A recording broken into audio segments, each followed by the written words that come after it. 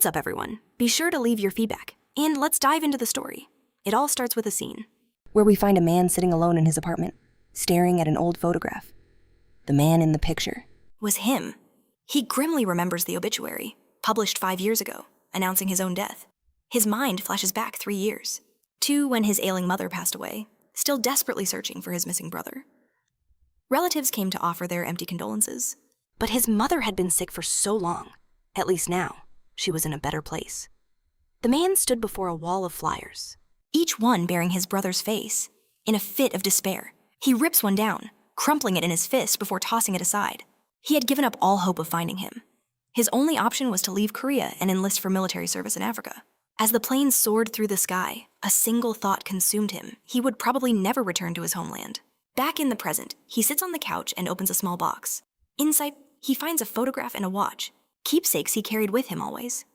He picks up the photo, a simple picture taken at the movies, a memory he couldn't let go of. He then gazes at the old pocket watch. He remembers giving it to his brother as a gift, a good luck charm for his entrance exams. Turning it over, he sees the engraving. It wasn't perfect, but it was still a fine watch. His brother had smiled, thanking Haiyang. As they sat on the couch, Haiyang had boasted that he knew his brother would love it. His brother agreed, noting that unlike digital watches, a classic pocket watch was built to last. He then asked about the engraving on the back. The letters J and W were etched into the metal. "It's my initials," his brother had said. "What do they mean?" But Haiyang pointed out the initials were misspelled. "Give it back," he'd demanded. His brother just laughed. "I'll tell Engraver Wu to fix it," he chuckled, but Haiyang insisted it wasn't necessary. He would wear it proudly, flaws and all. Now, the adult Haiyang sits alone, clutching that same watch. He knew, from that day forward, if he ever had to sign his name, he would write it just like the engraving. He grips the watch tightly, and suddenly realizes it's ticking. He looks closer.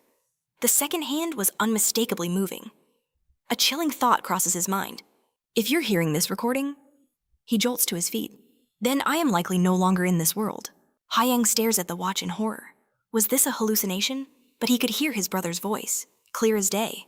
There was no other device inside. "I'm sorry," the voice continued, filled with regret. "I just wanted to find a cure for Mom. I thought I'd be back soon. But things didn't go according to plan." Haiyang shook his head in disbelief. He pulls out his phone, scrolling back to an old message from October 9th, 2013. It claimed that if he could climb to the top of the obelisk, any wish would be granted. He'd dismissed it as spam back then, but there was something strangely compelling about it. It asked a simple question: participate yes or no. Under normal circumstances, he would have ignored it. But then, an image flashed in his mind. His mother, frail and gaunt in her hospital bed, driven by a desperate hope that he could save her. He pressed agree. From that day forward, his dreams became unsettlingly vivid. Then, on October 12th, 2013, he realized it wasn't a dream at all. Everything he saw was terrifyingly real. He found himself in a world of strange creatures, elves and dwarves, orcs and trolls, and even dragons. It was a land of pure fantasy. And in the center of it all stood a single, towering spire that seemed to pierce the sun itself. Legend said that reaching the top would make you a god, but none of that mattered to him. His only goal was the elixir, a mythical potion that could cure any disease. On October 28th, 2013, he formed a party, a group of like-minded souls, and they began their ascent. But soon, juggling this new world with reality became nearly impossible. On November 9th, 2013, he made a choice. Standing before the tower, he decided to leave his old life behind. He told himself it would only take 6 months. He severed all ties to his world. On December 1st, 2013, their team, now known as ARA, had become a force to be reckoned with. But on September 7th, 2014, their climb slowed to a crawl. What he thought would take months now looked like it would take another year. Then, on November 11th, 2015, a conflict with one of the higher beings created a massive obstacle in their path. On February 31st of an unknown year, all negotiations failed and war erupted. On the second day of an unknown month, the allies of their enemy were utterly annihilated. On March 4th of that same year, he found someone he loved. Haiyang stood there, lost in the flood of memories. But on September 19th, the flames of war ignited once more. And on January 2nd of an unknown year, the war was a relentless nightmare, and survival was a daily struggle. He stared into the void, his expression hollow. Until June 6th. On that day, a traitor emerged from their own ranks. The clan fractured, consumed by paranoia and suspicion. Then, on July 1st, 2017, his body grew heavy. He'd been poisoned. By October 30th, half the clan had deserted him. Defeat followed defeat, his body slowly succumbing to the poison. On November 1st, his own lover drove a blade through his heart. She left him to rot. On the 30th day, his final thought was of his brother. By February 1st, 2018, he was fighting alone, lost in the chaos. He couldn't comprehend where it all went wrong. He stood on a battlefield lit by explosive magic. On February 28th, 2018, he finally obtained an elixir. But it was too late. Enemies surrounded him, cutting off any hope of return. In that final moment, the devastating truth became clear. There was only one person in this world he could ever truly trust. But even then, he refused to show them his weakness. His brother's voice continued. That is why I leave this record. If you are hearing this, find an elixir. Bring it to our mother. Please. Hyun's hand trembled as he clutched the watch, the recording echoing in the silent room. He wound the watch again. His brother's voice returned, a ghostly promise that he, too, would hear these recordings. Hyun sat there, frozen, until dusk fell. Then, he slowly raised his head. A message of light materialized before his eyes. A silent vow to finish what his brother had started. An unimaginable power surged through him, a force that felt like it could command the very fabric of this world. Hyun lifted his gaze, his entire body tense. He was reliving every agonizing memory he had just heard. His face was splattered with blood, his body clad in spectral armor. He slowly closed his eyes. A system message appeared. Awakening. Complete. Information transfer. In progress. Prepare vessel for data synchronization. 5% uploaded. Receptor configuration. Incomplete. Hyun stared forward, his mind reeling. His physical abilities were primed, trait, acquired, skills, unlocked. Player registration is only possible within the obelisk. A window flickered to life before him. His name, his stats, his traits. A special trait, composure, along with heightened senses and a preternatural sense of time. He would uncover the truth of what happened to his brother. He clenched the watch in his fist. A silent oath. He would hunt down those who left him for dead and discover why he was never allowed to return. After 5 long years, his eyes blazed with a cold fury. He vowed to bring his brother home by annihilating every last one of his enemies. He touched his chin, his gaze locked on the status window. This was no different from a game. He recalled the system panel stating his body would adapt, but the process felt far too slow. His unique trait was cold-blooded, granting him perfect equanimity in any crisis. He was completely immune to mental manipulation.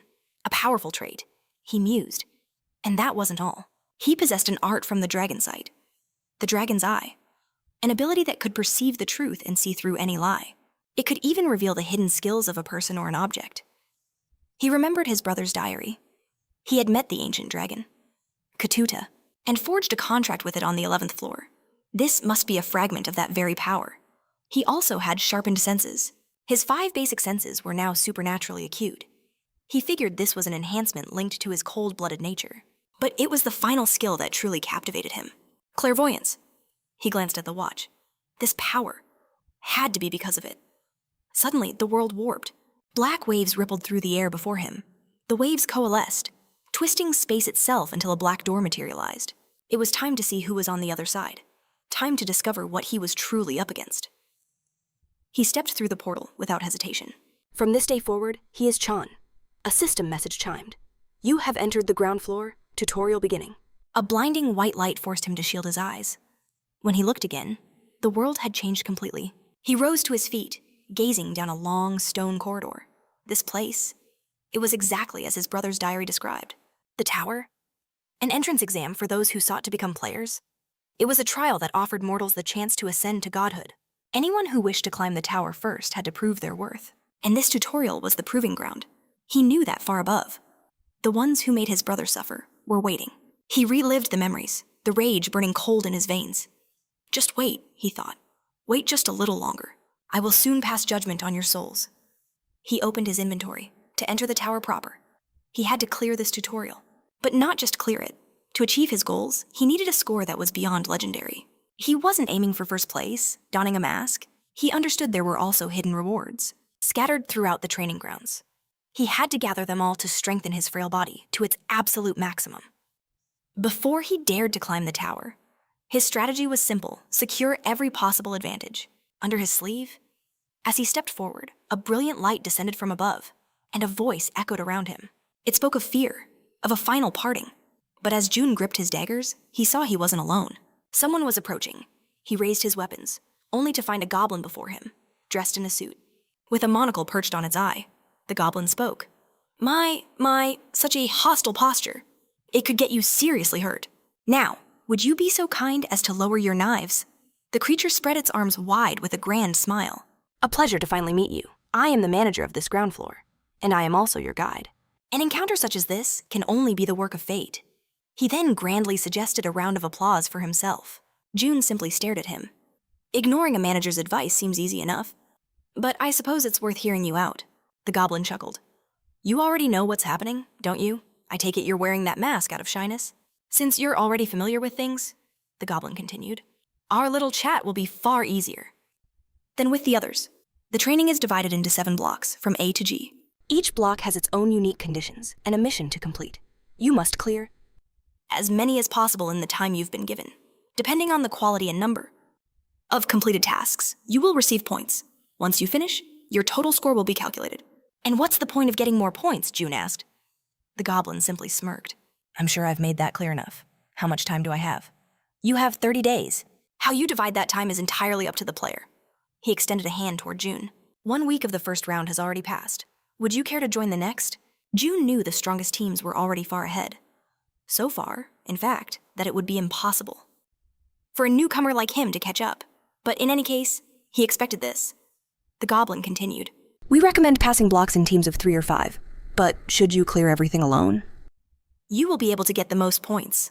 The goblin smiled slyly. In the tower, a player receives points equal to the effort they put in. Your score will be based entirely on what you accomplish, so you don't have to worry.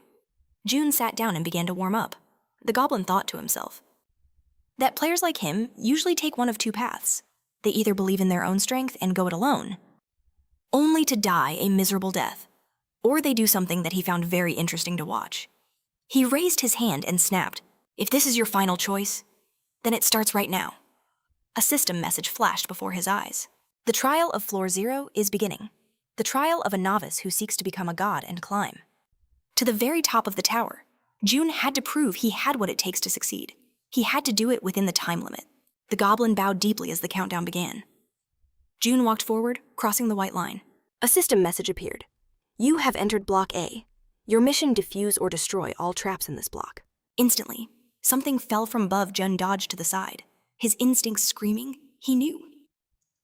The diary mentioned countless traps in this area, but their exact locations were completely unknown. That information was useless now. June somersaulted forward as a trap activated with a sharp thwack.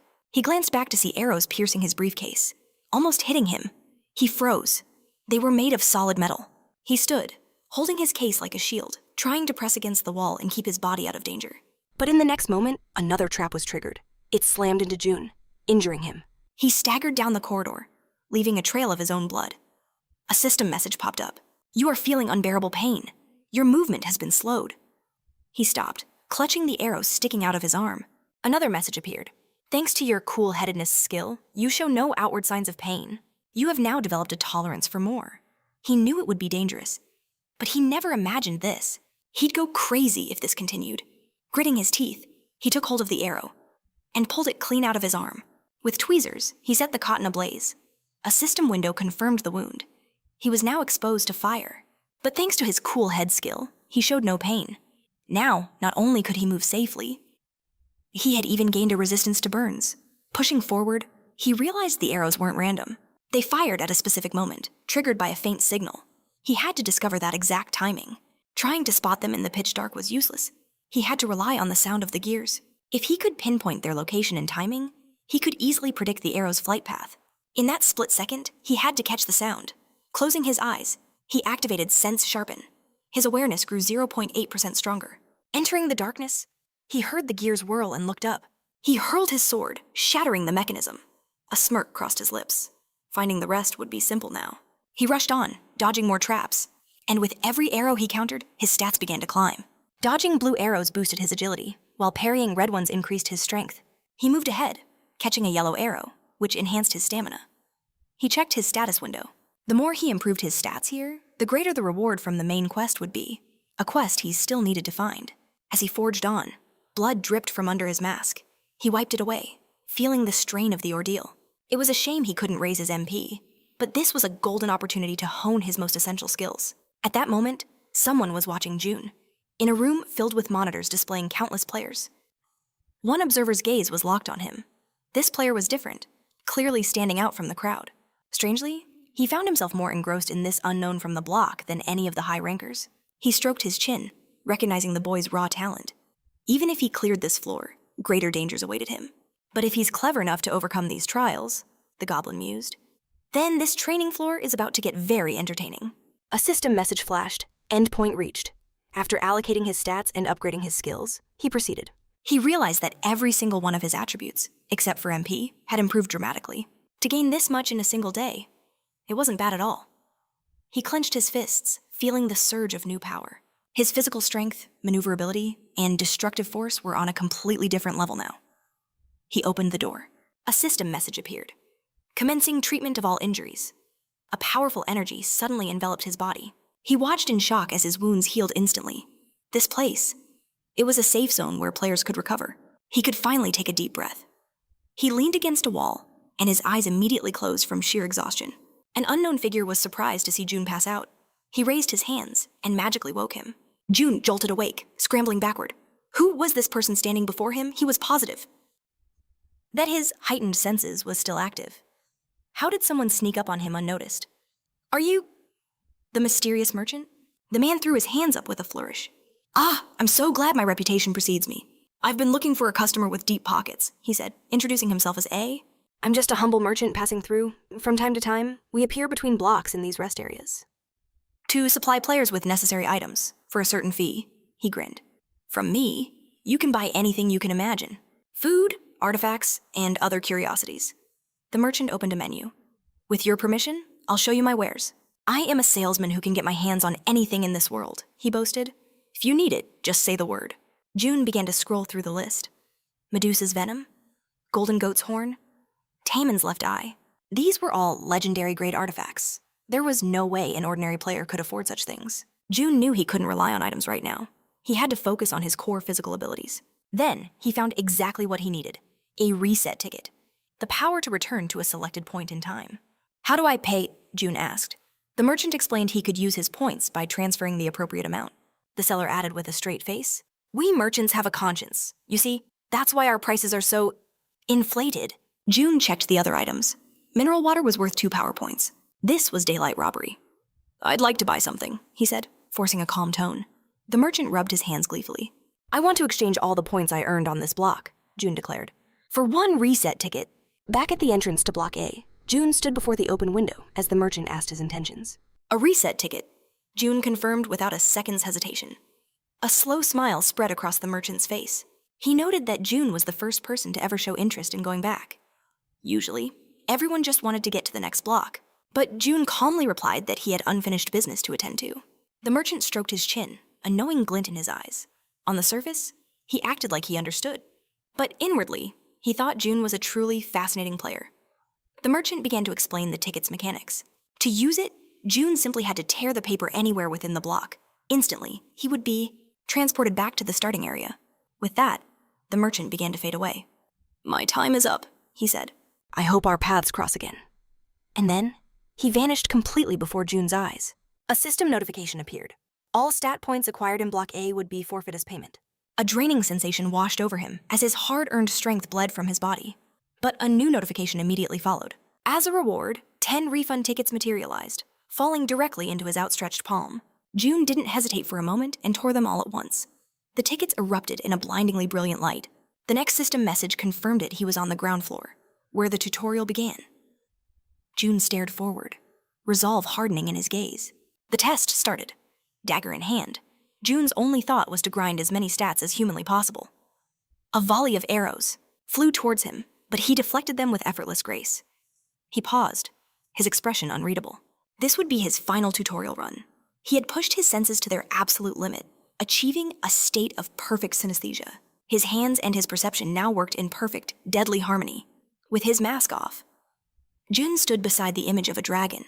He recalled the skill, Dragon Eye Art, an ability that let him partially borrow the eyes of truth from the ancient dragon, Katuta. When he first unlocked this power, he was stunned by the world of possibilities it revealed. The corridor before him turned completely colorless, a sight that had initially bewildered him. The entire color spectrum had vanished from his vision, leaving only a stark white background. And the black lines that outlined every object, every person. His brother had a name for this strange phenomenon. He called it gel. Now, standing before the final door, a notification flashed. He had reached the end point. Checking his stats, he calculated the total time. 4 hours. A staggering improvement from the 34 hours it took him the first time. The numbers on his stat window glowed. His attributes had skyrocketed. This, Jun believed, would be enough to stand on equal footing with some of the top rankers. He envisioned their dark silhouettes, knowing they must have already reached Block C. If he fell even a little behind now, catching up would become impossible.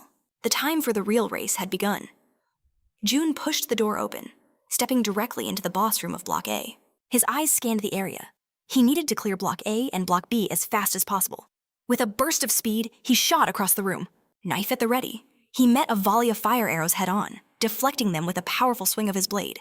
He shattered them with ease. Their speed was far greater than he remembered, but it didn't matter. A system window popped up. Strength has increased by 1. He parried another wave, knowing he couldn't afford to stop even for a second. But suddenly, a tremor ran through the floor. His entire body tensed as the ground beneath his feet shattered without warning as he plummeted. He saw a pit of razor-sharp spears waiting below a guaranteed instant death.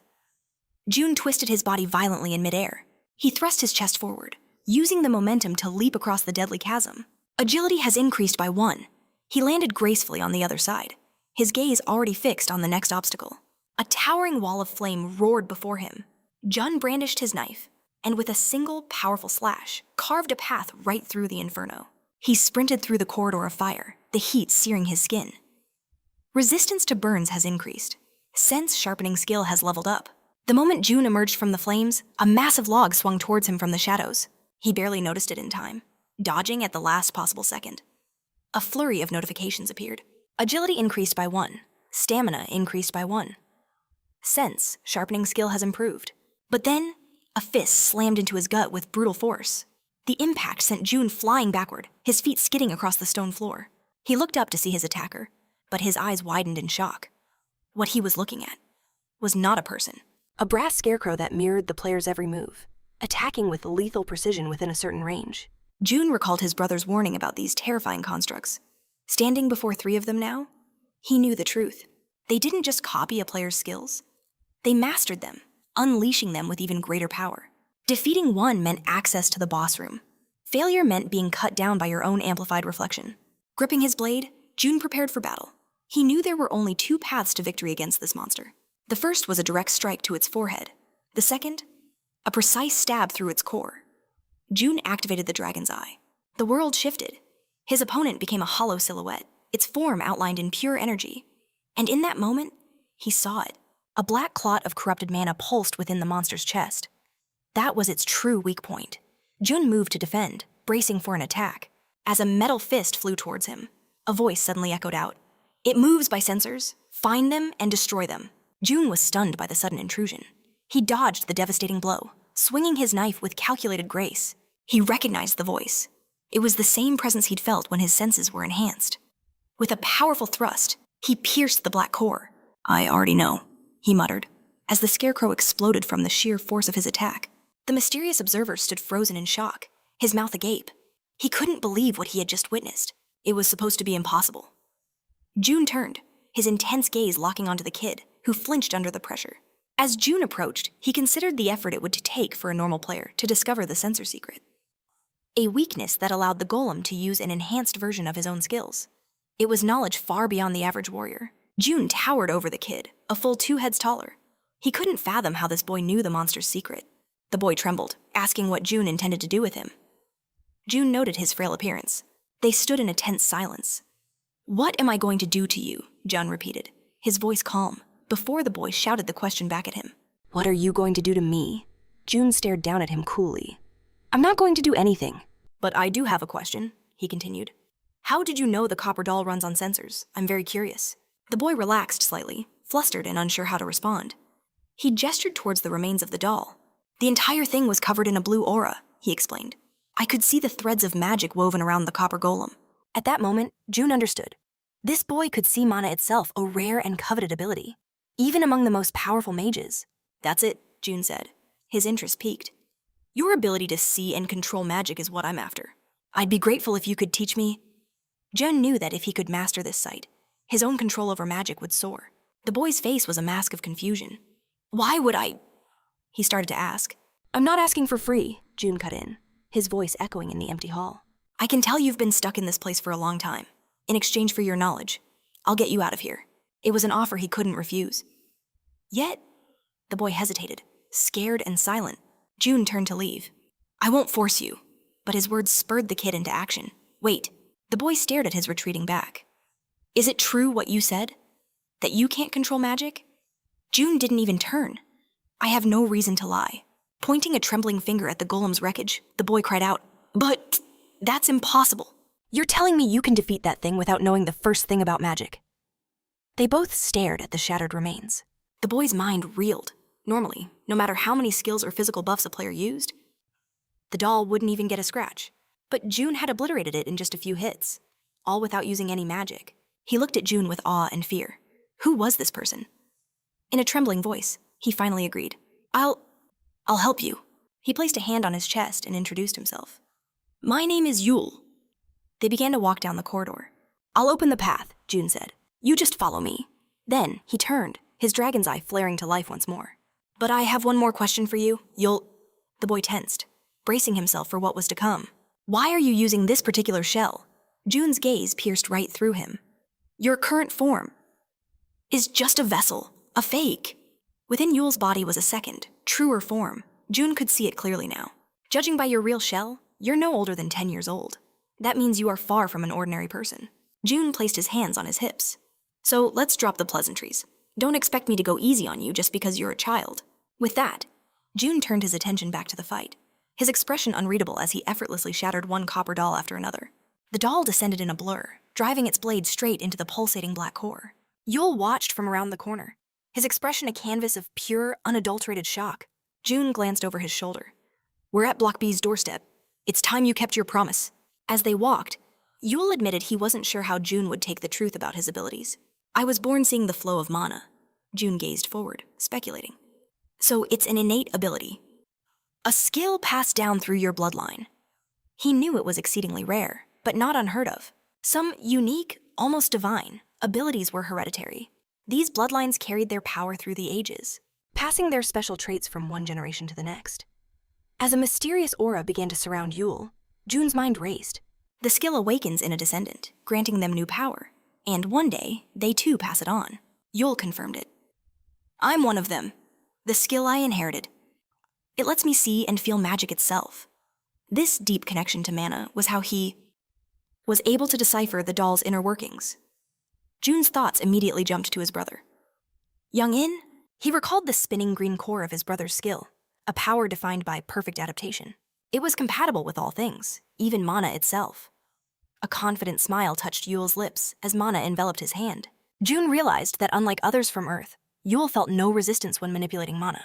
Even a lost and broken artifact, once repaired, would feel like a natural extension of his own body. The stories about his brother suddenly made sense. His companions were always stunned by his feats. He was the only one chosen by the ancient dragon, Katat, all because of this incredible gift. His ability to resonate with anything allowed him to inherit the dragon's fundamental skill, where all others had failed. Yule began to explain mana using an analogy. Technically, people like us are called geniuses, but I don't see it that way. Think of mana as a vast river, he said. Magic is the water you draw from that current. June stood, stroking his chin in contemplation. Just then, system windows materialized before him. Block A cleared solo player. The system granted him a reward that most struggled endlessly to obtain.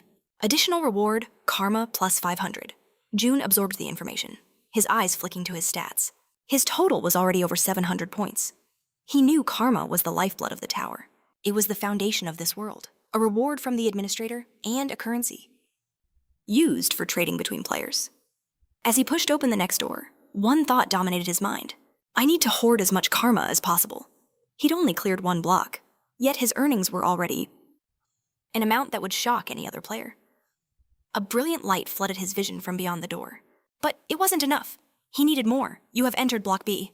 Before him lay a massive chamber, bustling with players. Survivors gathered in squads, bracing for the next challenge. Some were missing limbs, grim trophies from the trials. The moment June stepped inside, all eyes turned to him. Whispers erupted. What's with the mask? The tutorial started a week ago.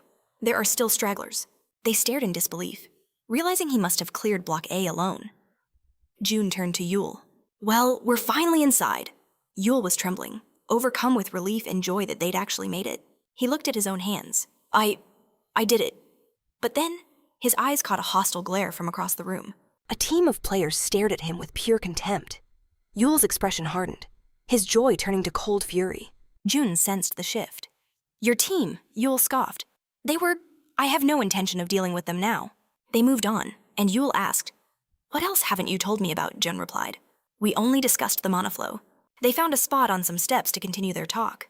June had to admit he was impressed. Yule was surprisingly knowledgeable about the principles of magic. While the details were complex, June grasped the core concepts. He now had a basic understanding of mana and magic. Okay, June said, looking at him intently. I think I get the theory, but how do I start controlling it myself? Give me the absolute simplest way to begin feeling it. Yule scratched his head, looking troubled. Honestly, I have no idea. For me, it was always just there. I've been able to control it since birth. I don't know how to explain something so natural. It was a shame, but there was no helping it. I turned to Yule and told him my plan. I would wait for the tutorial to finish, and then head home. He agreed. With that, it was time to go. Our separate ways. We waved goodbye, and as I walked away, Yule's former team approached him. Hearing them call his name, I glanced back. That same crew now stood before a man who admired the fire burning in their eyes, declaring that people like them were destined for greatness. The man had short hair and wore a cape. He introduced himself as Bill, a representative from the Aaron Guild, and said he'd be waiting for them in the waiting room of Block B. If they cleared the tutorial and wanted to keep playing, they should join him. The blonde leader excitedly exclaimed that they could join the Aaron Guild. The other man agreed, saying they'd become an invincible squad that had completely dominated the tutorial. The scene shifts to that very same block, Filled with copper dolls, the squad was struggling, one of them shouting that these dolls were impossible to get past. The blonde leader just stood there, lost in thought, realizing they were doomed. If this kept up, they'd never finish the tutorial, let alone escape with their lives. Suddenly, his eyes darted to the side. In shock, he saw Yule glaring furiously at the dolls. The blonde remembered Yule's ability was to analyze the flow of magic. He'd always dismissed it as useless, since Yule just stood in the back. But then, an idea struck him.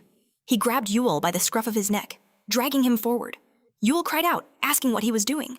The traitor then hurled him directly into the horde of brass dolls, screaming at the rest of the team. To run! Yule reached out for them, shouting in disbelief. He could only watch as they abandoned him, unable to comprehend how they could do such a thing. We returned to the present, in that bright room. Yule had made his way to the Block B waiting room, hoping to meet friends, but instead, he told his old team they had nothing to discuss. They looked shocked, asking how he could have possibly survived. Yule crossed his arms, coldly telling them that it was none of their business. His face hardened with fury as he said he didn't know what they wanted, but they should leave while they still could. After all, they probably couldn't even look him in the eye after what they did, and he certainly didn't want to see their faces. They all approached him, their expressions full of regret. Their leader, the blonde-haired man, suggested that Yule should just pretend nothing ever happened, as if they were complete strangers. Then, he suddenly bowed low, begging for forgiveness. Yule was stunned. The traitor swore he would do anything to apologize for what happened. But in return, he wanted Yule's complete silence. Yule had no idea what he was talking about. The blonde man closed his eyes, about to recount what happened, but stopped. He claimed the details were too difficult for him to explain, but once again, pleaded for Yule to tell no one about their betrayal. Then, the entire team began to bow, begging him to keep their secret. Yule finally snapped, shouting that he didn't understand what they were even saying. He just wanted them gone. He couldn't stand the sight of their faces anymore. With that, he turned his back on them. The blonde leader's mind raced. He couldn't let it end like this. He had already told Bill that Yule sacrificed his life to save them. A cold fury began to build inside him, because if the truth came out, he would lose the prestigious position he had worked so hard to secure. In the Aaron Guild, the teammates exchanged nervous glances. Then, with a murderous look on his face, The leader walked, straight towards Yule. The first betrayal had been difficult, he thought, but a second time would be all too easy. They were far from the others, hidden behind a small hill. The leader realized this was a place where no one was watching. It would be simple to get rid of him for good. He closed in on Yule, his hand reaching for his sword. Bill wouldn't even know what Yule looked like. He could just claim another victim fell in the boss room. He was just about to draw his blade when June suddenly appeared like a phantom behind him. The Aaron Guild in this tutorial, June stated calmly, is connected to the Chemchthi, Blue Flower Island. They recruit promising newcomers from there. But the people from Blue Flower Island are quite particular. They feel uneasy around those with a tragic past. A story like Yule's is something they would never be able to handle. In an instant, June sliced off the man's arm before he could even turn to see who was there. Agony erupted from him as he screamed, blood pouring from his severed limb. The commotion made him turn his head, only to witness June declare war on the entire squad, all by himself. The blonde-haired leader was already screaming in agony. June's eyes swept over them. He could have just walked away and cleared the next block in peace. But seeing Ul betrayed by his own comrades, something inside him refused to let it go. He closed his eyes for a moment. Yule's predicament struck a painful chord, reminding him of another, his own older brother, who had also been stabbed in the back by those he trusted. The two remaining thugs gripped their swords, terror etched onto their faces. They had no idea when he'd appeared, because neither of them had even seen him move. June stood there, a knife glinting in his hand. If you're going to stab someone in the back, you should be prepared for the same. The blonde spat curses through gritted teeth, his voice filled with pain. How dare you do this to my hand? With his one good arm, he lunged with his sword, screaming, I'll kill you. June merely glanced at the pathetic attempt. He caught the man's arm in an iron grip and began to break it with a sickening crunch. June's eyes were utterly devoid of emotion. Don't worry, he said calmly. I'll help turn you into a proper invalid. The rest of the team was shocked. They screamed at him. We did nothing to you. Why are you interfering in our business? June tightened his grip on the bandit's arm. I'm just doing whatever I want, he replied coldly. Just like you. His words struck a nerve, leaving them speechless. Their faces paled as they exchanged panicked glances. Drop your weapons, June commanded with icy authority. He twisted the bandit's arm even harder. I said, drop them. The blonde shrieked in agony, begging his men. Drop your weapons. The thugs obeyed instantly, their swords clattering to the floor. They pleaded, looking at Jun with desperation. Please, let Khan go. So that was the blonde's name. A chilling smile spread across Jun's face beneath his mask as he laughed. He slammed his foot down on Khan, shattering his other arm and pinning him to the ground. A final scream, and then silence as he passed out. The other boys protested. We never agreed to this. Too bad, Jun had no intention of negotiating. He simply slapped one of them, with enough force to send him flying, blood erupting from his mouth. Fear turned to rage in the remaining thugs' eyes. They grabbed their fallen swords and charged. Jun was already waiting, knife at the ready. He met their charge head-on. In a flash, he was a blur of motion. He moved past them in an instant, a single, clean strike for each. Blood now coated his blade. They screamed as deep gashes opened on their legs. Jun turned, not wasting a moment, and slammed his fists into their faces. The two thugs collapsed, instantly unconscious.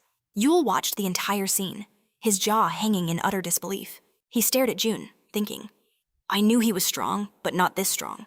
Jun walked over to Ul and broke the silence. You're drooling. Startled, Yule quickly wiped his chin. Jun gave him a long look. Good luck out there, and be more careful who you trust. Yule shivered, unable to form a single word as Jun began to walk away. As his savior departed, Ul finally found his voice. Thank you, he shouted. I swear, I'll become strong one day, just like you. At this, Jun stopped and turned. He saw Ul, hands cupped around his mouth, shouting with all his might. Jun shouted back, Check out the flower garden in Pia sometime, he added. It might be useful to you. Then, he turned and continued on his way. Yule clenched his fists, his mind racing. A flower garden, what could that mean? He stared after Jun, a new fire igniting in his eyes. Unseen by them, a red-haired man had been watching the entire fight. A wide grin spread across his stubbled face, his clothes torn and ragged. Hey, he said to his companion. You gotta see this. He glanced over and saw his friend was fast asleep. He shook him awake. Come on, you've slept long enough. The kid woke up with a massive yawn, rubbing his eyes. You never let me get any proper sleep, he grumbled. The red-haired man crouched down. Did you see that just now? He asked excitedly. But the sleepy boy just shook his head. I didn't see anything. Tell me. The red-haired man began to explain. You know that group of arrogant fools? The ones always boasting they were about to be accepted into Aaron. Well, it looks like they just got what was coming to them. The sleepy boy stretched and replied nonchalantly. It's not surprising. With personalities like that, they were never going to get very far anyway. In the end, they were no different from a bunch of spoiled kids. But get this, the red-haired man said, his voice dropping. The guy in the dark robe? He took them all down, effortlessly, by himself. At that, the sleepy boy's eyes snapped open. His interest finally peaked. What, he really took them on alone? The red-haired man nodded gravely. We're in the waiting room of Block B. Which means he must have cleared Block A as a solo player. The sleepy boy's expression turned to one of pure shock. That's incredible. Above them, the domed, glass-like roof of the waiting room shimmered. But this wasn't... The sleeping man confirmed it. This newcomer crushed the guys from A and... Which means their faction will be out for blood. He warned that the blue and whites would come for revenge soon. But the red-haired man just grinned, utterly unimpressed. He scoffed that they were mere candidates, hardly a threat. A shared laugh echoed between them as they observed their target. This is exactly why I value your opinion, he said. Perhaps we should recruit him. He's a lone wolf, with no friends or allies to speak of. A rare breed in a place like this. The sleeping man considered it, stroking his chin thoughtfully. He voiced his doubts, worried it might draw the wrath of the white and blues upon them. The red-haired man rose to his feet, laughing. Since when did you become so cautious? His partner chuckled, admitting he had a point. The red-haired man then announced his decision. I'm going to observe him up close. Are you coming with me? He turned to his partner, calling him high on, but the man simply cracked open an eye, his disinterest clear. He had no intention of moving. The red-haired man began to rise anyway. Are you insane or something? His partner asked. A brilliant smile spread across his face. This is what I live for, he declared. Just then, 2 notifications rang out. The test for Block B was about to commence. The system announced 4 paths in Block B, demanding a choice be made. June stood before 4 doors, each a different color. He knew each door represented a different level of difficulty. The further to the right, the more treacherous the path. He remembered his brother's choice, the blue door. Second from the left. His brother had reasoned, I chose to ease the burden on myself and my teammates. Block A was already a nightmare. So I picked the easier way forward. But soon after, his brother discovered his catastrophic error. In Block B, the rewards, both in number and quality, were directly tied to the path's difficulty. June, armed with this knowledge, strode directly to the final, black door. His target, the vampiric dagger of B.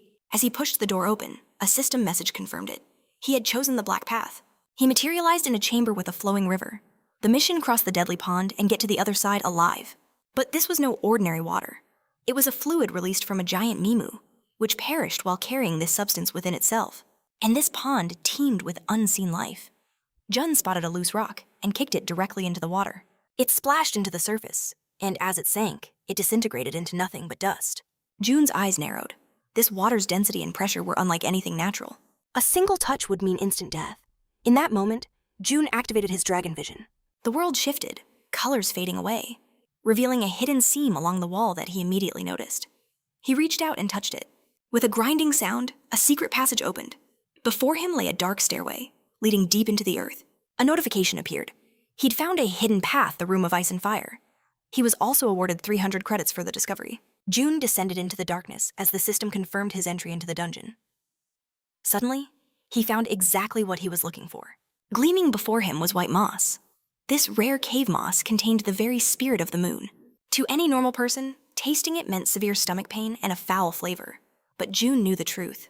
The black path was always the most difficult, but it held secret shortcuts to power, and one of them was white moss. He remembered the agony of those who tried it unprepared. White moss was a miracle drug, filled with the spirit of the moon. That's why many local creatures used it as their main food source. But at the same time, white moss was not compatible with the human body. Humans couldn't process its sacred substances. At best, it was useless. At worst, it would cause excruciating abdominal pain. This is why most people avoided white moss, which floated like ethereal smoke. It was everywhere, and June recalled the secret his brother discovered far too late. It had to be consumed with other ingredients. Hidden beneath the moss were insects, and June knew his brother's secret. The creatures that fed on white moss as their main food source had evolved. They reached a stage where they could generate immense heat from their bodies to properly process the energy of the moon. This type of radiation began in the heart, giving it the very characteristics of a living flame. June turned his gaze, piecing it all together. On the other hand, The moss's properties were incredibly similar to ice. It helped one acquire the signs of water. He understood that if he used the heart and moss together, two completely different forces, would be absorbed into his being, forming a miracle drug that would strengthen his very soul. he sensed it before he saw it. A massive centipede crawling just behind him. June knew a single mistake could shatter his fragile human body. The creature slithered just above his head, its presence a chilling reminder of his weakness. All he could think was, with a stronger body, a battle like this would be nothing. Gripping his knife, he prepared to face the beast. He spun around, his senses already locked onto the enemy. With a flick of his wrist, the knife flew through the air. A perfect strike, right through the centipede's center, and just his luck. The two things he needed, a monster's heart and white moss, were right here. This was a red centipede, a creature that fed on the strange moss, living in darkness. Its eyes had weakened, but its other senses were terrifyingly sharp, and it craved meat far more than moss.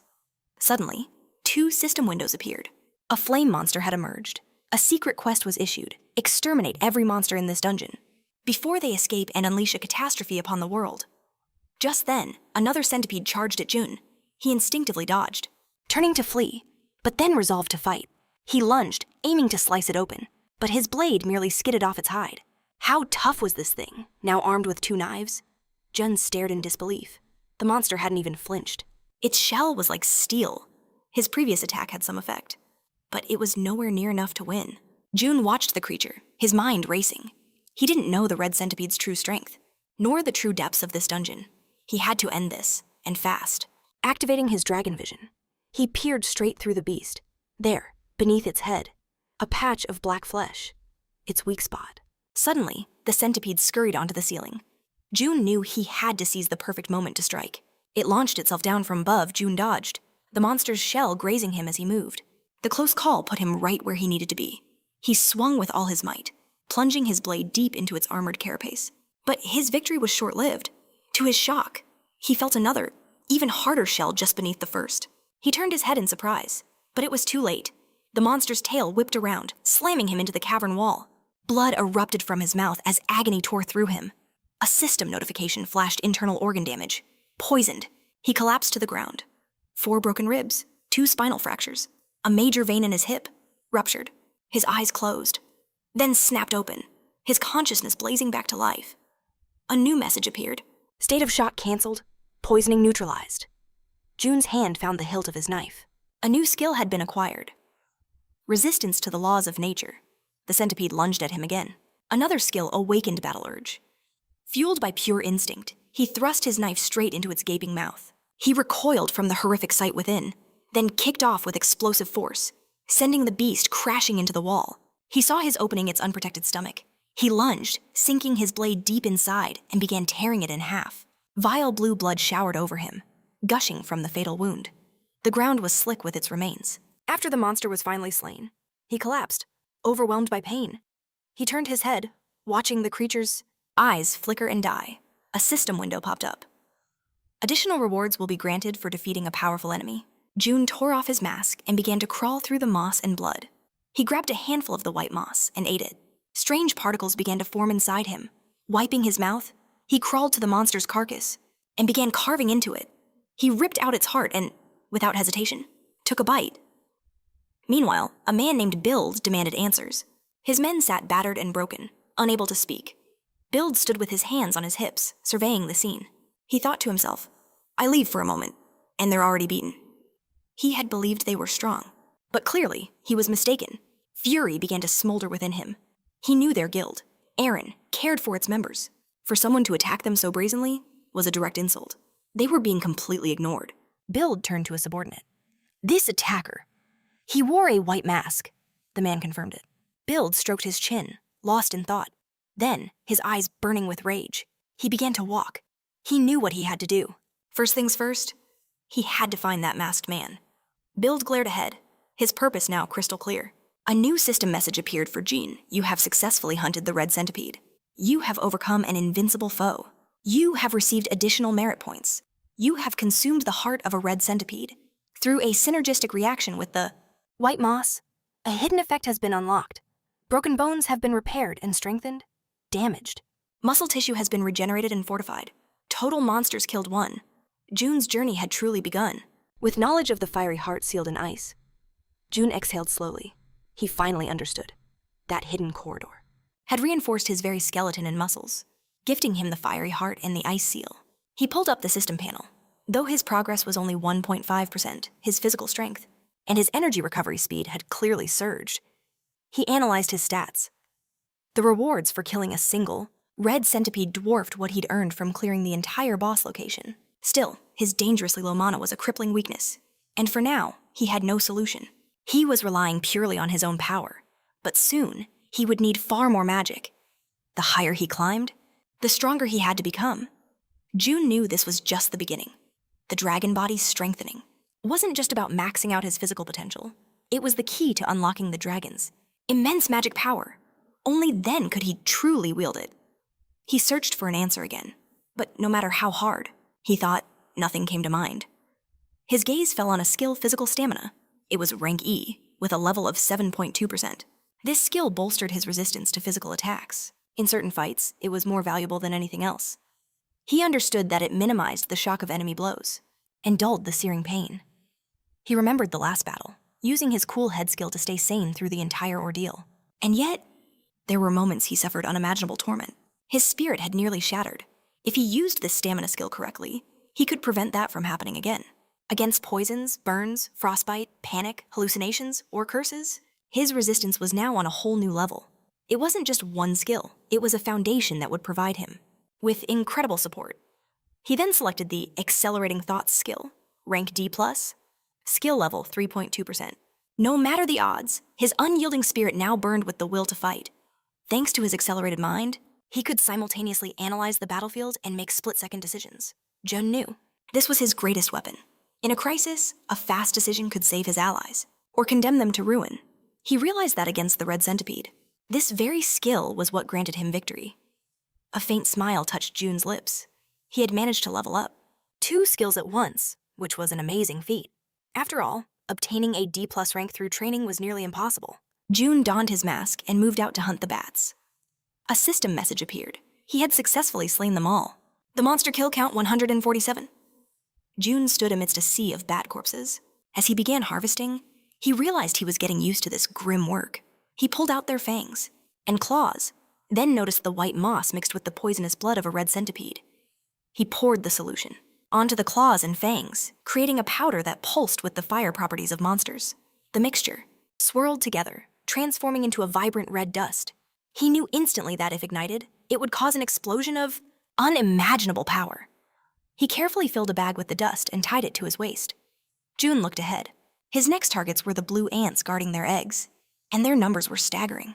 Blue nomadic ants, their sizes ranged from 30 centimeters to a full meter. Around 100 ants swarmed their queens, forming a terrifying, unified colony. Jun knew the most dangerous thing about them was their fanatical devotion. They would gladly sacrifice themselves to protect their territory. Facing 100 monsters at once was pure insanity. The true problem was the treasure they guarded Ba's Empyrean dagger. It belonged to the Vampire King, one of the long-dead monarchs. Legends said he grew stronger by devouring the life force, strength, and even the abilities of others, leaving only ruin in his wake. Entire clans of players were destroyed by him, many never recovering from the devastation he caused. In this world, the lower an item's rating number, the more powerful it is. And this dagger was a legendary artifact that once belonged to the dreaded Vampire King himself. Its rating was terrifyingly low, a 3-digit rating. Meant this artifact was among the absolute best, a unique item for the entire tower. The rating of this artifact was 352. Jun knew he couldn't back down. He had to face them head-on, but he also knew that a direct assault was suicide. He needed a trick. He reached for the bag at his waist, containing the explosive mass, and hurled a handful towards the ant colony. It burst in the air, scattering clouds of red dust. The ants swarmed the strange powder. Jun flicked his lighter, tossing it into the crimson dust. A brilliant flash erupted, sending the creatures flying. A system window appeared. Jun had successfully blown up an ant's nest. 217 blue ants. Obliterated by the explosion, 89 strong ants. Incinerated. The achievements began to pour in. He drew his knife, cutting through the remaining survivors. But as he glanced to the side, a chilling truth dawned on him. Most of the creatures he'd destroyed were just cubs, or worse, unhatched eggs. A cold sweat traced his neck. There were still so many adults left. He stared in the direction they were swarming from, knowing he could handle them, especially after claiming the Empyrean dagger. But first, he had to deal with a much more dangerous problem. He looked ahead, and a colossal ant materialized before him. As June raised his dagger, the beast rose up on its hind legs. A system message flashed: the boss, Queen Ant, has appeared. The queen's eyes locked onto June as it lashed out with a powerful kick. June dodged back, his mind racing. There had to be a hidden passage in this nest. His eyes scanned the cavern and found it. June took 3 daggers in hand and let them fly toward the queen. He then rushed forward in a blur, delivering a flurry of cutting blows. He severed the ant's leg, sending it crashing to the ground. While the queen was down, smaller ants swarmed to its side. Jun bolted for the door and pushed it open, entering the temple of the vampire queen. In front of him was a chamber where a green fire burned, illuminating a statue of a vampire in the center. He looked at the statue and saw the blade it held. He knew it instantly. This was B, the vampire queen. This weapon was the legendary Empyrean dagger. Its classification was one-handed, and it was part of the unique category. The description read, the vampire queen's favorite weapon, with which she sucked the blood of her opponents. A smile spread across June's face. He'd finally found the hidden item that would help him close the unrealistic gap between him and the top rankers on the leaderboards. This sword wasn't just famous for its outstanding power, Chaz, but also for its ability to apply a bleeding effect with the special option, Bloody Apply. Yet the artifact's true value was contained in its final, secret option. June steeled himself and reached for the dagger, pulling it from the statue's grasp. Immediately, dark energy coiled around his hand. June's face twisted in pain as he realized B's dagger was choosing its master. If the weapon rejected him, his very spirit would be consumed. He wondered how many other players had entered this place, and if any of them could truly handle this blade. June gripped the hilt, remembering his brother's long years of research. A method for taming this very weapon, one that even a beginner could master. He knew others would call him insane for what he was about to do. He swung the blade, and his hand began to blacken. Originally, the dagger's power was incredibly difficult to understand. The greedy vampire queen made sure her power wouldn't fall into the wrong hands. Even after her death, black spheres of energy pulsed from June's hand. So this was it. This was why she had sealed its true abilities, and its true appearance within the blade. A system message declared that the seal was broken, as his hand was consumed by dark energy. The seal was shattered. B's true vampiric dagger, a 66th ranking skill, was his. Its skill level was at 0. The description read, the real appearance of the hidden powers of the vampire queen B. It takes away the opponent's life force and absorbs it into the soul. June extended his hand, now covered in B's power. This was the true strength of the Empyrean dagger. Bloody Apply could now deal fatal damage, as well as inflict a bleeding effect that drained an opponent's physical and magical strength. While under the bleeding effect, the victim would continuously receive a certain amount of damage, corresponding to his own attack power. Jun knew this was a unique ability that even the top player in this tower could hardly hope to obtain. The Vampire Queen's power completely absorbed life, abilities, and even stole parts of an opponent's skill level. If the skill reached its maximum, the probability of stealing, the opponent's skill would increase exponentially. June smiled, turning his gaze toward the door with the mark on it. It was time to test his new abilities. He easily defeated the remaining ants. As one of them attacked, June jumped up and climbed onto its back. He looked at the mark on his hand and pointed it toward the opponent. He willed it. Absorb. The system message confirmed it. The mark has started absorbing the monster's life force and energy. The skill level of B's Empyrean dagger has been raised to 1.1%. The system message continued. Life force and energy absorbed. Strength has increased by 1. The level of physical strength has increased by 1. With 11 more kills, the boss Queen Ant was utterly annihilated. Additional merit flooded his senses, and its level skyrocketed to 300 units. The husk of the defeated ant boss, completely drained of life, lay shriveled on the ground as Jun stood over it. He glared at the remaining ants, and their collective fighting spirit plummeted.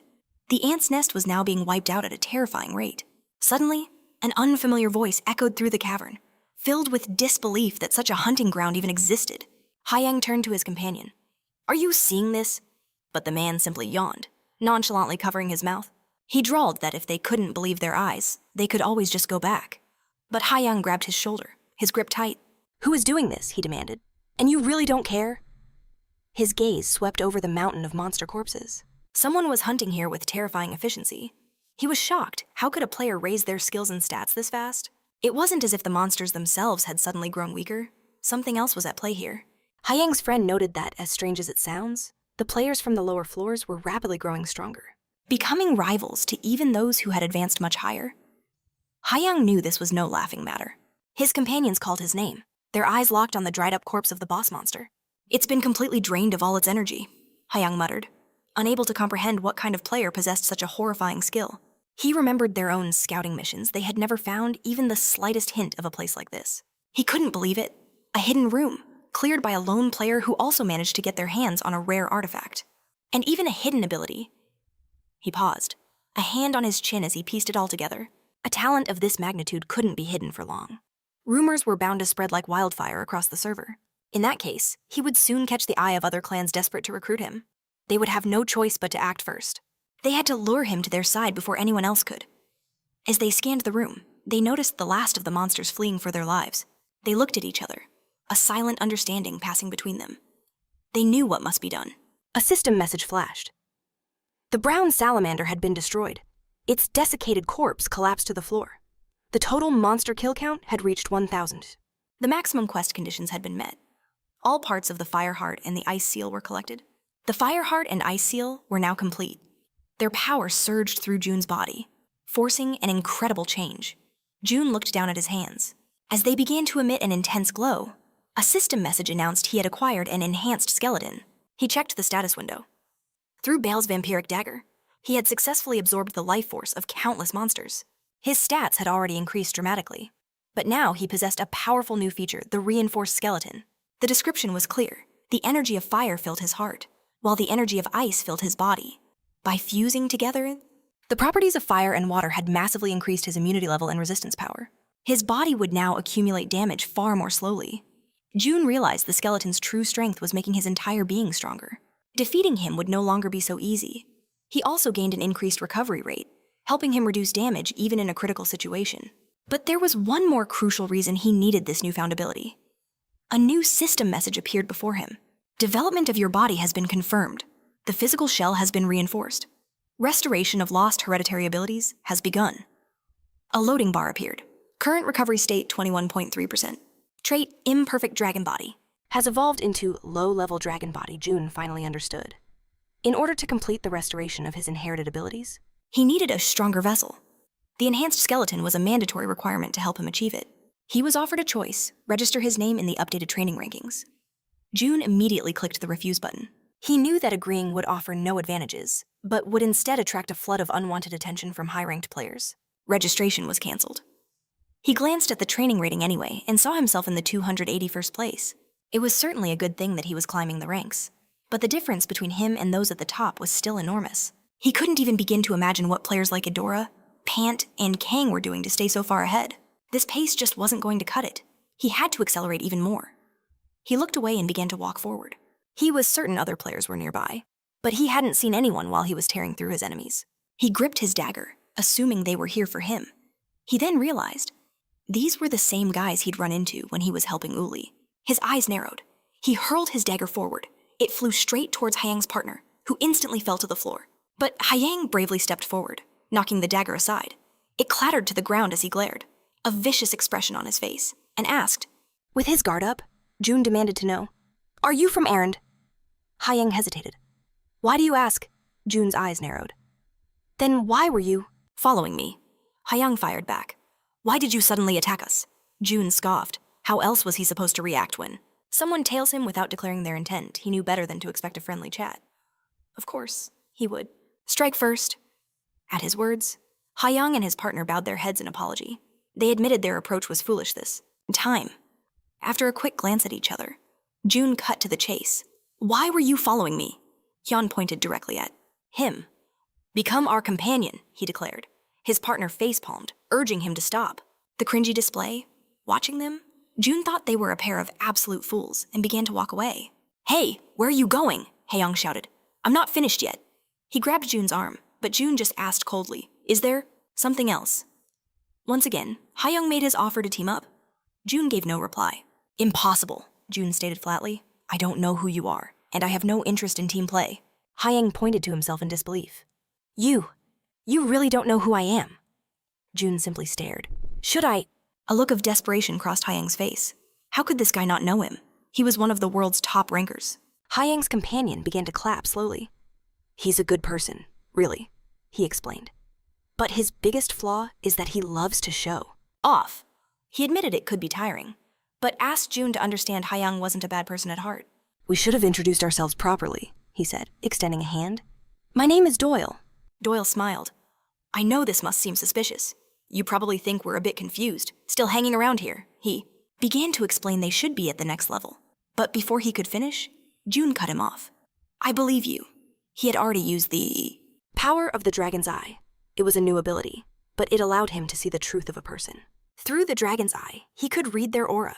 A faint aura meant a different way of thinking. A negative, dark aura meant ill intent, but their auras were different.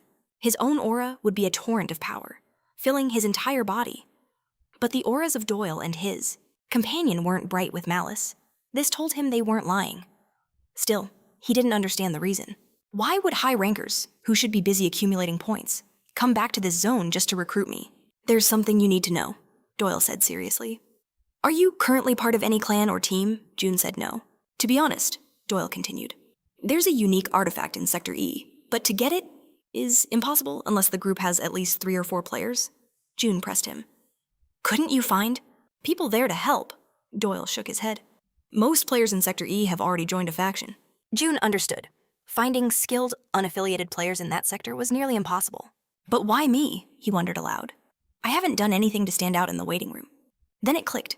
They must have seen him clear the sector alone and annihilate Khan's entire group. He closed his eyes. So, his actions had finally drawn unwanted attention. You're telling me you need an artifact, so difficult to obtain, that even a rank 3 and a rank 11 player need backup, he asked, testing them. That's right, Doyle admitted. But the details are complicated. As June considered it, his mind turned to Hogan's crown. It was in a hidden lair, discovered by his brother's team by pure chance. The lair's master was the Lizard King. Hogan, a fiercely strong beast that took everything they had to defeat. The prize for killing him was the Hogan crown, an item that boosted greatness points and granted leadership skills. He didn't need it himself, but his brother. His brother had been betrayed by the very team he trusted. This was the tower, a place of ruthless natural selection.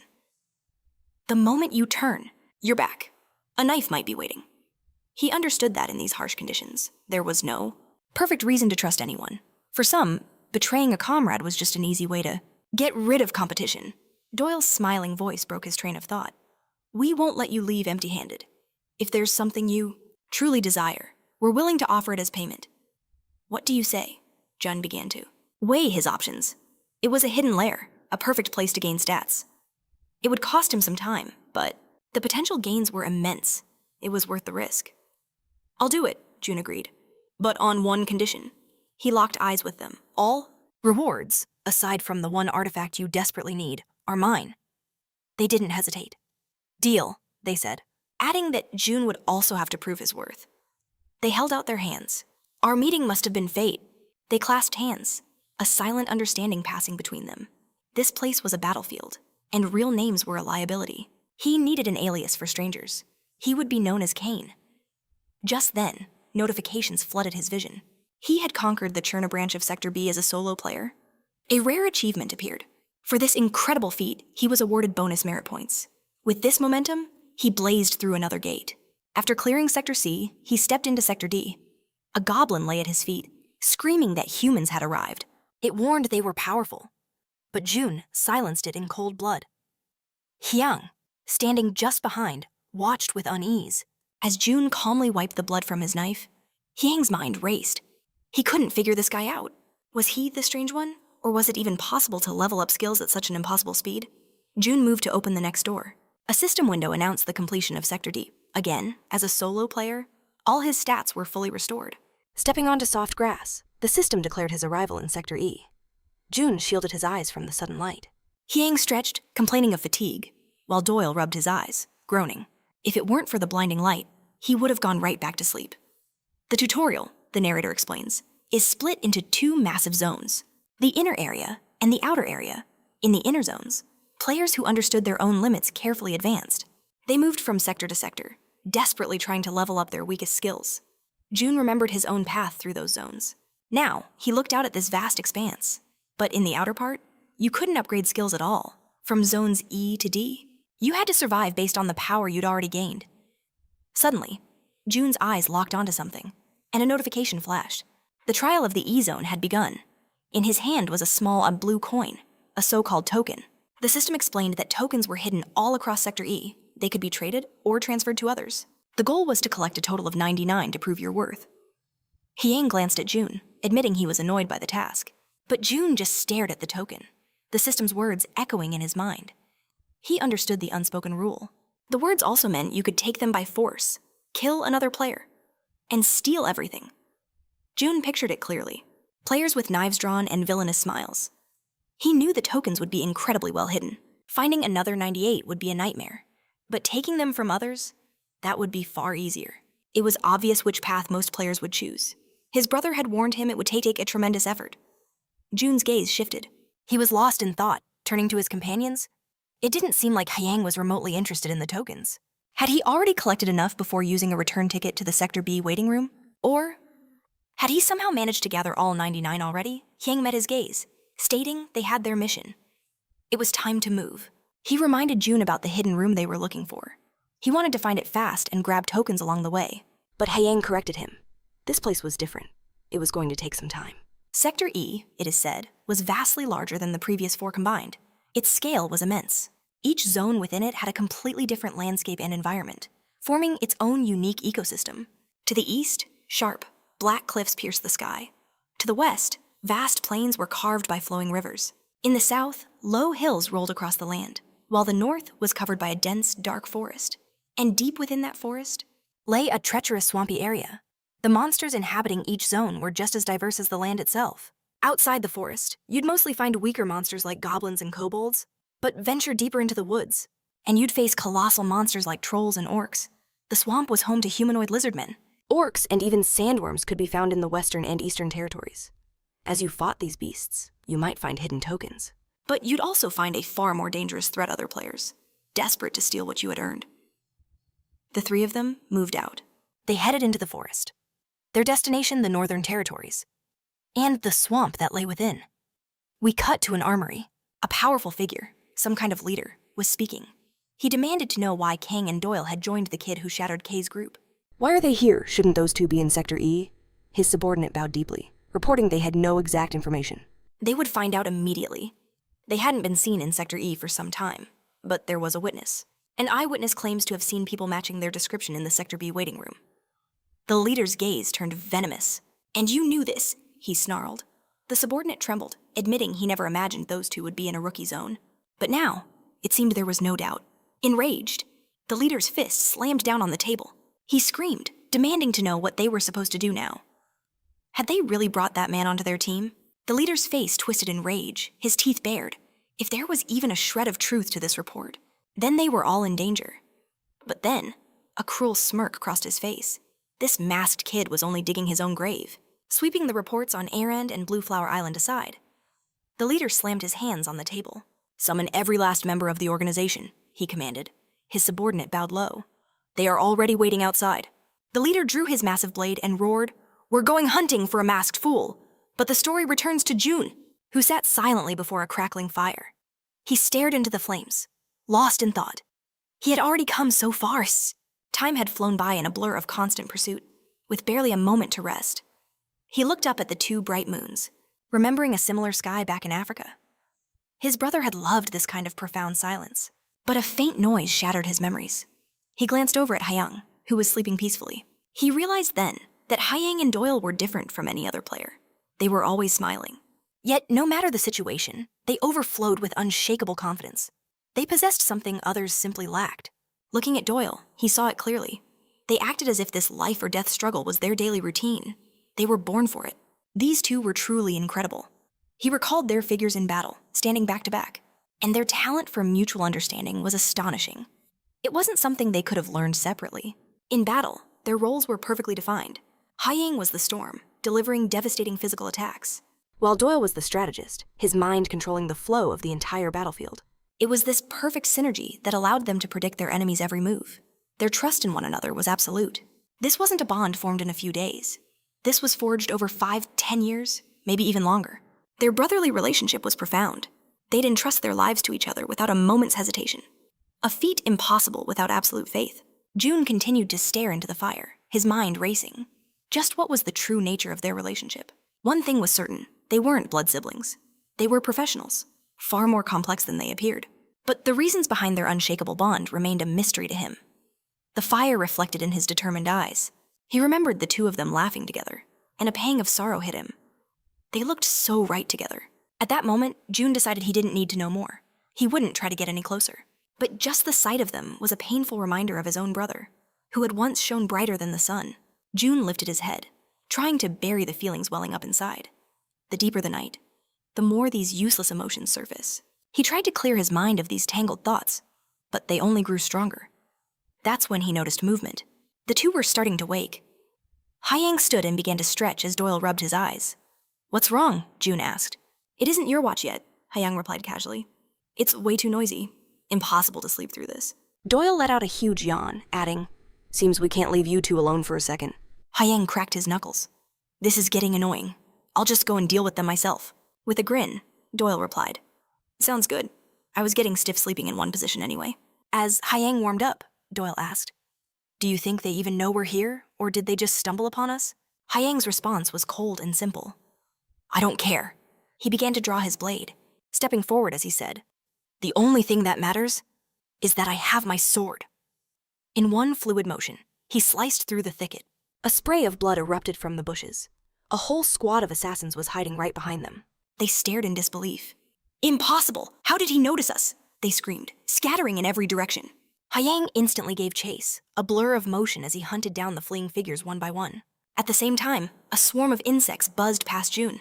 It was Doyle, controlling them with subtle gestures. June watched, amazed by Doyle's confident expression. Insect taming. A notoriously difficult talent to master, since it required controlling creatures with such low intelligence. The swarm descended upon the assassins, covering them completely. Their terrified screams echoed throughout the dark forest. Suddenly, Doyle turned his head. He spotted two thugs with daggers drawn, creeping toward June's unguarded back. A wicked smile spread across Doyle's face. He knew exactly what fate awaited those two fools as they drew closer to June. And just as the tension peaks, the story shifts to Fran and his crew, the most notorious scavengers in Sector E. For them, this brutal world is a paradise. They thrive in the chaos, using token theft as an excuse to plunder everything a player owns. Through their ruthless methods, they've boosted their own stats, growing stronger off the weak. The tokens they steal are sold at a premium to higher-ranked players, fueling their entire operation. But sometimes, the players themselves are the prize, captured and led away like cattle.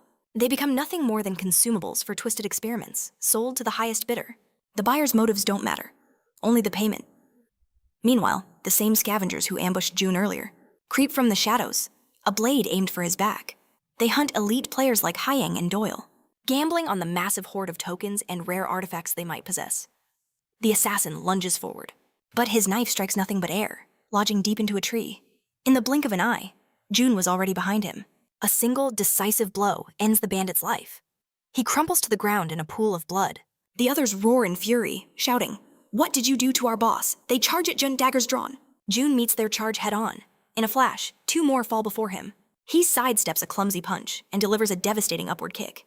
Finishing a third, the rest, they break and run for their lives. But June had no intention of leaving witnesses. A trail of white energy flared from his eyes. Moments later, silence. All 21 of them were dead. June stood calmly amidst the corpses when Doyle approached. "We've spent a good amount of time in Sector E," he said. June added, "I've gathered 81 tokens." Doyle's eyes widened. They must have sold off most of their haul. This was just their leftover stock. With over 1,000 people here, Doyle mused, it's no surprise we run into the same predators repeatedly. They were scavengers, Hyang chimed in. That's how they collected so many. Most players barely have 10 tokens, June replied grimly. It's as they say. The poor get poorer, and the rich get richer. He paused, reflecting on the brutal truth. In Sector E, there is only one path: become a predator. A small minority of the strong simply takes everything from the vast majority of the weak. For weaker players, there is no choice. Give up everything to survive, or have it taken by force. Either way, the strong accumulate tokens at an incredible speed, barely breaking a sweat. But for the weak, these shining blue beads are always just out of reach. The higher you climb, the wider the gap becomes. Doyle watched him, his eyes shining. No matter the method, they squeezed every last token they could. It's not a bad way to grind stats, he admitted. And if you find a mysterious merchant, these tokens become this world's currency. You should take them all. June gave him a blank stare. Hyang and Doyle stood side by side, smiling. Consider it an advance on our deal, Doyle explained. We haven't paid you yet, after all. Under the dark night sky, June asked. You two don't need these. But they just waved it off, saying they had plenty. June opened his pack and dropped the bag of tokens inside. This was it. The best place to farm extra points was Sector E. Besides, the monster he'd been hunting since before the tutorial even began had to be somewhere nearby.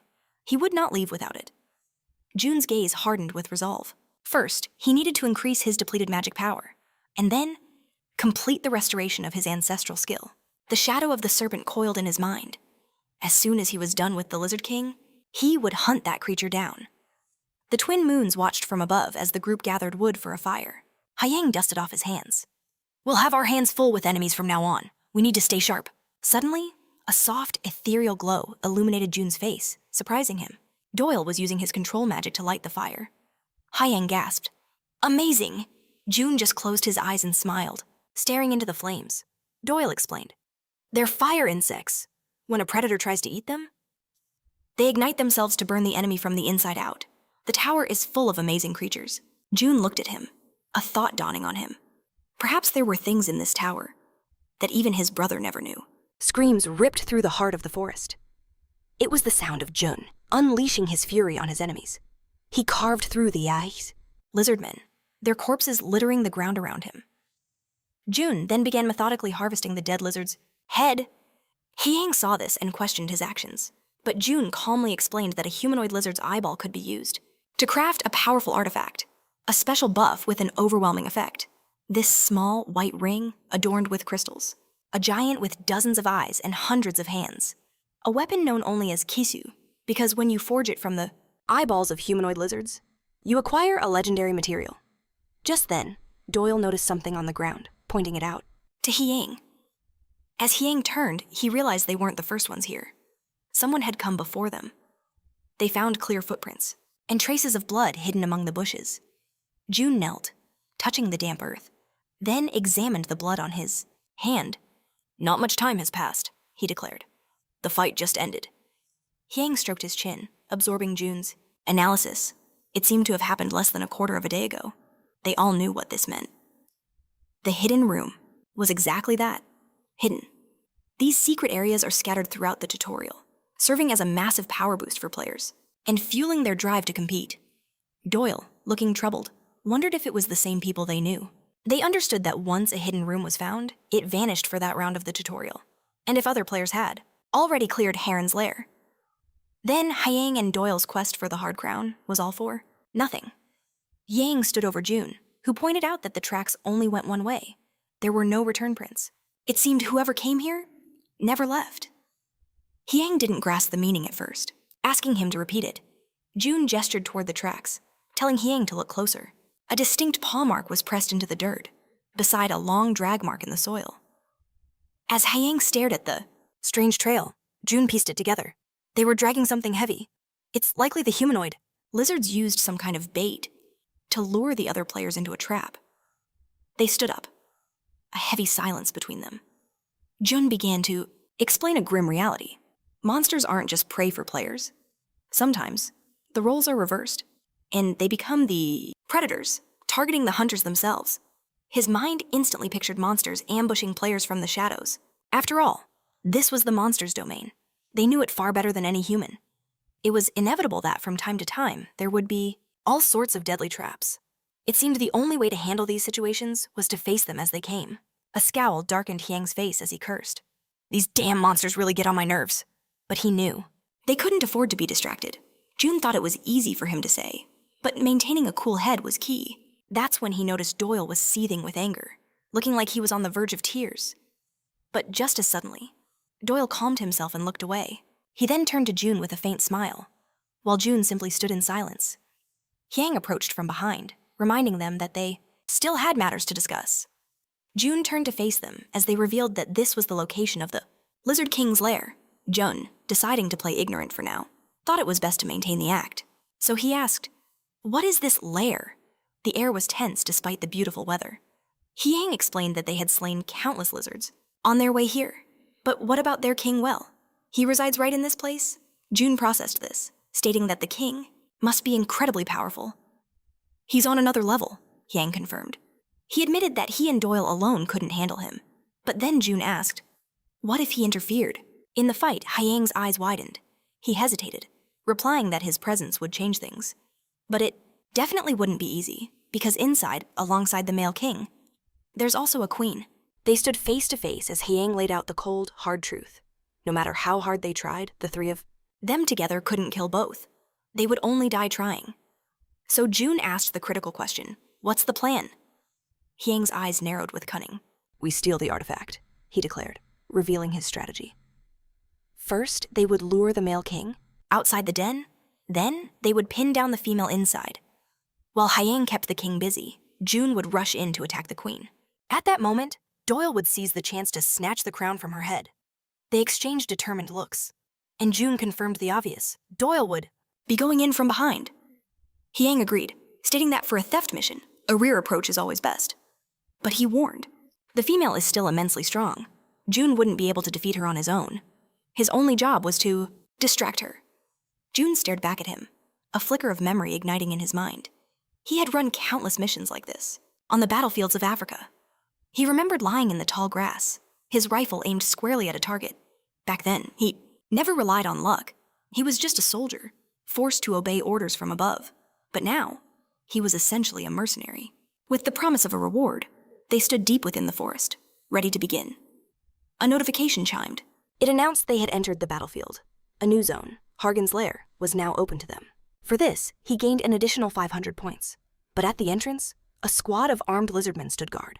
The moment they spotted the intruders, alarms echoed through the lair as the party readied their weapons for a fight. Suddenly, a figure burst from the entrance.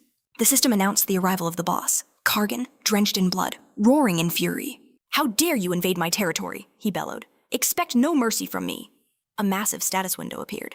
The quest was clear defeat one of the sector's strongest bosses for a legendary reward. With a guttural growl, Kargan charged, stopping before them to unleash a deafening shriek that forced them to shield their ears. June felt a suffocating pressure, an intensity he'd never experienced, not even in the tutorial's first moments. This feeling, the wind whipping past his face, it threw him back to the battlefields of Africa. His eyes locked with the beasts, a silent challenge passing between them. The boss snarled, enraged by his defiance. It lunged, swinging its massive blade. Die, human, it roared, its eyes fixed on Jun. But in a flash of steel, Hyang leaped forward, intercepting the devastating blow. The impact sent the boss's sword crashing into the earth. Kargan roared in frustration. Give up, weakling! You can never defeat me! Yang simply smirked. The man I used to be is long gone. The boss swung a fist, but Hyang dodged it with ease. Kargan's eyes widened in shock, because Hyang was already walking past him, deeper into the lair. The lizardmen guards hesitated, confused by their boss's inaction, giving the team the opening they needed to slip inside the cave. They ventured deeper and deeper, only to find more lizardmen guarding a passage ahead. With a flick of his wrist, June dispatched them with throwing knives to the head. Doyle could only stare in awe at his calm precision. Suddenly, desperate screams for help echoed from the darkness. They turned, searching for the source. Before them was a gruesome cage, littered with bones and stained with blood. It was a terrifying sight. From within the bars, broken hands and scarred faces reached out, pleading for release. Jun stood frozen. He realized this must be connected to the abduction signs they saw earlier. This was the holding pen for all the kidnapped victims. He looked down, his thoughts racing. This wasn't just a prison. It was a food pantry for these monsters. They could come and feast whenever they pleased. But if they freed the prisoners now, they would lose their chance to take the crown from the female. June glanced at Doyle, whose face was etched with sorrow. She could show up at any moment, June stated coldly. We need to find her, fast. You need to hide. Doyle turned to him, his face a mask of grief and confusion. Aren't you angry at all? June didn't understand. Why would I be angry? Doyle clutched his chest. Looking at this, how can you feel nothing? June understood. He was still just a kid. A torch cast flickering shadows on the cave walls. I'm human, too, June replied, his voice flat. But being angry right now means nothing. How can you be so cold-blooded? Doyle whispered, clutching his heart. We came here for the boss, June reminded him. And right now, Hyang could be in serious danger. He locked eyes with Doyle. Don't forget, He's in a desperate battle with Kargan. He can't hold out alone. The longer we delay, the more danger we put him in. Doyle listened, the harsh reality of June's words sinking in. June pressed on. We have to make the logical choice first. If we don't set our priorities straight, this whole mission fails. I will leave this place, but what about the rest of you? Will you survive? June's words were as sharp and cold as ice. Doyle stared back, torn between his heart and June's logic. Then, with all his might, he slapped his own cheek. He looked at June, his eyes now clear with resolve. I'm sorry. I wasn't thinking. He then charged forward. Hyang is waiting for us. As he left, June glanced back at the cage of bones, and a new plan began to form. The female uses this dungeon to feed her young. But what if that could be used against her, Doyle? Wait, June called out. Doyle turned, surprised. What is it? June's lips curved into a slight smile. I have an idea. We might need to adjust the plan a bit, because if this works, we can save these people too. Doyle's face lit up with hope. June placed a hand on his belt. Those fire insects from last night. We're going to need them. Elsewhere, a huge baton slammed down on a lizard man, as his comrade watched in terror. A mother's furious roar echoed through the cavern. How dare these humans approach her nest? Her young were just hatchlings, their red and blue scales shimmering weakly. She commanded her lizard followers to protect the children with their very lives. Her gaze locked onto the intruders, and a grim recognition passed between them. They knew. The lizard queen stood before them. She glared down at Jun, who was holding a small, unassuming bag. He held it up casually. Ever seen fireworks? He asked. The queen recoiled, confused by his bizarre question. What was he talking about? Before she could react, June hurled the bag straight towards her children. A flash of terror crossed her face. She shrieked, charging forward instantly. Her club met the bag in a desperate swing. But it was too late. A cloud of crimson dust exploded outward. Panic remained etched on her features. Jun watched coldly, recognizing the powder. It was the same one he'd used on the giant ants. He gave the signal. Doyle, now! Doyle was already prepared. Unleashing his swarm, the powder ignited, and his insects set the queen ablaze. The queen, Tarragon, screamed in agony. She tried to beat back the flames, cursing the pathetic humans. But then, her eyes widened in pure horror. Her gaze fell upon June, who now held a knife to one of her children's throats. He held the tiny dragon by the scruff of its neck, and without a shred of mercy, his blade flashed. Blood sprayed across the cavern floor. The queen's shriek was soul-shattering. Let him go! How dare you! June dropped the lifeless body. You call humans cattle, he said with chilling calm. Then he grabbed another hatchling and pressed the cold steel against its throat. It's time you learned that you can be hunted, too. His words hung in the air like a death sentence. Blinded by rage and grief, the queen charged, but in her haste, she failed to see Doyle's insects swarming at her feet. The world erupted in a torrent of fire and force. In the next instant, it was over. The queen lay on the ground, a charred and lifeless husk. A system window appeared. Boss Tarragon was defeated. They'd earned bonus merit points, and the morale of the humanoid lizardmen plummeted. Panic swept through Heron's lair. June approached the corpse, his expression unreadable. Monsters and humans can never coexist. He stared down at the fallen queen, a flicker of something almost like sympathy in his eyes. Just then, Doyle ran up, beaming. We need to finish things up and find Hyang, he urged. Doyle spotted the queen's crown and snatched it. He held it up triumphantly, giddy with victory. I finally got it.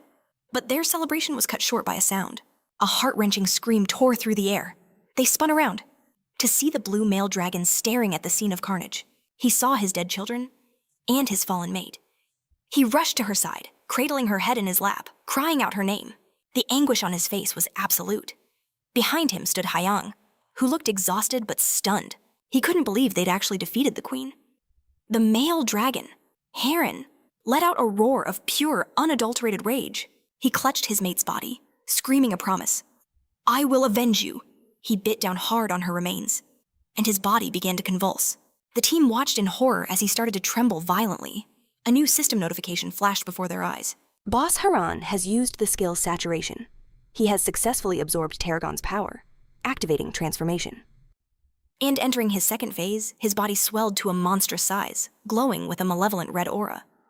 Haran brandished his massive sword. June saw the attack coming.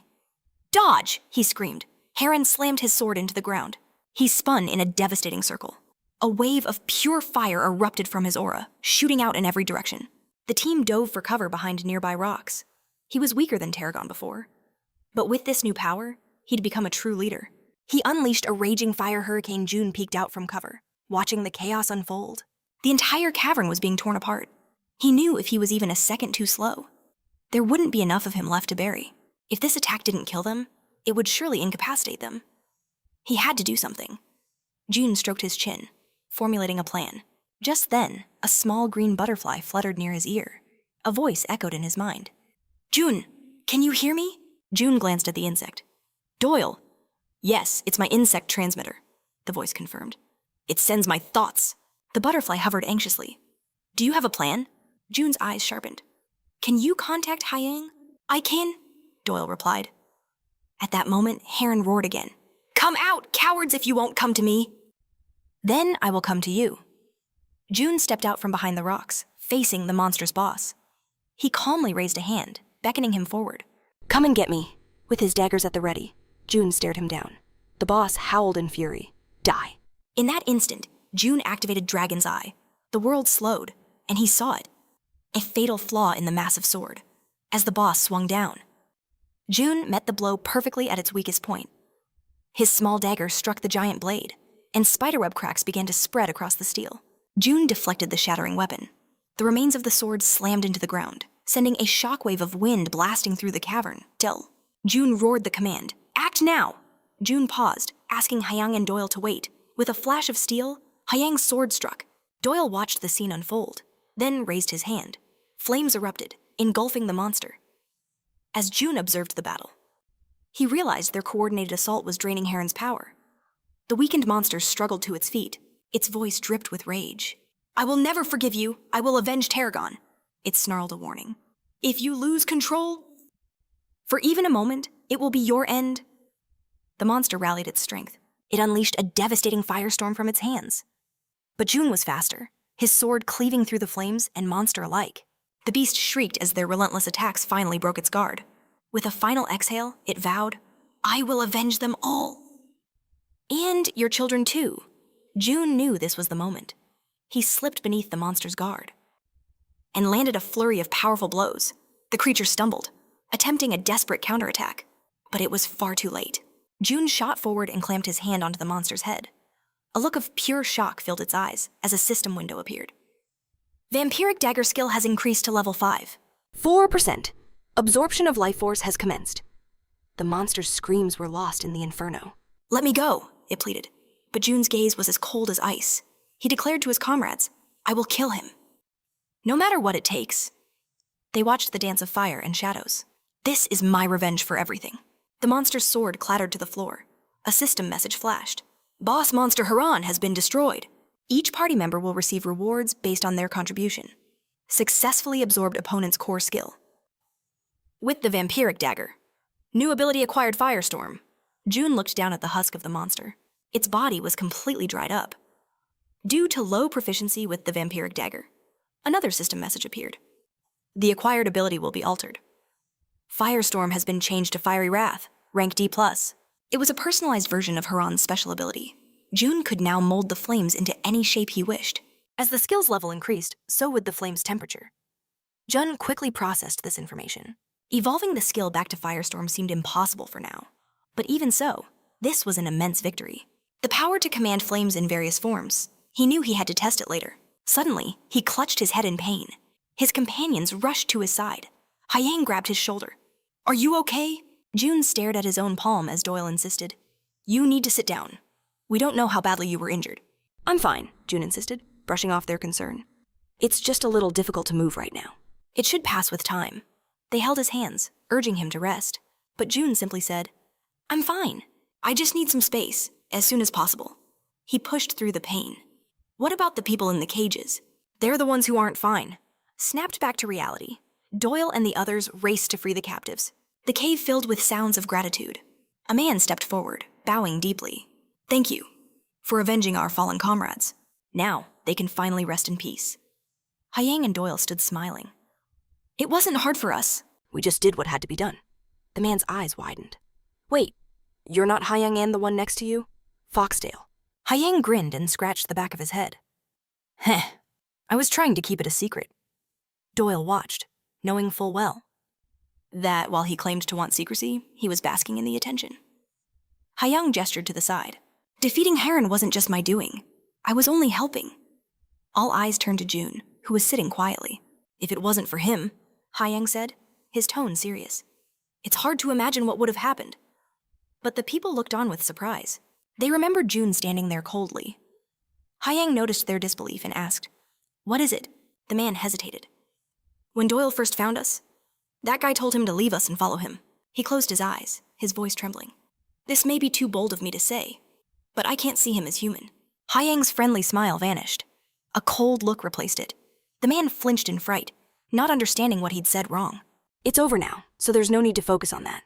Hayoung pointed a finger at the man. Whatever his reasons, he's the one who saved you. He is our comrade. Just like Doyle is. In that boss fight, he suffered the most and delivered the greatest impact. Frankly, it's stupid for you to draw such conclusions. If you got caught by those lizards, you would barely survive. You should be afraid of them, not him. He asked again, his voice chilling. Are you going to continue spouting such nonsense? About June? The man looked down, his hands shaking. Hayoung glared. What's wrong with you? Do you have a death wish? A suffocating silence fell over the group. The man offered a weak apology, but Hayoung claimed he couldn't hear. Forced to speak louder, the man repeated himself. Hayoung glanced towards June, coldly stating the apology was owed to another. Not to him, but to the one who had saved them all. The man shuffled over to the silent Jun, bowing low to offer his apology. He confessed his foolish behavior and pleaded for forgiveness for his insolent words. Inside the tower, after all, human relations were built on a simple principle of power. But the man's heart still burned with dissatisfaction. He seethed, thinking they were all just creatures of convenience. They only needed him when their lives were on the line. He was the one who risked everything for them. Remembering this, the bitter reality of the situation twisted in his gut. Why was everyone avoiding him just then? Another person approached, also asking for forgiveness. He admitted to not offering support, but claimed to understand the harsh ways of their world. Confused, the man asked what he meant. Just wait, the other whispered. And listen closely. He leaned in, a dangerous glint in his eye. Don't we all need tokens and powerful artifacts? Their eyes drifted toward Doyle and Hayoung. They were sitting on a mountain of treasure. Wouldn't you like your share? He asked. What kind of madness are you spouting? The man hissed. The plotter simply replied, This is about survival. Survival. A chilling memory surfaced. A whisper about having to kill their savior to get what they wanted. No one needs to be killed, the plotter corrected with a thumbs up. It's just a little theft, otherwise we'll lose everything. He knew the truth of those words. They had nearly died just trying to enter this sector. With that loot, they could finally become independent. But what if we get caught? The man asked nervously. We'll be killed, the plotter said. Then he spread his arms wide. But we're dead men walking anyway. So what's the difference? The man's face hardened with grim agreement. What's the plan? We can't attack them recklessly. A sinister smile crept across the plotter's face. But among my friends, there's one with plenty of tokens. He's a professional addict. The man's eyes widened at the news. Tell me more, he urged. Back in the flickering light of the cave, Kane had arrived. It was time to distribute the trophies. Hayoung held out his hand, declaring, As per our agreement, we're taking the crown of Hargan. June simply agreed. I knew you were a good guy from the start, Hayoung said with a smirk. June just told him to get it over with. But Hayoung only laughed. Hayoung gestured for his partner to collect the item. June watched, thinking to himself, maybe he should have hit him. Just once. He closed his eyes. Even so, there was no real reason to hate the man.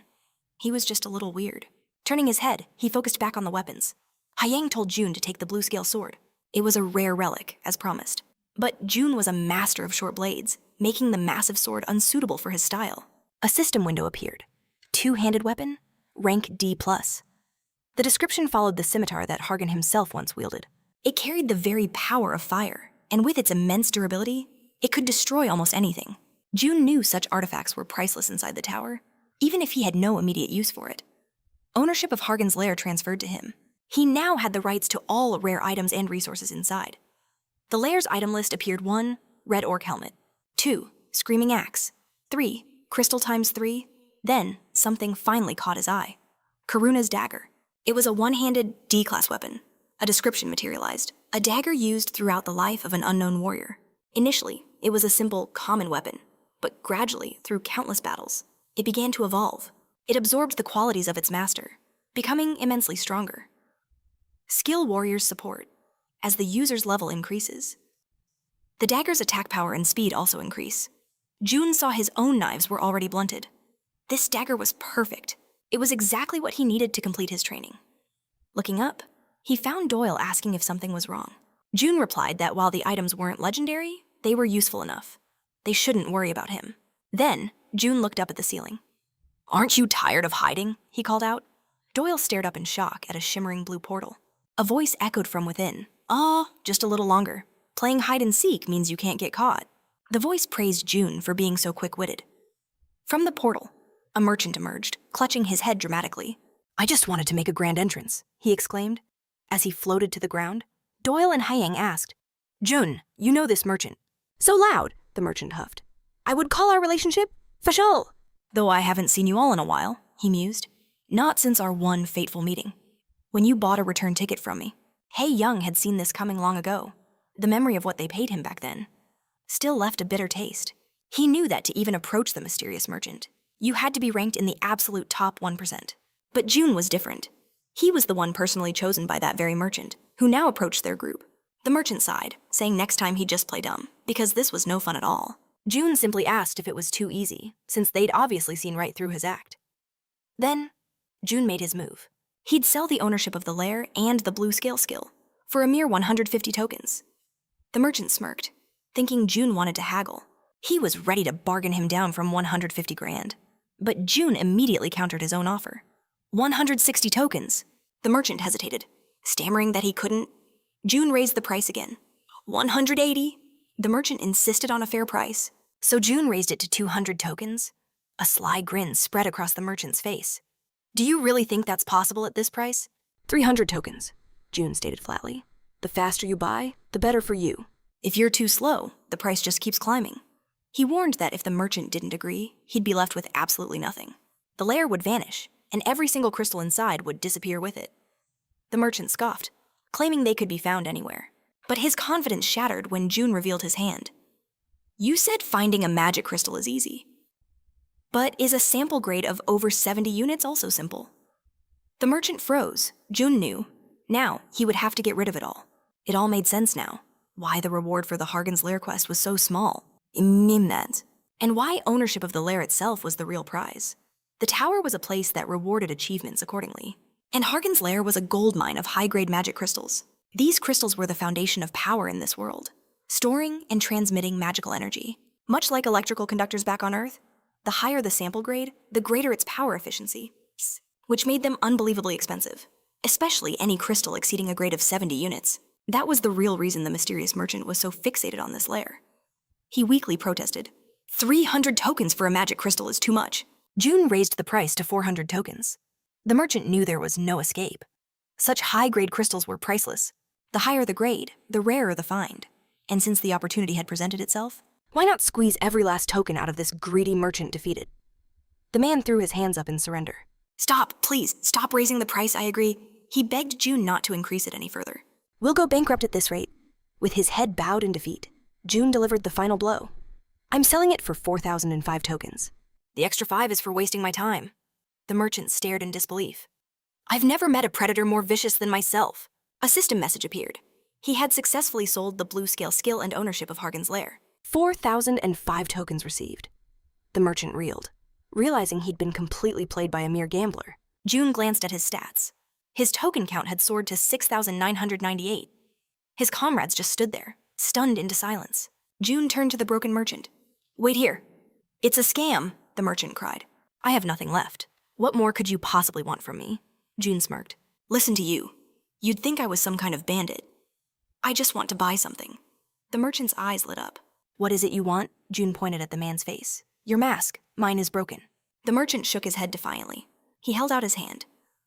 "I have plenty. They sell for 11 strength." "No," June said calmly. "It's a bonus for the deal we just made." Haiyang looked away, trying to hide her smile. She'd never seen anything like this. "Fine," June said, turning to leave. "Cancel the deal. I don't care." The merchant panicked. He snapped his fingers in desperation. "You did a great job, Fine. Consider it a special service bonus. But if you keep causing trouble like this, I'm never coming back." A new system window appeared. "You have received a white ghost mask, classification helmet, rank C+. Description: A mask bound to several spirits. It provides a strange appearance and conceals the user's face.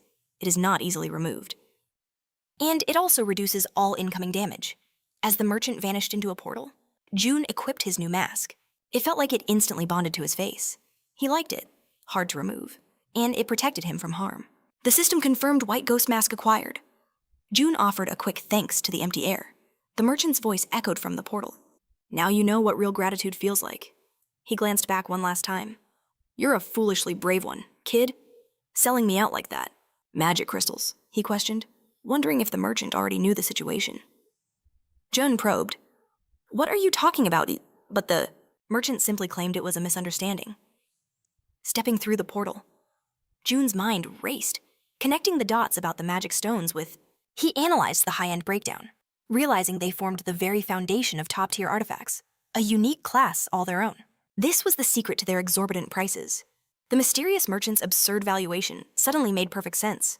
Eager to buy them, despite the high cost, this could only mean one thing: demand had skyrocketed overnight.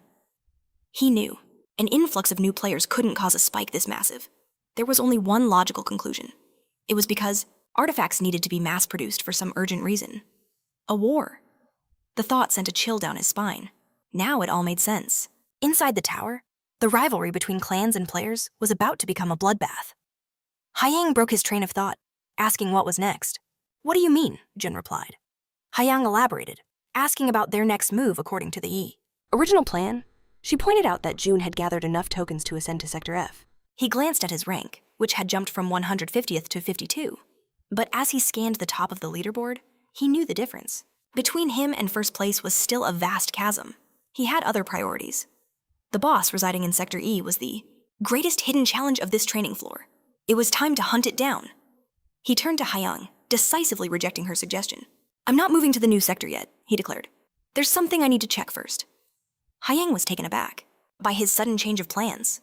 Doyle then spoke up, saying he had a question of his own. He looked at June, asking if he'd consider staying with their team. Doyle proposed they stick together until their training was complete, and even after that. He clenched his fists, a hopeful smile on his face. Honestly, he admitted, Haiyang and I talked this over a while ago. We thought we'd make a great team. Even better than we imagined. But June simply shook his head. The other man pressed on. If the three of us teamed up, we could achieve incredible things. June cut him off. It won't work, he stated flatly. I have my own path to follow. Doyle tried again. Then you can finish your business. And join us later. But June's response was cold. I was never interested in finding a team. I don't like being tied down. Doyle's face fell, crestfallen. His companion gently placed a hand on his shoulder, offering a reassuring smile. Haiyang sighed. It can't be helped. Everyone has their own way. We can't force him to go against his nature, she reasoned.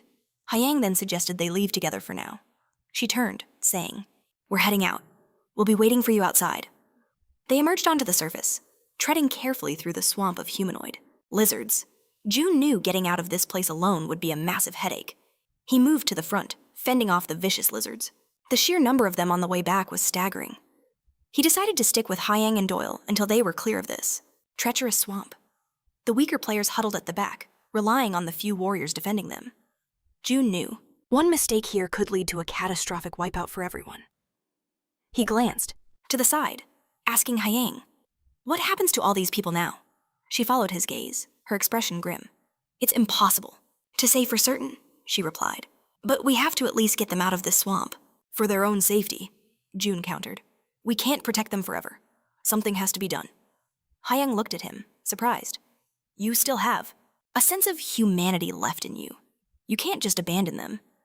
June pondered that feeling, a sentiment he thought had no place in this brutal training. He'd always felt this way about them, despite their composure. They were far too kind. The young man excused himself, asking if Doyle could spare any food. People's kindness was a vulnerability, a poison in this dog-eat-dog world. Doyle held out a small bag, apologizing that it wasn't much. Please, take this at least, he offered. The man bowed his head in gratitude, accepting the provisions. Jun watched, his mind cold. This place was filled with vipers, just waiting for a chance to strike you in the back. He saw it all so clearly, but he knew nobody would listen to his warnings. In any case, it wasn't his problem to worry about. He would soon leave this place, and these people, behind. A moment later, that same man approached a figure called Mr. Iden. "I brought the food you asked for," he said, handing over the bag. Iden surveyed the scene with a predatory smile. He had already gathered quite a following. This was pure survival. "We could just rob these fools," he mused. "But that's only stage 1. If we start stealing tokens or artifacts," he continued, "it will draw way too much attention. That's just foolish. They make it." Man smiled idly, wondering if it was enough to just bide his time. He knew their main obstacles were the players, ranked 3rd and 11th. And that guy who single-handedly defeated the Lizard King, he was strong, licking his lips. He knew a feast was waiting. If he could just figure out what made these survivors tick, first place would be within his grasp. His gaze then fell upon June. Instantly, he sensed a sinister aura radiating from the man, a deep, unsettling feeling. He couldn't tell if this eerie watchfulness was intentional or simply his nature. But the moment their eyes locked, a cold, predatory stare shot from behind that white mask, piercing him to his very soul. It felt as if June was a demon, seeing every hidden thought. A shiver of pure dread crawled down his spine. Just then, one of the survivors approached Hyang and Doyle, claiming others felt unwell. Looking over, they saw a group of exhausted people. They begged to slow the pace, pleading that the journey was just too hard. All they wanted was a moment to rest.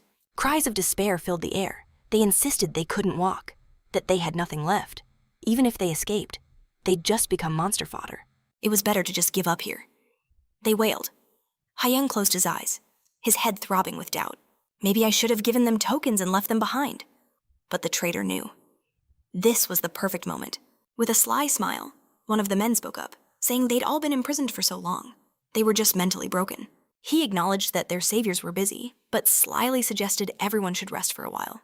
All this time, the man from before stood aside, a cunning smile playing on his lips. He knew the group of scavengers. Dozens of them, hiding in the shadows, were ready. This was the moment. Once they reached the designated location, the jaws of the trap would snap shut, then all their loot would be his. The man watched, confident in his plan. He was certain it would be an easy victory, but as he turned, he froze. June stood right in front of him, his gaze sharp and questioning. Before anyone could react, a cry pierced the air. In a blur of motion, Jun lunged forward, his blade sinking deep into the traitor. Everyone stood frozen, watching in stunned silence. Jun slowly turned his head. His real targets were the players allied with the dead man. He grabbed one by the head, his sword a silver arc of death. Panic finally erupted. They wondered in terror. How did he know? June sliced through another scavenger. The answer was simple. He had been using his heightened senses the entire time. His perception captured every subtle shift in the environment. He remembered the man's suspicious behavior and the furtive instructions he'd passed to the other players. He was trying desperately to act normal, avoiding everyone's eyes whenever Velasquez was near. It was a dead giveaway that he was hiding something. So, June trusted his instincts, expanding his senses to prepare for the inevitable, and that's when he felt it. A large group of people lying in ambush, just waiting for them. There was no doubt in his mind. These could only be scavengers. He raced forward to strike before they could spring their trap. Hyang, completely bewildered, stood in front of June with his arms spread wide. "What are you doing?" he cried. June called him a fool. "If you can't see what's happening, get out of my way." June glanced around. "Until this situation is resolved. It's best for you to sit quietly and watch." Hyang looked around, and his eyes widened in horror. They were surrounded. The once helpless survivors now wore predatory smiles, their weapons drawn and hungry. Hyang and Doi pressed back to back, ready to defend themselves. "What's all this about?" one of the guys asked. A scavenger sneered. "It means you're all caught," before punching him in the face. "We don't need useless garbage like you." Hyang watched, his sword in hand, finally realizing the horrifying truth. They had just murdered an ordinary player in cold blood. What kind of monsters were these people as June rushed forward? He knew these weren't just scavengers. These were the type of people who created dungeons, a far more sinister breed of predator. Among them were those who made pacts with monsters, acting as decoys by pretending to be injured. Luring unsuspecting players into a trap, while the monsters claimed their lives, the scavengers took the artifacts and tokens for themselves. June was certain that most players trapped in this dungeon were killed this way. The scene shifts to a clear blue sky, where a man is laughing, not suspecting a thing. He's boasting about the bloody blade and the fox's tail.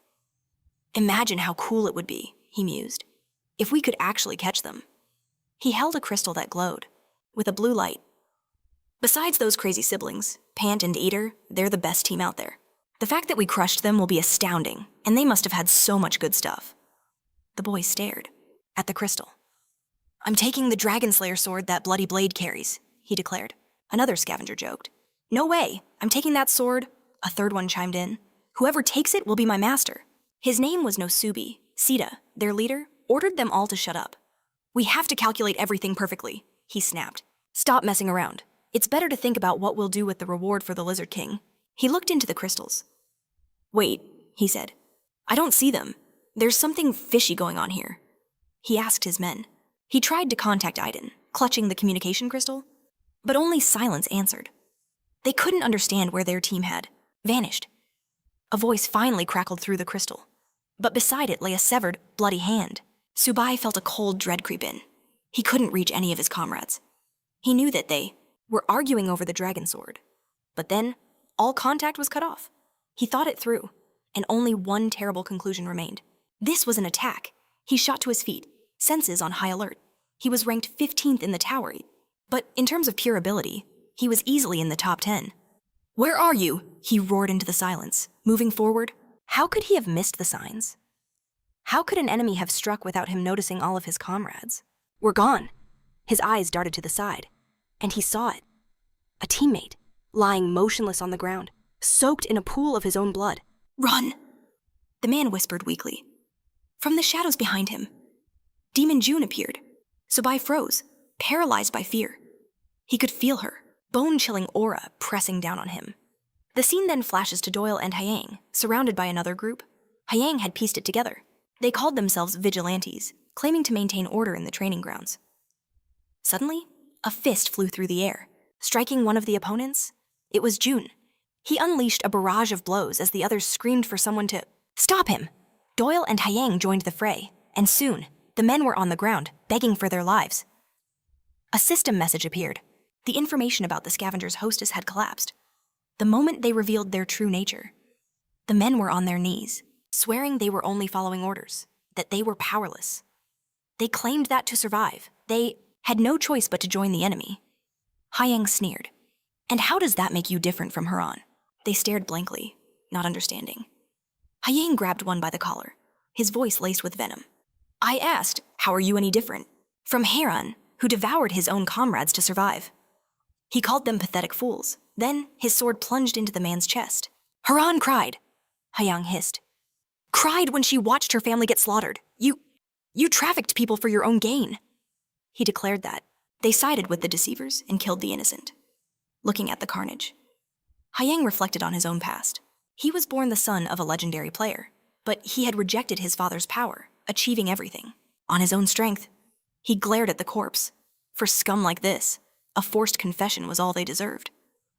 Jun walked over to his companions. Hyang explained the grim reality. They thought they were rescuing people from the Lizard King, but the real prisoners were already dead. The only ones left alive were the perpetrators running the entire operation. The revelation was a devastating shock. Doyle covered her face, unable to process the horror. I saw this kind of thing often in Africa, June said calmly. But I know it's your first time encountering it. June understood. They must feel betrayed, angry at him for his cold efficiency in dealing with such evil. He knew these were incredibly complex emotions. There's no cure for this, he said. All you can do is wait for your mind and soul to settle. Hyang turned to him, asking how Junin was feeling. I'm used to it, he replied, a chilling emptiness in his voice. Hyang couldn't fathom what kind of life would make someone so numb. Are all people like that? In your world? June replied that if everyone were like him, the world would descend into madness. Hyang hid his face in his hands. Can I be honest, he asked. He confessed that those pretenders, acting like victims, they terrified him. But the truth was, when he saw a reflection of himself in them, he was also a little scared. June listened without a word. Hyang stood, demanding to know how he could remain so calm in this nightmare. Did you suspect them from the start? He pressed. Or do you just never trust anyone?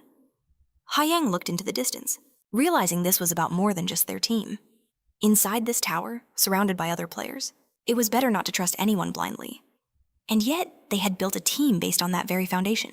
Ending that bond wouldn't be easy, for Hyang and Doyle, whose faith in each other was absolute. This truth was a crushing blow.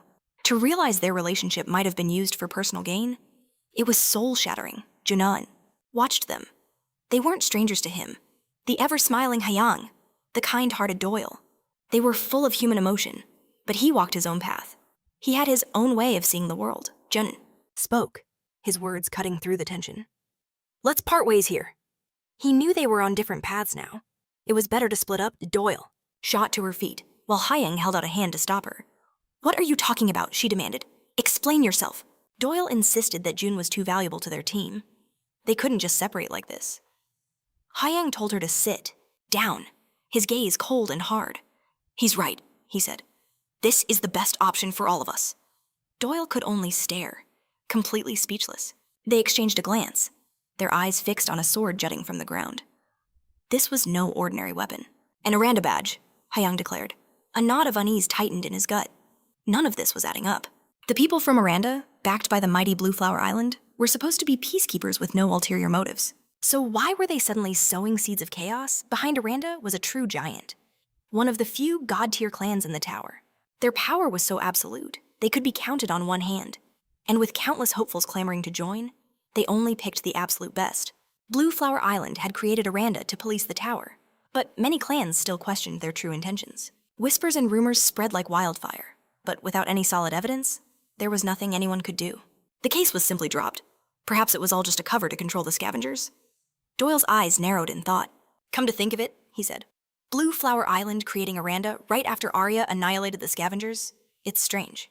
Hyang grimaced, assuming they just wanted a more reliable system. This was exactly the kind of mess he wanted to keep June out of. But he had his own missions to complete. Duties that could not be ignored.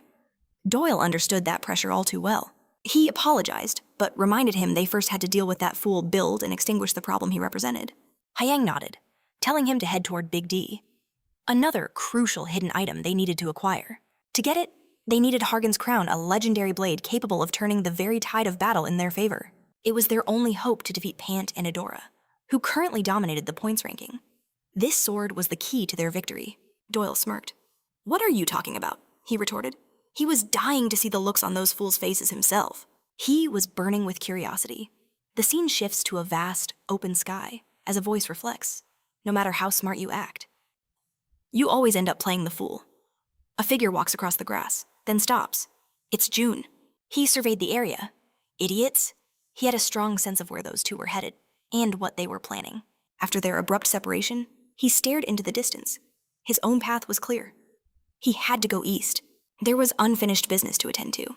He knew if he hesitated now, he'd lose this chance forever. A fleeting thought crossed his mind. If he had asked her to come with him that day, would she have refused so coldly? June closed his eyes, pushing the thought away as he walked forward. The scene cuts to two men standing before a wall of weapons. Group 2 was wiped out, one of them demanded. He was certain he knew who was responsible. Fury blazed in his eyes. We could have caught him. We cannot let this opportunity escape, especially not after losing Hargan's crown. Those fools, he seethed. It seems I'll have to deal with this myself. The subordinate bowed his head, asking for forgiveness. The commander gave a chilling order. Prepare Group 1. The man's head snapped up in shock. Sir, you don't mean them the Valor Squad of Aranda. These were special players, personally raised on Blue Flower Island. He was truly planning to deploy all three of them. Those three were on a completely different level from Group 2. More than enough to handle Bloodblade, Foxdale, and that masked man. Every single detail had to be accounted for. He decided he would have to accompany them personally. The subordinate stroked his chin, calculating the risks. With the losses they'd already suffered, this would be a difficult fight. Bloodblade and Foxdale were wildcards, but that masked man, he was a complete unknown. Was he a spy sent by another power, or was he just being paranoid? One thing was certain. They had to move like shadows. Their mission was simple total annihilation. Not a single trace could be left behind. After Arya's disappearance, the delicate balance of power inside the tower had begun to weaken and crumble. At this rate, the entire system could collapse at any moment. Their first priority was to amass overwhelming power in secret, a force that no one would ever see coming. Suddenly, their eyes shot upward. An invasion. The entire structure began to fall apart around them. What is this? A scout burst in, screaming. They're here! It's Bloodblade! And Foxtail. The commander peered out from cover just as boulders rained down. He looked up and saw Hyang and Doyle standing defiantly in the breach. As the dust settled, Hayoung fiercely clenched his hand into a fist. A powerful shout erupted from his lips as he unleashed a brilliant aura, blasting his enemies away. One opponent, however, simply smiled. I was getting bored with this training, he sneered, drawing his blade.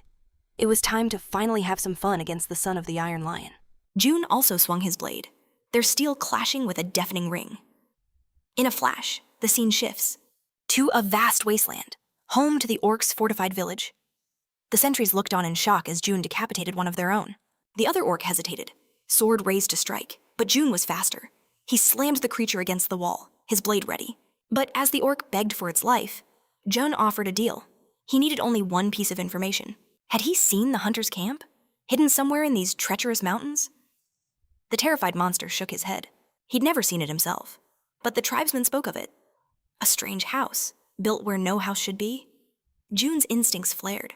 This was the lead he was looking for. The monster explained it was impossibly high, a place they could never reach. Jun understood immediately. This had to be the home of the informant, the only one who knew how to find the true prize. The hidden boss snake, Asha, a creature that only appeared under specific conditions, at a specific time and place. Without this guide, finding it would be impossible. As Jun pressed for the location, a dark memory surfaced. His brother, nearly killed by a colossal serpent, Asha, emerging from its lair only to sate its ravenous hunger. His brother, unaware of the cycle, had walked right into its jaws. He would have died that day, if not for the man who saved him, a man who had also helped Ara in her most critical moment. That man was Yu's first master, Galad. Jun arrived at a small house, perched precariously on the edge of a cliff. He stepped forward and knocked. "Pardon the intrusion." Suddenly, a cold voice spoke from directly behind him. "Who are you?" Jun spun around to see an elf, a fresh kill slung over his shoulder. His eyes were filled with distrust. A bow and arrows were strapped to his back. Jun knew instantly this was no ordinary being. Galad was not human. He was a dark elf, a legend even among their kind, with an innate power few could match. Galad approached, his gaze sharp and unfriendly. Jun introduced himself. "My name is Jun," Galad's brow furrowed. "And what does the name Jun have to do with you snooping around my home?" Unfazed, Jun replied. "A friend of mine told me about you, Galad." "There is something I wish to purchase." He looked the elf in the eye. "Your name is Galad, isn't it?" The elf's puzzled expression didn't stop him. "I'm here," Jun declared, "to find Undine's tear." Galad shifted the weight of his kill. "And who told you about that Bram?" Jun answered without hesitation. "Galad's old friend, and Django's second teacher." The elf's face contorted in anger. He slapped his own forehead. "That old fool," he hissed. "I told him to keep his mouth shut." Jun remained silent. It didn't matter. He had a feeling their paths would never cross again. What harm could it do now? With a sigh of resignation, Galad opened the door. "Fine, there's nothing for it." He motioned for Jun to follow him inside. The house was filled with countless trophies. Galad threw the dead animal onto a table, then turned to Jun. "You said you needed Undine's tear." "I do," Jun confirmed, his mind picturing the glittering blue crystal. An artifact containing a massive amount of Akashic energy. It would be the perfect food for her. Galad stared at him intently. "You know the conditions." Then, "I do," Jun replied. The real problem was that Galad was the only one who knew how to properly create it. As if on cue, a system message appeared. Galad's eyes glinted. "Excellent. Then we won't waste time. We'll start now." The system window glowed with text. "A hidden quest from Galad," the description read. "The dark elf has long searched for a worthy successor. He now tests all players who seek him. Only a clever player, one who can earn his approval, will succeed. The trial, a game of hide and seek. Jun, the seeker, must catch Galad 5 times out of 10 attempts. Only then will the test be passed. The rewards depended on the number of successes. Over 3 times would grant him an Undine's tear. But over 5 times would grant him an Undine's tear plus an unknown reward. Jun knew the legends. In the past few decades, not even 5 people had passed Galad's test. But those who did gained something priceless. They obtained the technique Galad had mastered, the lightning-fast step, a special skill passed down from ancient times. Given only to the victor among dark elves, it made the body impossibly agile as Shamahan and completely hid one's tracks. The skill was perfect for him, but its true value was that lightning-fast step was the key to unlocking one of the greatest earth compression skills in existence. Jun drew his 2 daggers, his focus sharpening. Galad watched him, a faint smirk on his lips. "The test is simple," he announced. "I hide, you find me and touch me. The time limit is 15 minutes per attempt. Galad raised a hand. Our skills are worlds apart, so I'll give you a handicap. I'll use only one hand, and no other skills besides pure movement. In an instant, Galad blurred, vanishing from sight. His voice echoed through the empty space. Let the game begin. Jun stared forward, his senses on fire. To his shock, Galad had vanished into thin air, his movements truly like the wind, impossible to catch with the naked eye. But then, a green aura flared to life around Jun as his eyes began to glow. He activated Enhanced Senses Dragon Eye instantly. The world in front of him was drained of all color. All that remained was a single green trail of energy, leading far behind the mountain. Jun focused on its endpoint. He frowned, wondering what it was. With a powerful swing, Jun launched his dagger forward. He sent it flying straight for Galad, but the blade missed his feet by a single millimeter. Galad's brows furrowed. He stared at Jun with a puzzled expression. Jun realized the lightning step had a fatal weakness. Galad was gone again. But the green aura he left behind revealed the exact direction he had run. The movement was leaving a wake. Jun sprinted, following the trail of energy with his dagger held ready. He knew it was obvious. His powerful eyes would not miss these waves again. Jun glanced at a lone tree, let his dagger fly, and wondered if Galad had gone west this time, hiding behind that withered trunk. Galad barely dodged the blade flying right for him, stunned at how Jun had tracked him. Suddenly, Galad sensed Jun right behind him, his hand reaching out. But at the last second, Galad leaped away. He strode forward, his brow furrowed even deeper, but Jun's hand clamped down firmly on his arm. Galad scowled at the boy. Jun gripped his hand and declared, I touched you. The first trial is mine. In front of him, system messages began to appear. He had successfully captured the Dark Elf 7 times. All attempts were successful. As a reward, he received an undying tear. To get an additional reward for this, he had to speak with Galad. The elf put a hand on his head, laughing. He chuckled, admitting he never thought Jun could handle it so easily. Jun held out his hand, and Galad asked, You have some special technique, don't you? It didn't seem that easy to learn, Jun simply said. It's a secret? Galad mused. That it was impossible to figure out the true nature of this young man. Looking up at the sky, Galad sighed and said there was nothing more to be done, and they had to go. Inside Galad's small house, Jun watched as he pushed. Aside the nightstand, Galad retrieved a small bag, held it out, and told him to take it. This is it. Jun looked at the elf, thinking that for something so valuable, it would be easy for someone to steal it. Galad had stupidly hidden it in that corner. Then, when he opened the pouch, he saw a brilliantly shining, undying tear. A system message appeared. Before him were the details. Undying tear, classification gem, rank A, description. A sacred item, a stone filled, with Akashic energy. It can be a great find for someone fighting the Akashic snake, but it can also become a disaster for those who can't handle the beast. It contains the spirit Andras and the power of water. Jun wondered what it was. Galad looked at him seriously. Be careful with this. If that energy breaks out, it could end badly. Jun replied, I know. He thought that Akashic energy wasn't supposed to manifest in the material world.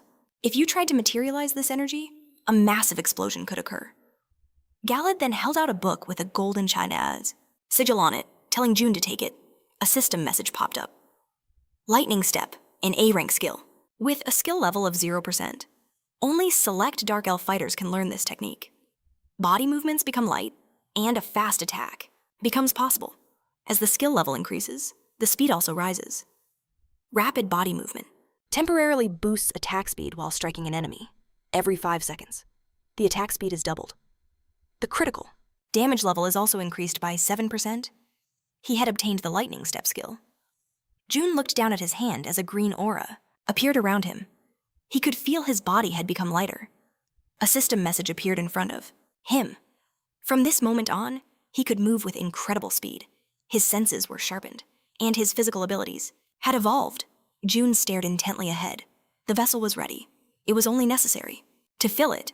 But of all his stats, he still lacked magic power.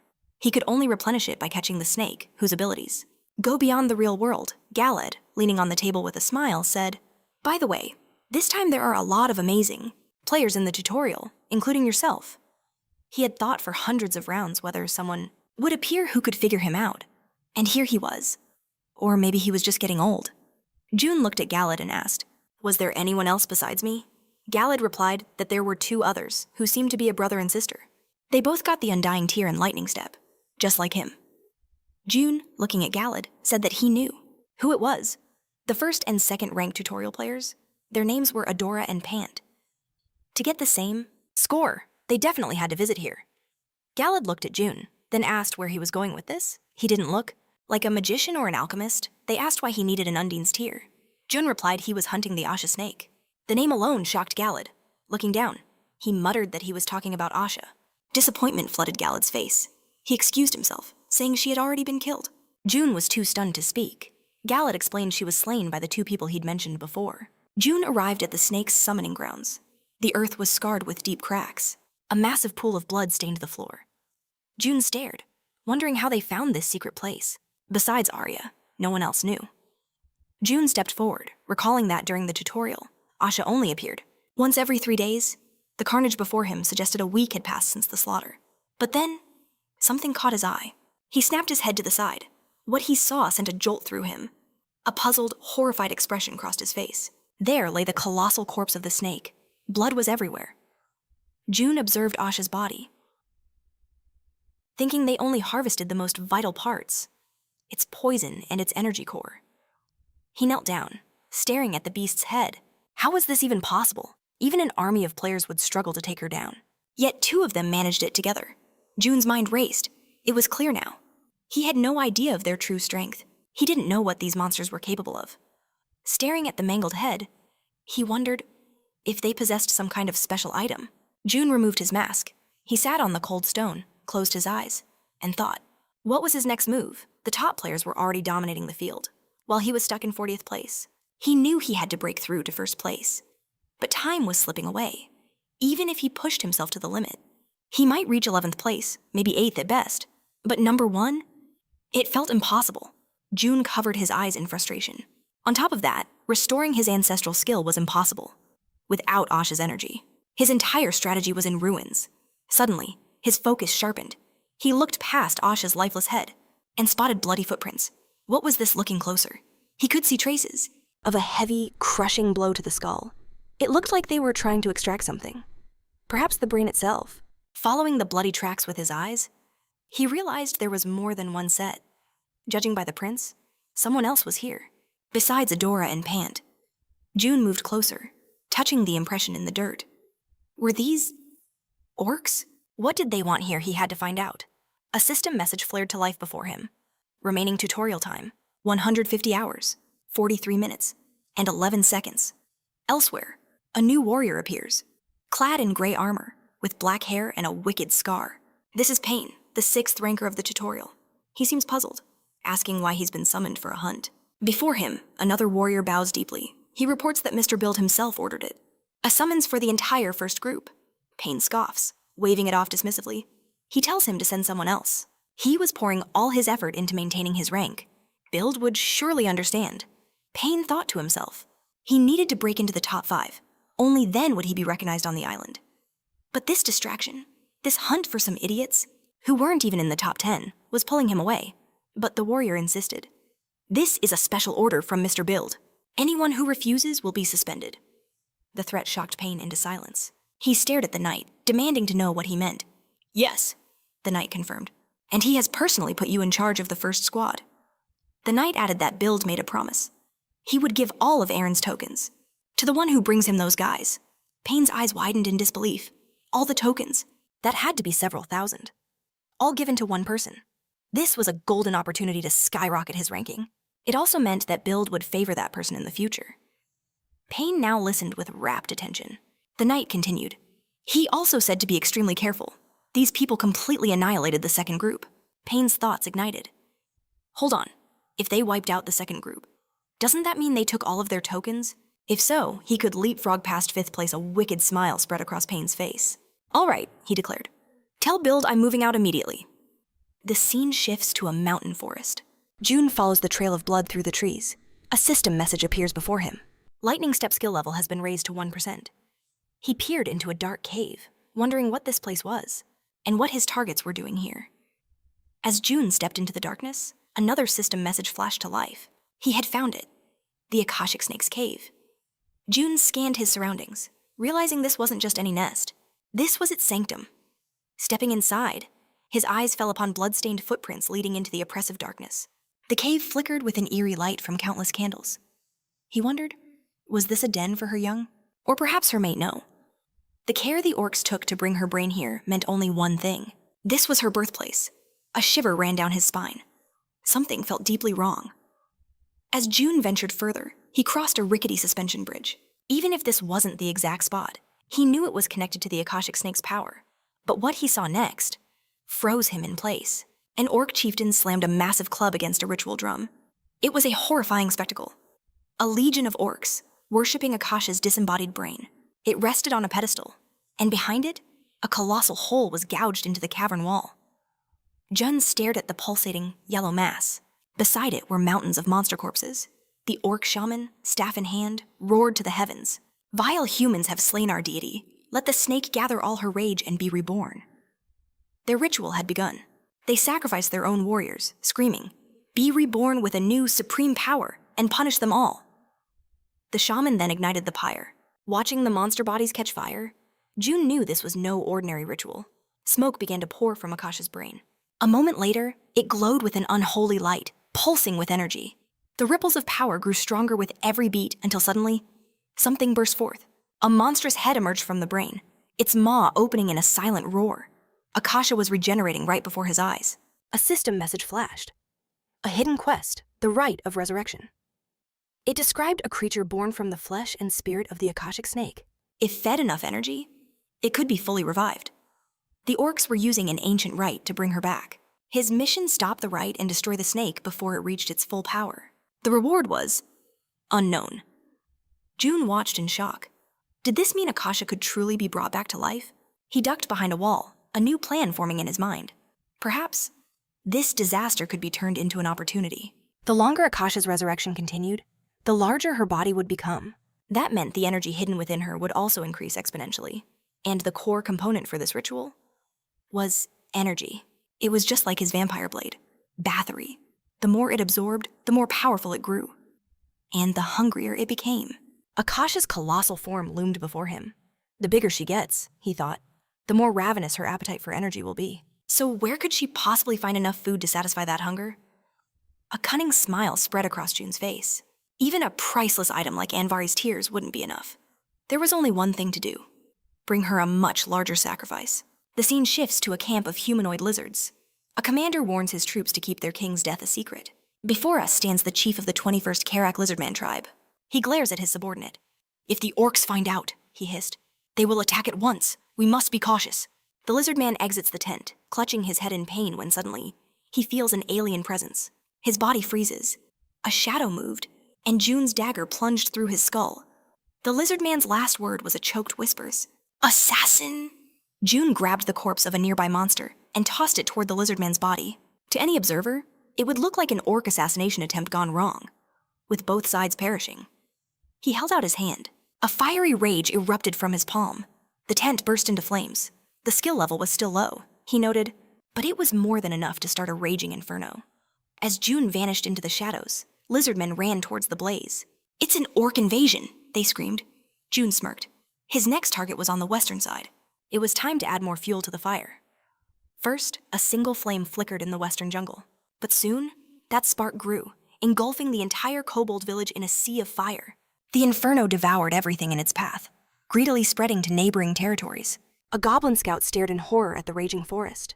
The kobolds and goblins had to abandon their homes. This sparked a massive migration, leading to fierce conflicts with the other monster tribes over territory.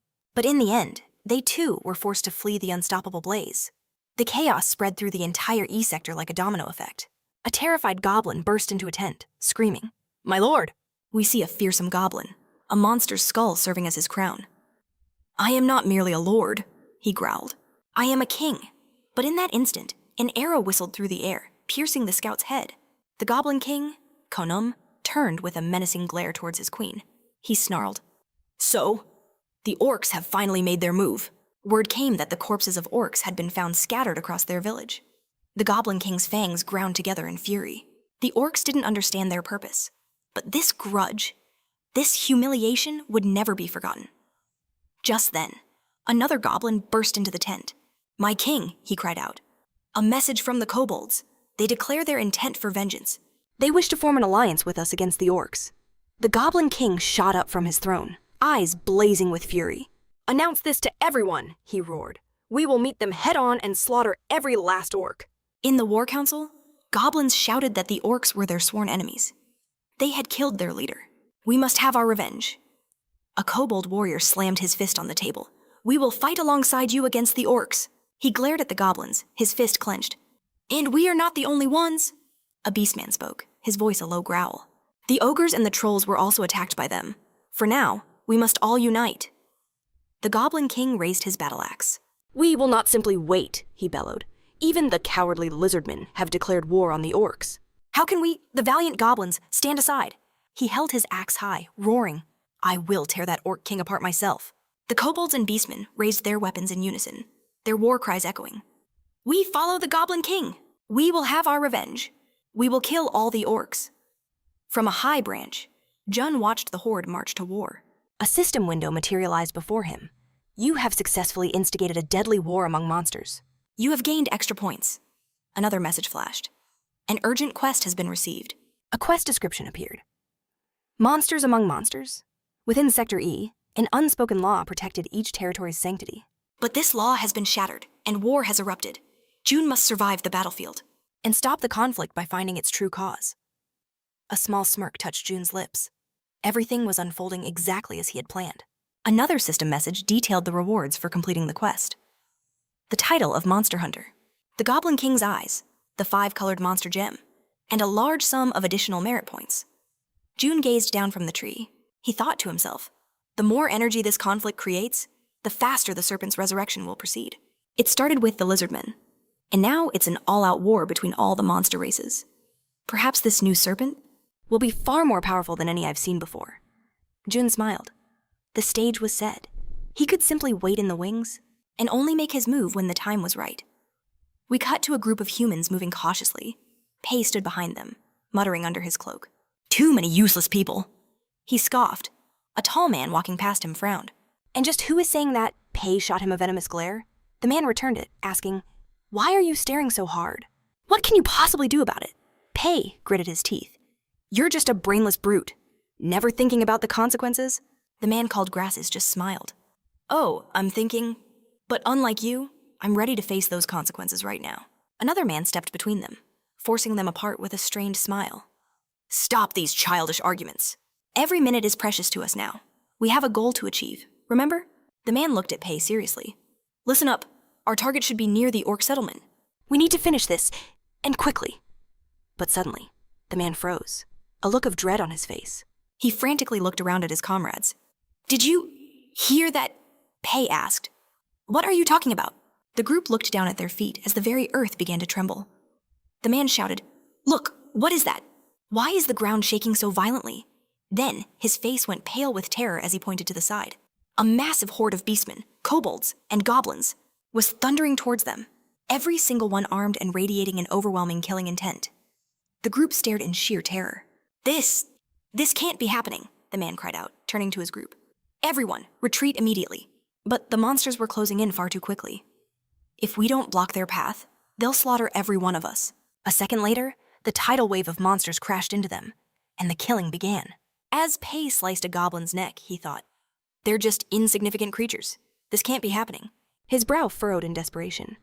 My grand dream of becoming the sword of the Blue Flower Island. It can't be destroyed by a bunch of monsters. From behind, a goblin roared, brandishing an axe. Die, human. It hurled the axe at Pei with incredible speed. Pei's eyes widened in fright as he thought, It's too fast. A second later, blood sprayed into the air as the goblins shrieked, We will kill everyone! We are transported to an orc settlement. A scout reports. The war started yesterday. They've already broken through the northern barricades. Before us appears the orc king, Prawn. The orc king frowned at his subordinate, demanding to know why the lizardmen suddenly declared war. One of the orcs knelt, confessing. He was clueless. They only muttered something strange about their own king being slain before invading their lands. They desperately needed their king's help. The orc king shot to his feet, his voice booming with rage. Those foolish lizards, how dare they? And why now, of all times in the middle of the sacred rite of resurrection? But then, the orc king paused. A sinister thought crossed his mind. This could be a blessing in disguise. This war would provide the goddess with even more sacrifices. A wicked smile spread across his face. Seated upon his throne, he commanded his warrior, "Tell the shaman to prepare. There will be many offerings, and he must be ready." The mace-wielding orc bowed, stating he understood. The scene cuts to the outer walls, where goblins, beastmen, and lizardmen swarmed. A relentless tide of monsters trying to breach the defenses. The orcs fought desperately, roaring to hold the line. One of the goblin champions swung a colossal club, smashing it against the fortress with all its terrifying might. In that instant, the wall shattered. A flood of monsters poured in, descending upon the horrified orc defenders. The orc king stared ahead, bewildered, his sword held tight. Suddenly, his eyes locked onto a figure in the chaotic mob. The goblin king had arrived. He grinned, hefting the massive axe in his hands. "It's been a while," he snarled. The orc king, consumed by fury, swung his sword and charged into the fray. Roaring, "Crane 'em!" The goblin king met his charge, leaping forward with his own furious shout. PR. The scene shifts to the mountains, where waves of green energy pulsed from their clash. We see Jun weaving through the chaotic waves, moving at impossible speeds. A system message materialized before him.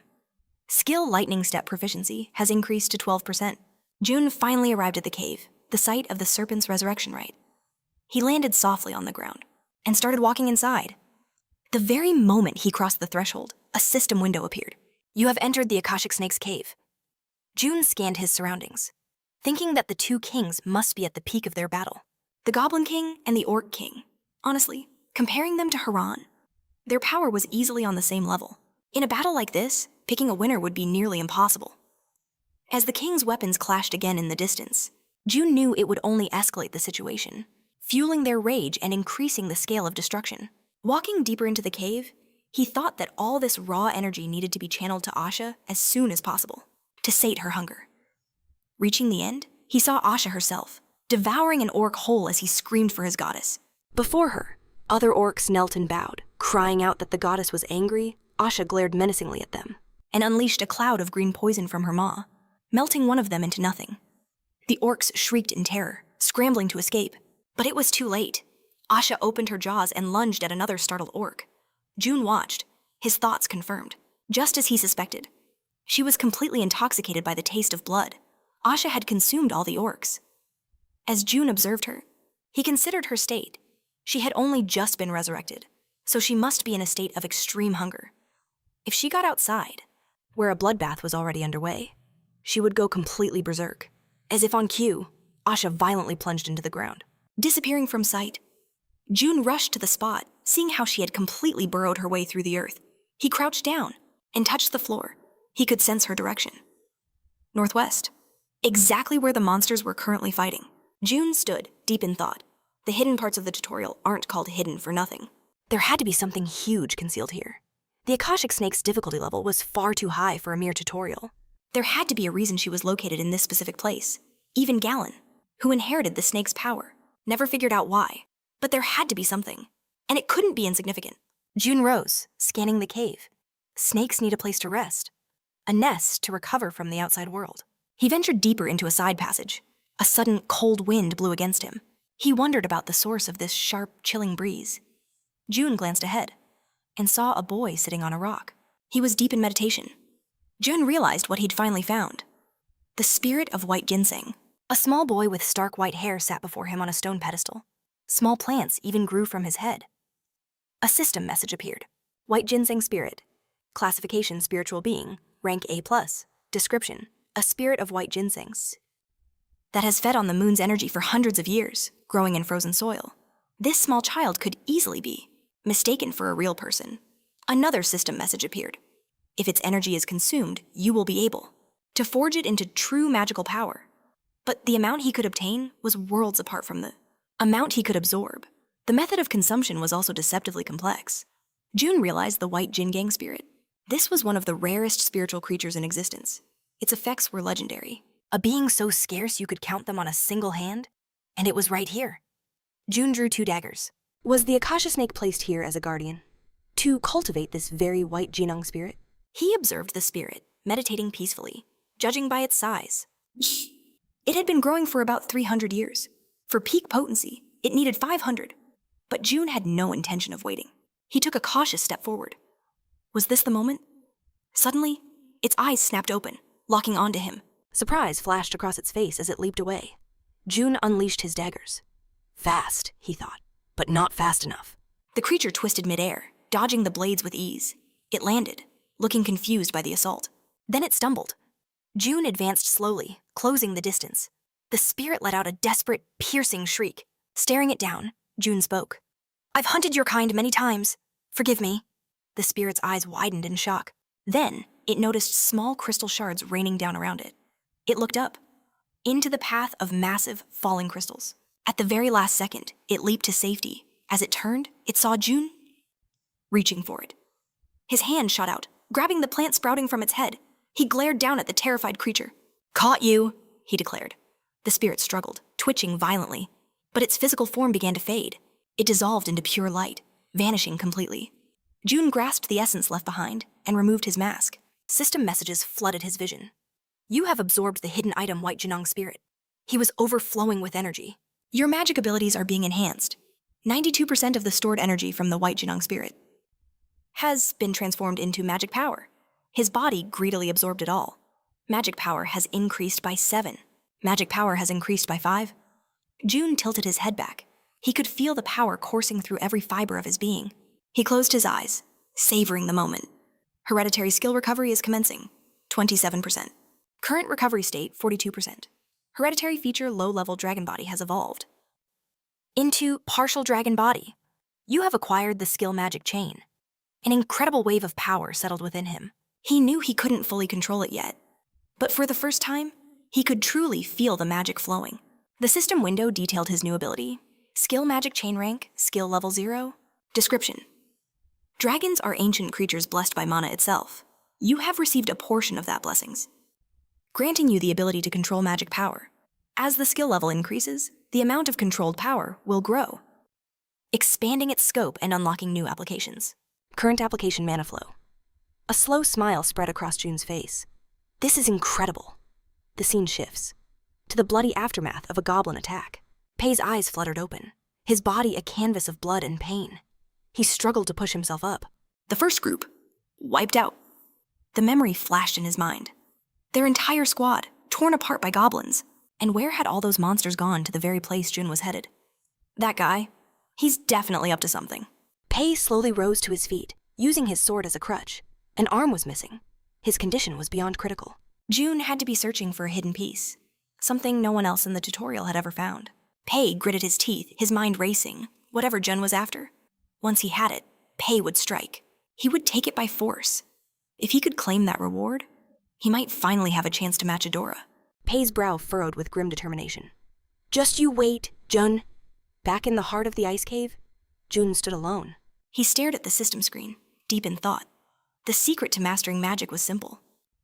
Accumulate more power and speed up the recovery of his inherited skill. He visualized the magic blade. For now, that was the only way he could use his power. But in the future, his options would expand. He could channel mana into his weapon, amplifying its power, or focus it into his legs for blinding speed. The applications were limitless. June pressed deeper into the cavern, his mind calculating. However, with his magic chain skill still at level 0, precise control would be difficult. But his enhanced senses gave him an edge. He was confident he could develop the skill rapidly. Suddenly, something caught his eye. He glanced down. He thought he should be able to feel the mana circulating within him now. There on the floor was a small golden locket on a chain. As he moved closer for a better look, he wondered, "What is this?" A system message appeared, revealing a peculiar item, an F-rank locket that held memories. It was said to contain someone's most precious moments. The best course of action was to return it to its rightful owner. June opened it, revealing a family of elves. Looking closer, he recognized them instantly.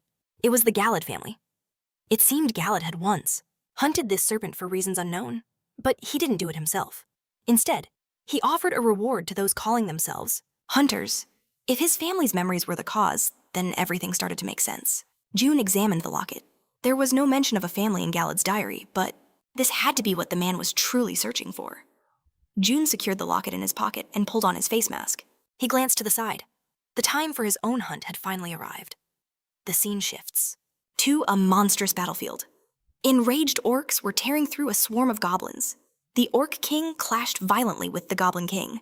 A blinding flash of sparks erupted from their duel. As their weapons locked, both kings suddenly sensed an overwhelming presence. Akasha exploded from the ground, annihilating everything in its path. The Orc King stared ahead, paralyzed with fear. The Goblin King, trembling before Akasha, screamed, "What is that thing? What is that monster?" The Orc King looked back in sheer terror, yelling, "Why is the goddess here?" Akasha opened its jaws. It gazed down with menace upon the terrified kobolds below, their bodies and armor stained crimson with blood. Akasha's eyes ignited, glowing with a murderous aura. It shot forward, a blur of motion, devouring all who stood in its way. The goblins could only stare in horror at the carnage. The kobolds watched the serpent consume their king, and in a furious rage, they raised their axes. "Our king has fallen," they roared.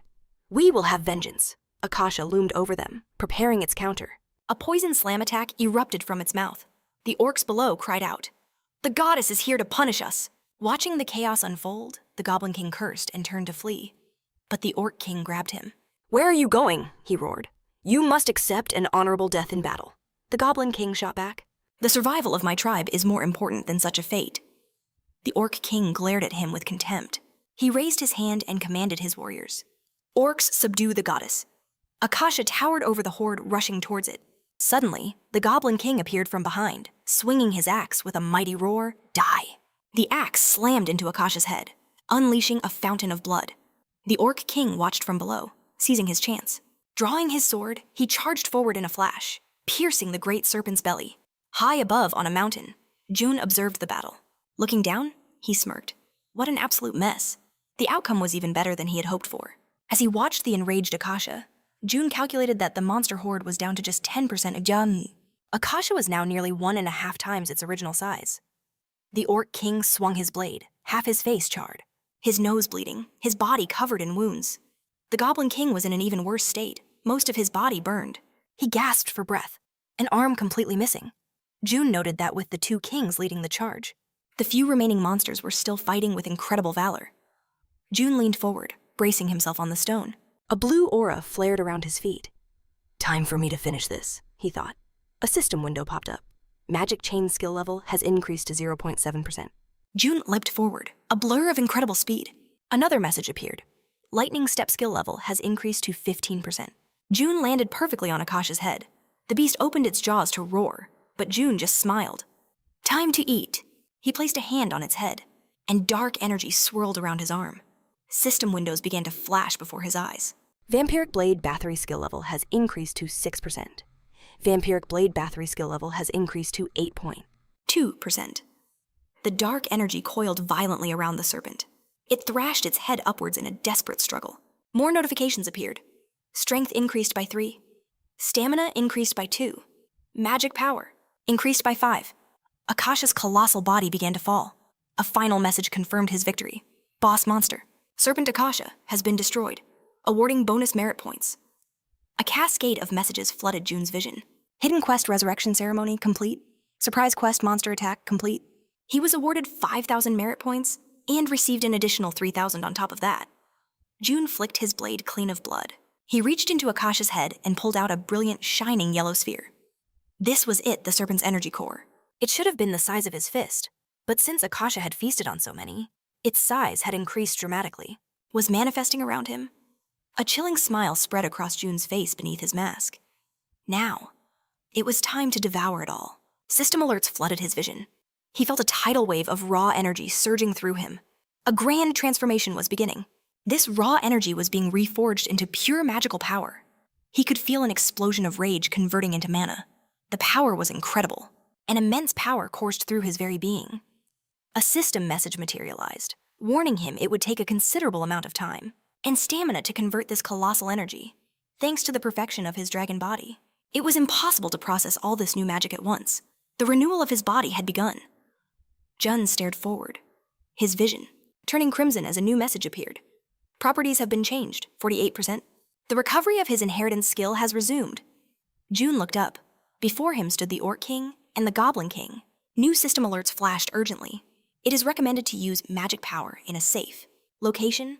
External influence will cause a slowdown or deviation. Estimated time, 15 hours. The Goblin King and Orc King exchanged puzzled glances. Could this be their chance? The Orc King sighed, but then a dark, Sinister purple aura erupted behind Junwoo. He stared ahead, his eyes wide with shock. What? What were those eyes? he felt an overwhelming energy crushing him. Was this the gaze of a true predator?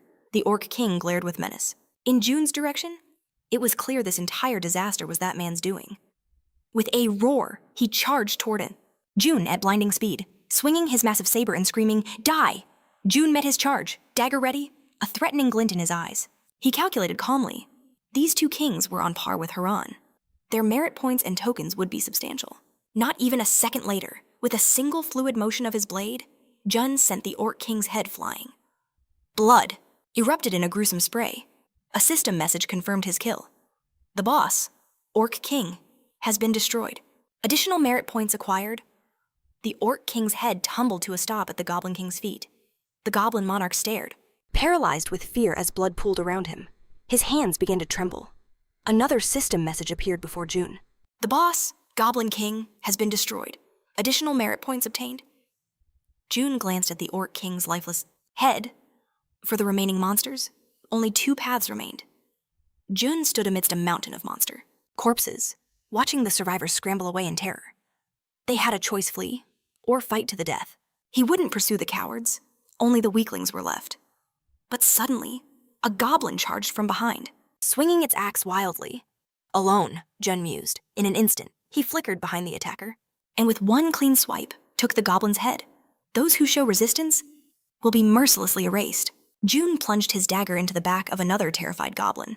He relished the feeling, as if biting into them. With sharp teeth and absorbing their very essence. He glared at a fallen orc. The more energy he consumed, the stronger his body became. The recovery speed of his ancestral skill skyrocketed. His desire, his thirst for absorption, grew with every passing moment. He would do anything to become stronger. Jun stood among the carnage, clutching his head. The exhaustion was finally setting in. Annihilating 100 monsters had taken its toll. He looked down at his trembling hand, desperately wanting to rest in a quiet place. But then, June noticed a presence, hiding behind a rock. However, there was still one infuriating pest left. He called out, "Come on out." Pain emerged with a twisted smile, his face spattered with blood. "How did you know?" he asked. June looked at him, his gaze cold. "It was obvious. You have no control over your emotions. I could feel your fear." Pain laughed, his expression darkening. "You really are a monster." He had been watching everything, ever since that woman, Asha, went berserk. Pain replayed the slaughter in his mind. If June had this kind of power, it meant he was capable of conquering all the hidden pieces of this tutorial. Pain leveled his sword at Jun, a smirk on his face. "Your power is monstrous, but you have to master it." June was unfazed. What's your point? Pain thrust his sword forward. Don't play dumb, you know perfectly well. You can't lift a finger right now. June simply stared ahead and replied, "Right, but didn't you ask me a question?" An arrow sliced through the air, heading straight for Pain. "I'm not exactly alone here." In a panic, Pain asked, "What?" He started to turn, but it was too late. An arrow pierced straight through his skull. Looking down with a calm yet sharp gaze was Galad, holding a bow. He stood on a small rock, his eyes fixed on Juna as his brows furrowed in displeasure. Leaping down, he approached June and demanded to know what caused the sudden noise in the forest. He wanted to know exactly what June had done. Galad's frown deepened. Questioning the smile on June's face. But June could only think that the transformation speed of his characteristics had increased, just as Pain predicted. He lacked the strength to even move a finger. Galad's arrival was perfectly timed. June looked up at the sky, wondering if this was fate or a mere accident. Now, he could finally rest for a while. Then, June turned to Galad. He held out his hand, revealing a golden locket, and declared it a gift for him. Galad stared at the locket in shock, shouting in disbelief as June collapsed right into his arms. With a worried expression, Galad looked down at him, thinking he would never be able to understand what goes on inside this guy's head. As June hung there unconscious, Galad realized that this gift was likely the price for everything he had just done. System messages began to flare to life before June. The changes were successfully completed. The enhanced skeleton feature had evolved into an iron body. 94% of Akashic energy was successfully converted into magical energy.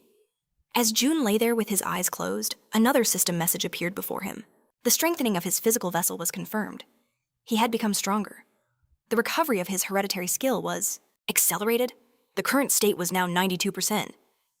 June opened his eyes with great difficulty, and a final system message materialized. The partial dragon body had been upgraded to a nearly complete dragon body. June pushed himself up from the bed and stared at the flood of system messages before him. He glanced at his hand, wondering how he could have absorbed such a massive amount of energy. Yet the recovery of his ancestral ability was still incomplete. Just how powerful was the dragon body skill? If it required such an immense amount of energy to fully awaken, June reviewed his stats and realized he had achieved incredible results from that long battle. And one of the greatest achievements was the evolution of his magic chain skill. Extending his hand forward, it ignited with brilliant blue flames. He felt an unbelievable power surging, the energy intensifying around his arm. He gave it a wave, amazed at the incredible feeling he was experiencing. It was both foreign and familiar, a sensation as if something new had awakened in his body, something that was always meant to be there. June looked ahead, realizing there was a difference in how he used magic now. He could wield it whenever he wished. Perhaps he needed to do some research on how to best apply it in battle. He realized his senses were still incredibly sharp. Spreading his arms, he could feel the flow of energy from every direction. The feeling was nearly identical to when he first used his sense-enhancing skill. As June looked down at his hands, Galad approached with a plate of fruit, asking if he was finally awake. June thought that this feeling was deeply familiar, like an undyed tear. He started to get out of bed, but Galad held out a hand, telling him he hadn't been awake for long and should lie down to recover. It would take him a while longer. June studied Galad carefully, and Galad replied that he had examined him. June asked warily what he meant. Galad, looking at him calmly, continued, saying that June had to strengthen his body, but needed a safe place to do it. So he asked for his help. June confirmed that he did, and Galad replied that something had gone wrong. Those words startled June, and he demanded that Galad tell him more. Galad placed the plate of fruit on a chair. He explained that he was talking about the great Akashic energy that June had absorbed. Looking away, Galad continued, saying that even if you consume just one such item, it's not clear if the energy can be properly absorbed. But to keep consuming them, what kind of body could possibly withstand that his body might have endured it this time? But there was no certainty. It could either absorb all the energy, or it could fail to withstand the strain. A catastrophe could happen at any moment. Jun realized then why Galad had saved him. If he had been left like that, he might have died while the energy ran rampant. For the power to be absorbed properly, something had to be done. Galad was a renowned hunter. Even among the Dark Elves, he knew many secrets of magic, so it wasn't strange that he was the one to help. Galad sighed, spreading his hands as he continued to explain. That was why he had to intervene. Without his magic power, everything would have been fine, but otherwise, it could have led to chaos. He warned that if something like this happens in the future, Jun shouldn't absorb everything so desperately. After all, he can't become a real dragon if he destroys himself. June looked at Galad, a new thought dawning on him. His body was a vessel for the dragon's latent power, yet he'd only managed to forge the beginnings of a reinforced skeleton. He was in the process of restoring his hereditary skill, a restoration he could finally complete. But Galad knew nothing of this. Not only that, Galad had returned the very item he was searching for, and for that, he was grateful. He met the man's gaze calmly. He asked how Galad had subdued the chaotic magic, converting it into a steady, circulating flow. Galad merely raised his hands. With a frown, he explained that he'd used a method similar to crafting the legendary Undine's tears. Taming such a ferocious torrent of energy required him to use his own innate abilities, a considerable sacrifice. June looked at the formidable master before him and offered his thanks. But Galad simply scoffed, asking if he thought a simple thank you was enough payment. He closed his eyes and turned away, but June vowed to repay the debt when the chance arose.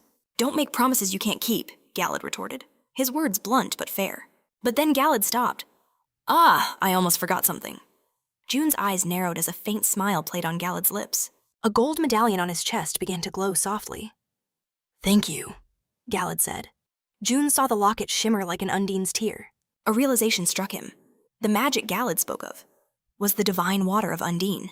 He had applied the same principle used to create a sacred artifact, directly onto a human body. A blue aura now enveloped June's legs. He recalled Galad's words, that it was possible to channel the overflowing energy in his body into a vessel. So, while he slept, completely unaware, his body's affinity for magic power had grown exponentially. His senses, too, were now razor sharp. It was an unexpected benefit. June stepped outside into the fresh air. As he stretched, a disgruntled Galad followed him out, yelling, "You should be recovering. You need at least..." Another 3 days. But in a flash, June vanished. Seeing his speed, Galad sighed. With a recovery rate like that, "I suppose there's no stopping you." A slight smile touched his lips. After such a severe injury, Jun was now moving. At an unbelievable velocity, he blazed across the landscape, a green aura trailing behind him. Galad watched, fascinated. This method of movement suited him perfectly, as if it were his body's natural state. June pushed himself even faster. As the world blurred past, he wondered, so this is what it feels like, to use magic. He launched himself into the air. a trail of green light followed his ascent. Just sending a sliver of magic to his legs created a feeling beyond comparison. It was just a little more than 1%. Yet the difference was this massive, he realized all his old skills were now utterly obsolete. His ancestral ability was at 92% restoration. If he could just restore the final 8%, what would his body become? He pushed off a rock, twisting through the airs, and landed with perfect grace. He immediately opened the system window, his eyes scanning the notifications. Before passing out, he'd completed 2 quests. A massive claim reward button pulsed before him. He pressed it instantly. "I'll start with the hidden quest." A black bracelet materialized in his hand. A system message appeared. Black bracelet. "Unknown has been acquired." He studied it, wondering what it could be. Identification was impossible. Item black bracelet. Classification unknown. Grade. Description: a bracelet cherished by the master of the Asha snake. The Asha snake longs for its master, and hopes this keepsake will guide their return. Then, another message appeared. Unique skill, soul subjugation. The owner can collect the souls of the dead. June frowned. This sounds evil. Harvesting the souls of the dead felt fundamentally wrong. The system provided more details. A harvested soul becomes a specter, losing all memories and powers, retaining only its raw essence. June kept reading. Synergy. The black blade can absorb collected souls, converting them into powerful dark magic, which cloaks the weapon's surface and inflicts a curse on contact. June's blood ran cold. The original owner was a necromancer. Just then, a new notification flashed. Warning, this is a unique grade artifact. Many of its functions are sealed. Full access can only be granted by fulfilling certain conditions or acquiring a specific classification. A unique artifact. Its true potential must be legendary. He slid the bracelet onto his arm, feeling a strange resonance. He knew its true power. The power of its original master was sealed within. But the moment it touched his skin, a sinister black energy began to writhe and crawl up his arm. He watched in horror as the dark waves engulfed his entire body. He was completely powerless to stop it. The corruption spread across his face, staining his skin black, until his eyes became nothing but pitch-black voids. A system window appeared. The black dragon bracelet had awakened a chilling new power within him. The ability to see the souls of the dead. This new sense merged with his dragon eye skill, causing its level to skyrocket to 133%. June stared forward. Before him, a countless horde of ghosts materialized. He realized with a jolt, these must be the monsters he'd slain all this time. They had been wandering this very place. It was a miracle they hadn't become cursed spirits. The ghosts suddenly locked onto June's presence, their spectral forms turning to face him. Their eyes burned with raw hatred. Unfazed, June drew his dagger. "Good," he muttered. His gaze swept over the sea of spirits. It was time to test the true capabilities of this mysterious artifact. June swung, his dagger, but the wraiths were faster, phasing upwards to dodge his attack. Still, one of the spirits managed to graze him. A chilling darkness enveloped the ghost, and the bracelet began to absorb its essence. A system message flashed, number of collected souls, and June's eyes narrowed. He wondered, was it time to unleash the black blade? He gripped his dagger, and in an instant, black energy devoured its steel blade. Dark magic power, he thought, a grim smile on his face. Another system message appeared. The number of souls collected was now 0. So that's how it works, June realized. This magic is infamous for boosting damage and laying a curse upon the enemy. This could become a devastating special attribute in battle. June advanced, his dagger now a conduit of pure dark energy. He swung it in a wide arc before him. A wave of darkness erupted, shooting forward like a torrential stream. a high-speed blast that annihilated everything in its path. Jun watched in awe. This power? It was far greater than he had imagined. A small, decaying crater was left in the rock where he'd aimed the charge. The very earth had rotted away on impact. Jun turned, his eyes falling on several more ghosts. If the bracelet alone held this much power, what would happen if he combined it with his other skills? With a single, fluid swipe of his dagger, he obliterated several ghosts at once. A system message confirmed his success. He had collected 5 souls. Jun glanced down at his hand, which was now shrouded in dark energy. A sphere of pure darkness materialized in his palm. He thought of his other skill, fiery anger. A raging flame ignited around the sphere. He stared, startled, as the two forces merged. A second later, an unbelievable explosion ripped through the air. Jun leaped back, shocked, as a massive crater was gouged into the earth. Looking at the devastation, he wondered what kind of blast could so easily tear apart tough monsters like a lizard man or an orc. And he'd done it with such ease. He had only used 5 collected souls to achieve this catastrophic effect. A confident smirk spread across his face. What would happen if he used all the souls gathered here as if on cue? A system window appeared. The number of souls collected was 150. Jun sat on a nearby rock, his eyes fixed on the message. Was 150 souls the limit, or could he gather even more? But even this amount would be more than enough. There were countless ways to amplify the power of that explosion. Before him, another system message appeared. Jun had received a new title, Monster Hunter. Finally, he thought it was time to check the rewards for the monster battle quest. He distinctly remembered 4 rewards being mentioned in the quest window. The system message explained the title. Monster Hunter is granted to a player who has plunged a vast number of monsters into chaos. The player can now deal overwhelming damage, and monsters slain by the title's owner will rise as ghosts, placing a curse upon other players. So that was it, Jun thought. That's why those ghosts were following him. Another system message detailed the title's effects. Strength plus 10, agility plus 15 during battle. The chance to deal critical damage increased by 15%, and his aggro power would also rise. As Jun considered his next move, a new alert appeared. You have received the Goblin King's Eye. The system message continued, providing details. The Goblin King's Eye, classification jewel, amulet of category B, description, the eye of a Goblin King left behind to pursue the enemy who killed him, even in death. Simply equipping it allows the player to access various effects. The Goblin King's hatred could have negative consequences, but for one who knows how to wield it, it could become a powerful tool. The system described its main effect. Enemy of the Goblin King, the amulet would imbue its owner with valor and rage, preventing them from being killed by other monsters. Under the influence of the Goblin King's spirit, the player is granted immense courage. Damage increases by 10%, and the artifact shields its owner from external negative effects like curses and debuffs. Jun examined the amulet carefully. An increase in damage and protection against curses. After a moment of thought, he realized it was perfectly suited to his Black Dragon bracelet. A powerful synergy. The bracelet also emits a curse of rage.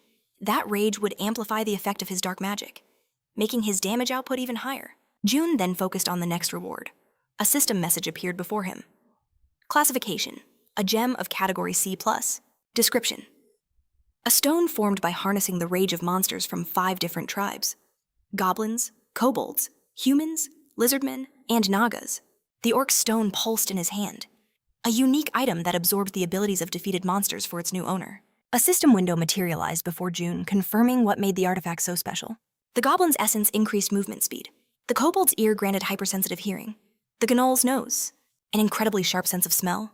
And the lizardman's eye bestowed vision over vast distances. The eye, the ear, the nose, they perfectly augmented his own enhanced senses. The hands and feet would supercharge his lightning step.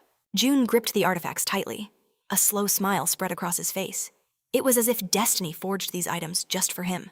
Back at Galad's home, Jun offered his thanks for the help. Across the table, Galad watched him closely. Leaving so soon, he asked, all that's left for you is Sector F. Then Jun simply nodded. Galad took a sip of wine. He knew from the moment he'd seen him, there was more to this young man, the way he used lightning step. This was no ordinary challenger. A faint smile touched Galad's lips. He thought of Jun's brother. Had he ever met someone with this kind of raw potential before? Galad studied the boy, wondering about his past. Every soul who enters the tower carries a story of sorrow. Those tragedies become the fuel that drives them forward. Without that fire, no one would dare to leave their peaceful world, to challenge the tower's impossible heights. As June sat in silence, Galad suddenly spoke again. He pushed a large sword across the table. "Before you go," he said, "take this with you." June eyed the weapon. "What is it?" Galad explained it belonged to the very man June was fated to battle. He figured it had to be a decent weapon. June lifted the sword. It had a moderate weight, a strong blade, and a comfortable grip. It was a fine sword, no doubt. "If it serves you, use it," Galad offered. "If not, a secret merchant would pay a handsome price for it." June slid the blade back into its sheath. He preferred knives, short daggers he could wield with one hand. But Galad had a point. Selling it to a secret merchant later was a very appealing option. He decided to take it. As they sat, Galad suddenly asked, "So, you're feuding with Arendon, then Sector F will be a difficult path for you." June gave him a completely bewildered look. What are you talking about? Galad seemed just as confused. You're not at odds with Arendon. He glanced at the sword. That green charm on the hilt. It's the symbol of Arendon. June's eyes shot wide with dawning horror. It all crashed down on him. This wasn't some disorganized group of scavengers. This was Arendon of the Blue Flower Island clan. His mind raced, connecting the dots. The scavengers his brother fought. Arendon, the sudden appearance of a well-organized dungeon. Arendon, Kang and Doyle, who left so abruptly. Every piece pointed back to them. Arendon was behind the scavengers all along. They deceived everyone, posing as a group that protected the tutorial area. June scowled, gritting his teeth. If Kang and Doyle had figured out the truth, they could have been captured. He pictured his friends. He knew they could handle themselves. But against Arendon. That was a different story entirely. The blue flag of the clan filled his vision. He had no idea how many of them there were, or how powerful their members might be. And behind them stood the Blue Flower Island, one of the 8 strongest clans in the entire tower. Could 2 people possibly stand against them? They had faced Arendon once before. This time, the consequences would be far more severe. Visions of his friends being cut down flashed through his mind. If Kang and Doyle had won against them, rumors of their victory would have echoed through the entire sector by now. But there was only silence. They must have lost. He closed his eyes, his thoughts in turmoil. Kang, Doyle. Were they friends or just strangers he'd met along the way? Was this his fight to join? He remembered them smiling together. Then a wave of sadness washed over him. Should he even be hesitating? His brother's last words echoed in his memory. "You were always a hero to me. I hope you stay that way, even after I'm gone." His hand instinctively went to the watch beneath his shirt. The memento his brother left in his diary? June's eyes snapped open, blazing with cold fury. Those bastards! The answer was obvious. He remembered the betrayal. His brother, pierced by 5 blades. 3 from so-called lords. 1 from a man he spared. And the final, deepest cut, from a friend he had trusted with his life. Across the table, Galad's eyes widened in alarm. He could feel it in the air. "Are you planning to start a war?" Galad recognized that look, admitting he too was once a warrior who fought only for the thrill of the fight. A fool. He called himself a fool who believed the entire world revolved around battle, just like June. With a knowing smile, Galad said they were cut from the same cloth. June's eyes narrowed. Galad continued, seeing a familiar glint in June's gaze. It was the look of a man about to start a war. He'd sensed it from their very first meeting. A fighter spirit, ready to challenge the entire world. But now, the aura was far more menacing. If his intuition was failing him now, something was terribly wrong. Galad then glanced towards Juna. He asked if she would lend him her strength. June looked at Galad, calculating. With a man like this on his side, things should proceed smoothly. This was someone whose abilities were on par with Ranker's. He wasn't certain he could crush Eren alone. He looked Galad in the eye and agreed. But he wondered, wasn't Galad's goal simply to find Kang and Doyle? "This is my battle," June declared. Galad pressed, asking if he was certain. June's mind raced. His ultimate goal was the complete annihilation of those who murdered his brother, especially the Blue Flower clan. To entrust that sacred duty to someone else, impossible. June's gaze fell. This war had to be waged with his own 2 hands. Standing before him, Galad warned that this path would not be easy. June replied that nothing ever was. Galad conceded the point with a smirk. He smiled, then looked to June and wished him a victorious battle. With that, June turned, his silhouette walking away into the distance. As he walked, his mind worked furiously. Blue Flower Island had established so many of these dungeons, but for what reason? When you thought about it, these dungeons were an incredibly efficient system. If their only goal was stealing artifacts and tokens from players, simple banditry would have been enough. So why install such complex, difficult-to-manage dungeons throughout the entire tutorial? And why go through the trouble of restoring them after Arya had already laid them to waste? June stared ahead, a realization dawning.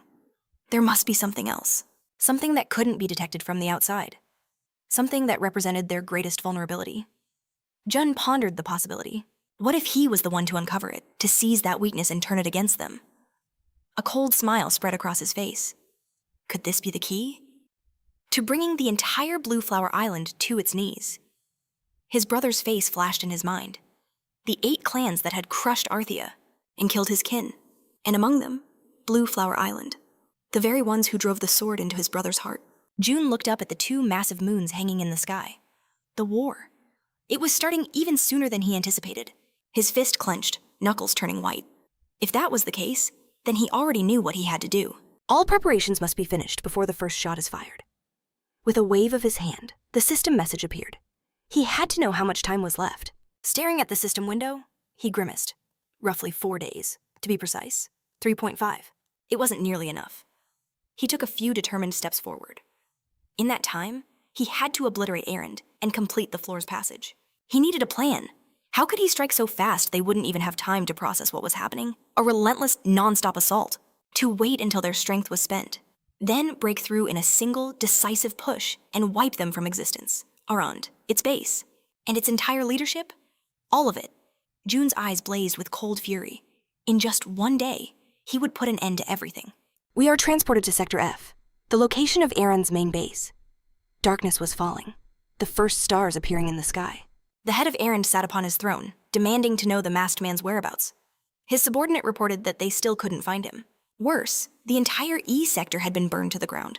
The head grimly noted that chaos always followed in that man's wake. He crossed his arms, resting his head on them. He was contemplating the disastrous, unforeseen battle with the monsters. It had cost him about 70% of his total forces. He was completely unable to contact the first assault group. The very members who were meant to become prized recruits for Blue Flower Island, and the scavenger organization, so painstakingly rebuilt after the Shadow's destruction, was now utterly annihilated. All the other members of Eranin were simply swept away. With them, the entire Eranin network that had spread throughout the tutorial was gone. He concluded that this was, in effect, the complete destruction of Erend. Everything they had accumulated over the years had vanished in an instant. It was nothing short of a death sentence. He narrowed his eyes, the gravity of the situation crashing down on him. He had to revive Erend by any means necessary. Before word got back to the island, he pressed his head firmly into his hands. There were only about 3 days left. It was virtually impossible to restore his organization's power in that time. At the end of the tutorial, the truth would inevitably come out, and when it did, he wouldn't escape with a simple punishment. He realized there was only one way out of this desperate situation. He had to create another one of those purple stones. He pictured a silhouette, backlit by a blinding light. He knew, if he could accomplish that feat, he could rise from these ashes. Rank. This figure was pressuring him to finish the item, but he remained seated with his eyes closed. It was a monumental task, one he still hadn't managed to complete. After all, there was a reason they used players and monsters as raw materials. Suddenly, a realization struck him. His eyes snapped open, and a wicked smile spread across his face. He had just found the perfect sacrificial lamb. The masked man came to mind. He suspected June would try a surprise attack, and now he had the perfect justification to strike first. His dark thoughts were cut short by a servant's report. We've tracked his movements. It seems he's entered Sector F, but that's only our best guess. The chief's patience wore thin. He gave a single, chilling order. Bring me June. Search every last inch. Of Sector F, if you must. As the man hurried from the room, the chief watched him leave. A look of pure contempt crossed his face. First, he thought, I need to gather the remaining ingredients. We cut to a dark corner, where 3 figures from the Eranin Guild appear. They've come to check on Hyang and Doyle, who are bound and beaten to a bloody pulp. Fury ignited in Hyang's eyes. As the trio approached, Hyang spat at them. What more could you possibly want from us? Isn't threatening us enough? But they replied without a shred of sympathy. We just wanted to show you something. The leader stood with his arms crossed, sneering. You two are about to become consumable stones. His expression was pure evil. Hyang's eyes widened in terror. What kind of stone is that? He already knew the horrifying truth. It was an artifact created by sacrificing players. The foul result of a forbidden experiment. A purple stone pulsed ominously in a pool of blood. It was an abomination that should never exist. Originally, one of the thugs said, we were going to drain your energy slowly. But unfortunately for you, our plans have been moved up. Haiyang raged at his words, cursing their names. The thug just laughed. You should be thanking us. We're cutting your suffering short by a day. The men exchanged a look, then turned their backs on their prisoners. Guarding the doorway, Haiyang, covered in blood, could only grin bitterly. He didn't care if his reckless courage got him killed. But then he glanced at Doyle, and his heart sank with regret. He stared at the younger boy. The thought of Doyle suffering the same fate. It was unbearable. A crushing guilt washed over him. This kid had left everything behind, trusting only him. He desperately wished he could free him. Haiyang looked down, gritting his teeth in frustration, painfully aware of his own powerlessness. He squeezed his eyes shut. It was happening all over again. But then, a deep rumble shook the entire chamber, startling Haiyang and his captors alike. The leader looked up in confusion. What's going on?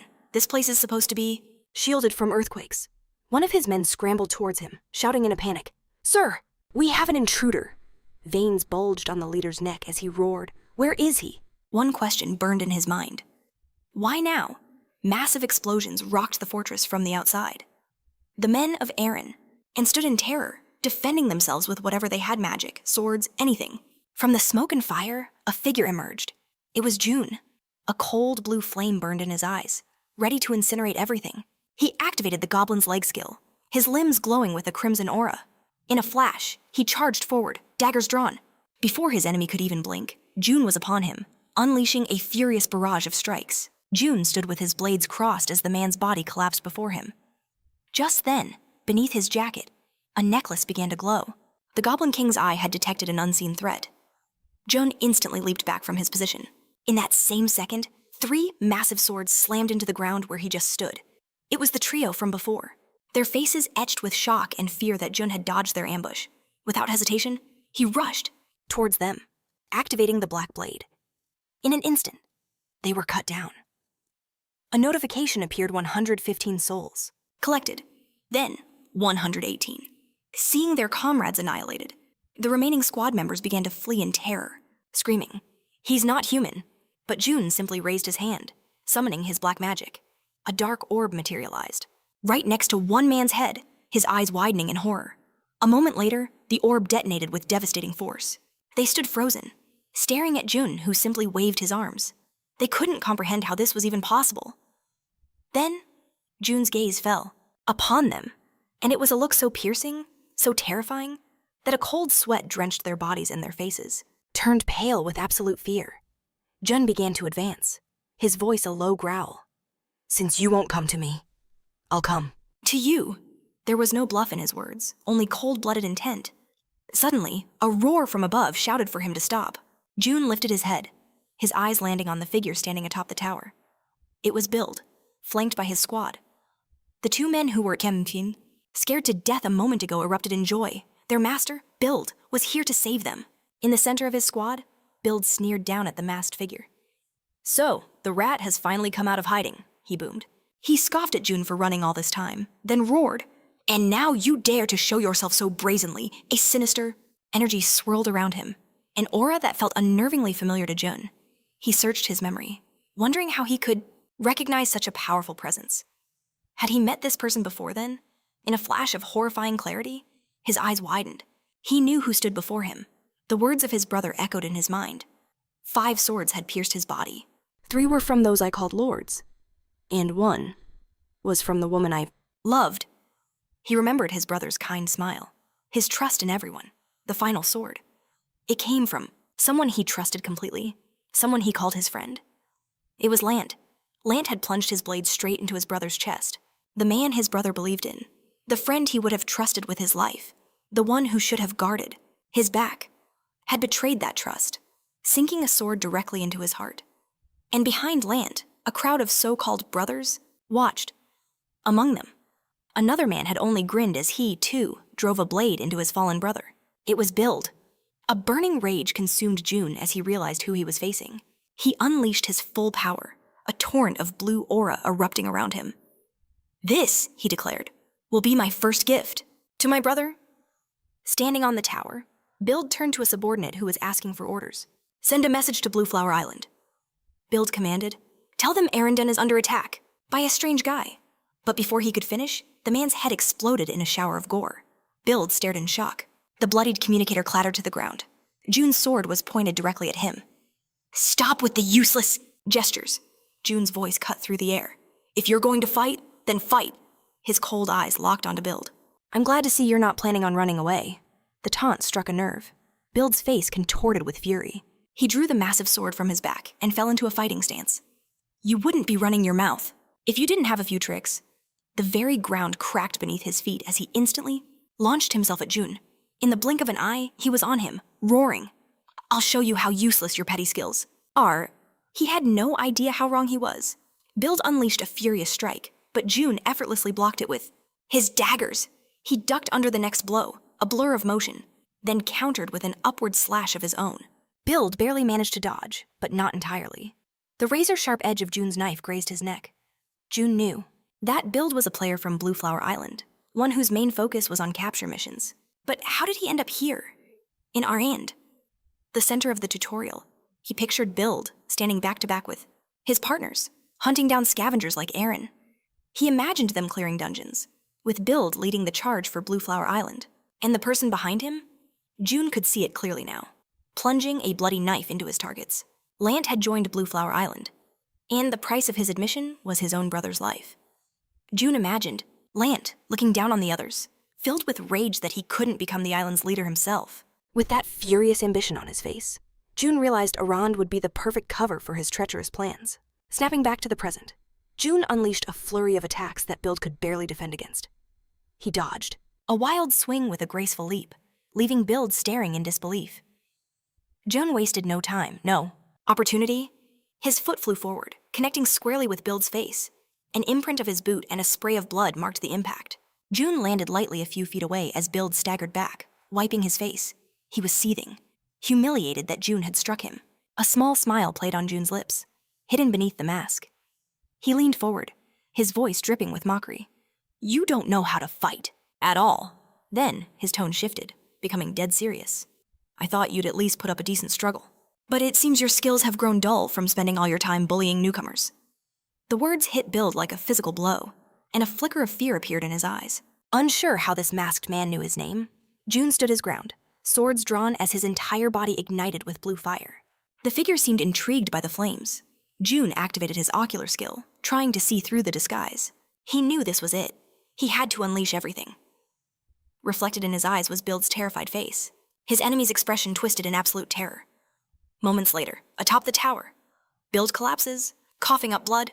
His arm was gone, a mangled ruin of flesh and bone. As Jun began his slow, deliberate advance, getting closer with every step. Suddenly, Build's loyal subordinates leaped forward, forming a human shield. Stop, they screamed, a futile plea, annoyed. June activated his black blade skill. With one devastating swing, 3 of them fell. They were cut down in an instant. June was a merciless reaper, his face cold as ice. A grim wall of corpses now separated him from Build. Build frantically waved his one good arm, screaming, "Somebody, stop him!" But his remaining men were paralyzed by fear. They couldn't bring themselves to move. As his desperate cries echoed, a hidden chip suddenly activated within them. Instantly, they were transformed into mindless, obedient puppets. Build watched with a grimace, forced to use his last resort. He had never wanted to activate this forbidden technique. But against this monster, he had no other choice. The puppets immediately formed a new shield around him, protecting their master with their very bodies. Seizing the opportunity, Build scrambled to his feet and ran. He had to get to that stone. It was his only hope of killing the man in the mask. But the mindless horde stood in June's way. June stared them down, a dangerous glint appearing in his eyes. He moved like a shadow through the chaos, a clean strike, and another puppet fell. Soon, June stood alone, atop a mountain of bodies, drenched in blood. He had single-handedly annihilated the Errand clan. His mask was splattered crimson. But it couldn't hide the fury burning in his eyes. Only one target had escaped his wrath Build. The scene then shifts back to the dungeon below. Down in the darkness, Hyang looked up nervously. Doyle, what is all that noise? He asked, hearing the commotion. We just tried to do the right thing, he grumbled. And we end up buried alive for it. How could we be so unlucky? But he turned as Doyle spoke with a grave tone. Let's get something straight. You're not the one with bad luck here. I am, Doyle declared. I was the fool who followed you down into this mess. And just like that, the bickering began. You should feel lucky to be stuck with me, Haiyang shot back. Doyle just sighed. Clearly, it's not my lucky day. While Haiyang fumed, a faint smirk appeared on Doyle's face. You're being unusually mean today. Haiyang pointed out. Doyle's smirk grew. I made myself a promise. If I were ever on death's door, I'd contradict you at least one time. Haiyang scoffed at that. You talk as if you've been the perfect, obedient little brother this whole time. The banter faded. They both knew arguing now was pointless. It wouldn't get them out of this. After a moment, Haiyang broke the silence. Hey, what do you think June is doing right now? Doyle's expression softened. He stared upwards, towards the chaos. Who knows? He sighed. He manages just fine without us. He's probably already headed for Sector G. Haiyang's shoulders slumped. If I knew we'd end up like this, I would have just told him about the hidden piece. He could be using it right now. But as he finished speaking, a familiar voice echoed from the darkness. Then you can tell me about it now. They looked up to see June standing at the entrance to their cell, his imposing shadow stretching towards them. Their jaws dropped in disbelief and pure relief. As he watched them silently, they both cried out his name. June! He shattered their chains with a single motion. You two look terrible, he remarked dryly. Doyle crossed his arms, fighting back tears. How did you even find us? Haiyang rubbed his sore neck, still in shock. June answered with a casual shrug. I was just passing by. Haiyang winced, remembering how rudely he'd acted before. He swallowed his pride. Thank you for saving us. June held out his hand, a knowing look in his eyes. If you're truly grateful, then how about you tell me about that hidden piece from the tutorial? Haiyang was stunned. Are you seriously trying to make a deal right now? He stammered. In response, June just offered a small, sly smile. Haiyang tried to straighten his shoulders, but his entire body screamed in protest from the pain. He knew they couldn't escape in this condition. He and Doyle exchanged a worried glance. Doyle was thinking the same thing. In their state, they would only be a burden to June. I'm grateful he came, but it might be better if he leaves us behind. Haiyang forced a brave smile. We can take care of the rest from here. But June cut him off mid-sentence. All the members of Arand are dead. There's nothing to worry about. Haiyang's eyes went wide with shock. What seriously did you really kill them all? Doyle, however, just smiled calmly. I see. So you took care of everything. June met his gaze and nodded. That's right. Haiyang shot a fiery glare at June. Hey, how come you ignored my question? But you answered him right away. Without a word, June simply turned his back on him. Haiyang seethed with frustration, knowing he was too weak to even land a punch. A flicker of shock. Bild was still alive. The man then gestured downward, asking if he wasn't planning on going down. June wondered if there was something below. His instincts screamed that Bild was hiding a dark secret. He couldn't grasp their entire plan, but one thing was clear. They were using human sacrifices to create something. A short time later, they descended into that very basement. A labyrinth of rooms stretched before them. The stench of blood was everywhere. Jun scanned the area, realizing these were well-hidden dungeons. As they moved deeper, a chilling feeling crept over him. The entire place reeked of countless corpses. He couldn't even imagine how many souls had been trapped down here. Blood seeped from beneath the heavy doors. Had there been people here just a few days ago? Or had they recently performed a bloody cleanup operation? Jun's mind raced. He knew that the darkest forms of alchemy often used the most forbidden of ingredients. The most potent and expensive of all were human flesh and soul. It was not only inhumane, but incredibly dangerous. That's why human sacrifice was strictly forbidden within the tower. And yet, these monsters were trying to forge something using the essence of countless lives. From the very beginning, their entire operation was an atrocity. Now, Bild was trapped. He had saved Haiyang and Doyle. All that remained was to hunt down Bild and deliver final judgment. Suddenly, an eerie whisper echoed in the dark. He spun around. A legion of ghosts stood behind him.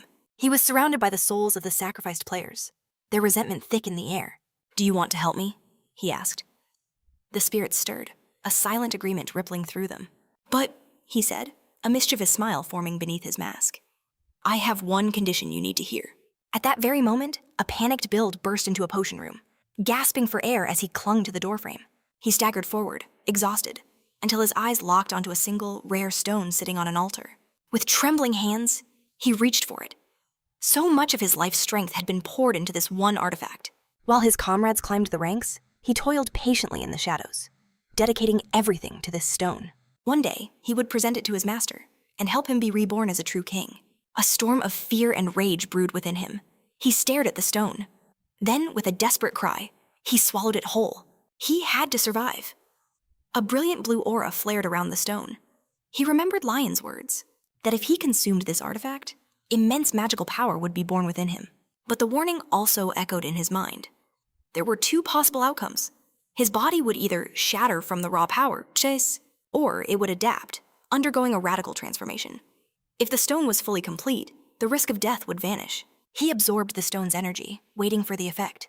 He had waited so long, praying it was close to completion. He stared at his hands.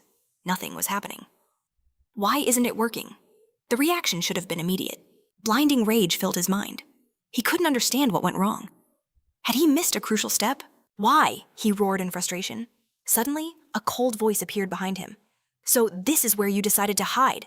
It was June. Build's bloodshot eyes bulged with terror, sweat pouring down his face. He bared his teeth like a cornered beast as June stood behind him, a silent, menacing presence. June's eyes then fell to the altar. So that's the stone you were trying to create? It doesn't look very special.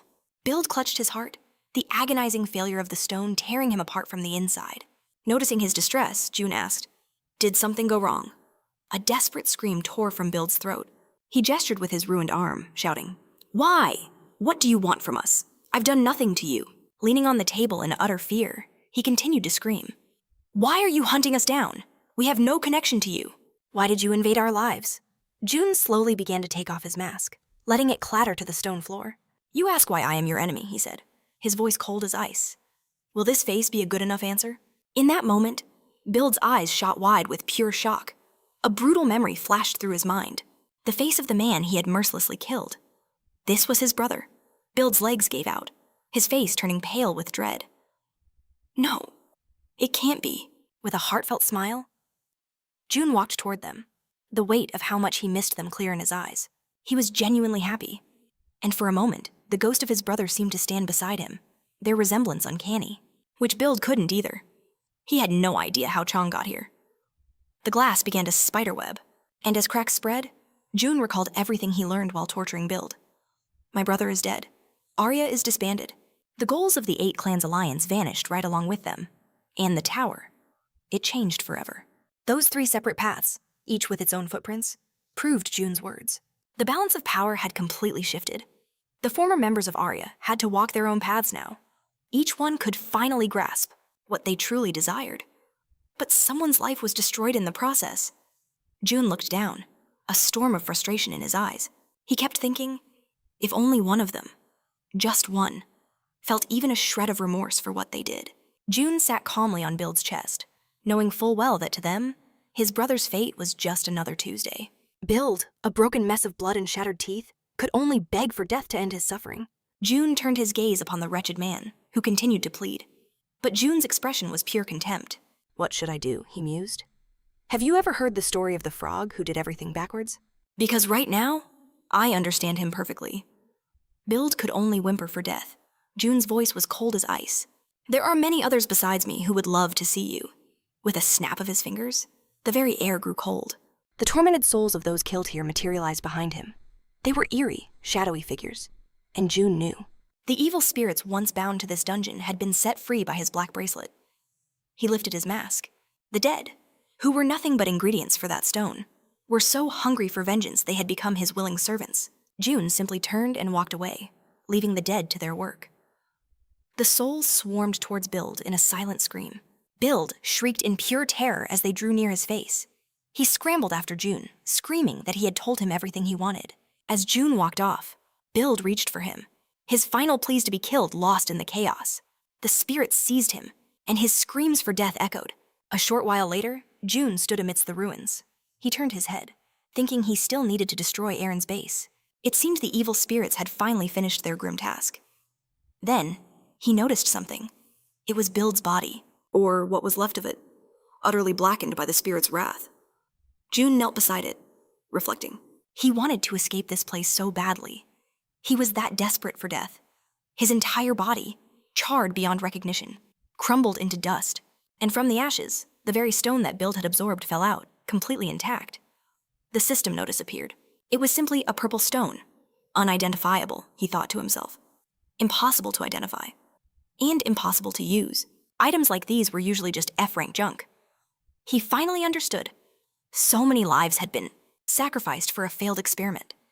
He reached for the stone, figuring he had no choice but to throw it away. But then he paused. It was better to take it for now. Perhaps it would have a use later on. The moment he touched the stone, his entire hand was engulfed in a brilliant purple light. June stared in shock as the stone began to absorb directly into his skin. All of that violet energy flowed from his arm, Straight into his heart. He stared at his chest, stunned. The stone had forcibly become part of his magic chain. He hadn't even wanted it. He quickly checked the item's details. Everything was listed as question marks. The system itself had no information. But then, another notification popped up. This artifact was unique. There were no other items like this stone in the entire tower. Its quality, class, and features were all impossible to identify. The artifact was incomplete. He needed to finish it himself, to unlock its hidden information. June pointed at the screen, a smirk on his face. He was finally getting some answers. He crossed his arms, thinking, so it wasn't a defective item, nor was it low quality. It was just unfinished, but completing it would require a special procedure. He had no choice but to hold it, close to his heart until then. It had no effect for now. June lowered his hand from his chest. Even if it felt a little unsettling, he would have to deal with it. He turned his head, taking in the desolation around him. The ruins of Aaron. It was finally over. The scene shifts, and he's now standing among sharp, jagged rocks under the night sky. Reaching the top of a peak, he called out, "It's finished! You can come out now, Haiyang!" And Doyle emerged from behind a boulder, huge smiles breaking across their faces. They rushed towards June, and Haiyang remarked, "I've always felt it, but your level is just on a completely different plane." June feigned ignorance. Haiyang just grinned wider, spreading his hands. "What I mean is, you're the one who caused all this chaos, aren't you, Model Cells?" One had to wonder what they did to him, to make him decide to wipe out an entire clan. Jun simply spread his hands, a gesture of pure confusion. Even Haiyang was stunned by the sight, as if witnessing a miracle. Just then, Doyle approached. He asked June about Build.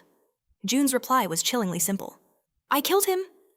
Haiyang stood with his arms crossed, a smirk playing on his lips. But Doyle was completely blindsided by this revelation. A moment later, a sweet smile bloomed on his face. "Good," he said. But that smile was a mask. Beneath it, a wave of sorrow was already crashing over him. Doyle stared off, into the distance. Blue Flower Island would never let this go. A part of him desperately wished he could have dealt with Build, with his own two hands. But then, he remembered June's ice-cold logic. His refusal to save others. He realized then, he wasn't brave, just reckless. To truly unleash his anger, he first needed overwhelming strength. Doyle looked down, his fists clenched in frustration. He swore to himself that in the future, he would never lose again, no matter how powerful the enemy. Doyle clutched his chest. Haiyang watched him for a moment, before suddenly collapsing to the ground. "All those scoundrels are dead," he wheezed. "The end must be near." He felt his body breaking down, just a few steps, and he was already overcome with sickness. He turned to Doyle, who watched him with nervous eyes. Haiyang met his gaze and spoke. "It seems our journey together ends here." Doyle's expression was blank at first, then softened into a knowing smile. "Yeah, I was thinking the same thing." They both turned to June. Haiyang asked the inevitable question. "Where will you go now?" he guessed. Sector G, June confirmed it with a nod. That was his exact destination. Suddenly, they thrust a massive bag into June's hands. "Take this," they insisted. He stared at it, utterly bewildered. When he opened it, his eyes widened. Inside was the crown, alongside a mountain of tokens. The guys explained it was everything they had managed to gather. Some had been used, but most remained untouched. June gripped the bag tightly. "If you're trying to repay me," he said, "don't." Haiyang waved his hand dismissively, a wide grin on his face. "It's not like that at all." He and Doyle stood side by side. "We're leaving the tutorial," Haiyang announced cheerfully. The words hit June like a physical blow, his eyes widening in shock. Haiyang leaned on his arm for support. "The truth is, while you were raising hell, Doyle and I had a serious talk. There was no way they could enter Sector G. In their current condition, they couldn't protect their rank, and they'd just become prey for other players." Doyle added his part. "That's why we decided to make a strategic retreat. We'll try again next time." Junai clutched the bag, quietly listening. It made sense. There was no point in continuing a race when they couldn't reach first or second place, and June knew better than anyone. The player who claims the top spot receives a prize beyond imagination. It's why he fought so hard for every single point. But then, an awkward silence fell as a new thought struck him. He looked at Doyle. If you quit a round, you can just start again. Doyle looked surprised. You didn't know many players attempt the tutorial multiple times. At the start, they all fight for the right to even enter the tower. At this moment, June's entire world shattered. He had always believed this was a once-in-a-lifetime chance. He seethed, remembering his brother's diary. There were no special notes about this. Nothing at all. All this time, he'd been acting so recklessly, when he could have played it safe. He pictured the great door that led into the tower, while the tutorial itself had no set schedule. The tower only opens when the time is right. You can always try again, but no one knows how long. They'll have to wait. He looked at his two companions and realized he'd actually had fun. He even managed to take down Build. A genuine smile formed behind his mask. Looking at these two, he knew he had met two truly good people. Still holding the bag, he asked. So you want me to have this? Haiyang just shrugged. Better that someone strong uses it than for it to go to waste. Then, his voice dripped with pure venom. And as for Pant and Adora, you can crush them for us. He let out a sinister giggle. Doyle shot him a glare. You know how weird you sound right now, right? He snapped. Just shut up. While the two of them bickered over who was to blame, June stood silently, a question burning in his mind. Pant and Adora. He pictured two silhouettes, a man and a woman. He'd heard those names before, seen them again and again. Every time he checked the tutorial rankings, their names dominated the very top. He stared into the distance, his resolve hardening. He would meet them in Sector G. As Haiyang grabbed Doyle by the collar, June finally spoke. Who are they? He stared them down, but their faces told the story. To them, these chosen few were simply monsters. Haiyan's voice cracked with anger. He confessed he'd tried countless times to surpass them, but it was utterly useless. It was impossible. They were inhuman. Haiyang's eyes narrowed, a nervous energy about him. That's why you have to take the token bag, he urged, and claim first place for yourself. Placing a hand on his shoulder, Haiyang gave a sly wink and a snap of his fingers. Think of it this way, he said. We're basically handing our spot over to you. How cool is that? A genuine smile spread across June's face, as if these rivals had truly become his comrades. He looked at them with resolve. I'll do my best for you, June declared, his voice filled with a fire they hadn't seen before. This is exactly what I was waiting for. This was it, the ultimate display of a warrior's spirit on the battlefield. Friendship forged in fire, and a burning will to compete. This was the sight he craved, from Doyle's perspective.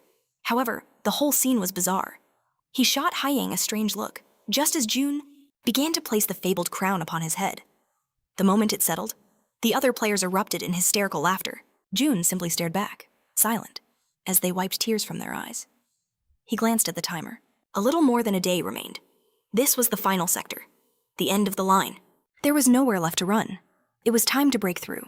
The tutorial's grand finale was upon him. Deep underground, he recalled the secret. The hidden stage of the tutorial, unlocked only by Heron's crown, lay in the deepest part of this place. The H's lair. Kang and Doyle had not only told him of its existence, but also how to reach it. He descended into the darkness. He carved his way through swarms of cheetahs, pushing deeper until he reached the final chamber. There, the boss awaited him. Before him stood a colossal beaver bear. The beast let out a deafening roar. June knew instantly it was powerful, perhaps even rivaling the strength of Asha. But he felt no fear. The boss itself was irrelevant. He knew that without Heron's crown, he might have been buried alive in this forgotten lair. Or worse, utterly annihilated by this very monster. After the grueling battle, June was completely drained, sweat pouring from his brow. But as the boss fell, a sword, embedded in the rock above, began to glow. It jutted out from the stone, bathed in a celestial light. June reached out and grasped the hilt of the legendary blade. Vigrid, he pulled it from the stone with impossible ease.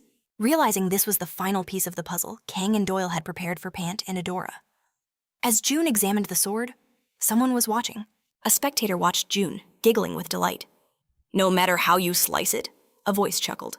This one is incredibly greedy. A lone goblin sat before a wall of monitors, his eyes fixed on June. He killed Asha, dealt with Ernan. And now, he's even reached Vigrid? The goblin stroked his chin, utterly captivated. He mused aloud. Even after entering the tutorial a week late, he's claiming every hidden item, as if they were waiting just for him. A player who shatters all expectations? The more the goblin watched, the more fascinating this game became. A malicious smile spread across his face. There are no more than 12 hours left, he hissed. What else can you show me in the time that remains? The goblin spun in his chair, pointing dramatically at the screen. This show is about to get even more interesting. Because I'm the only one who knows the full story. He tapped a security icon with a sharp nail. Only the highest-ranking moderators can restrict access. The icon glowed a menacing red. The goblin smirked. And among the moderators, some are known to neglect their duties. Making deals with the players? He chuckled darkly.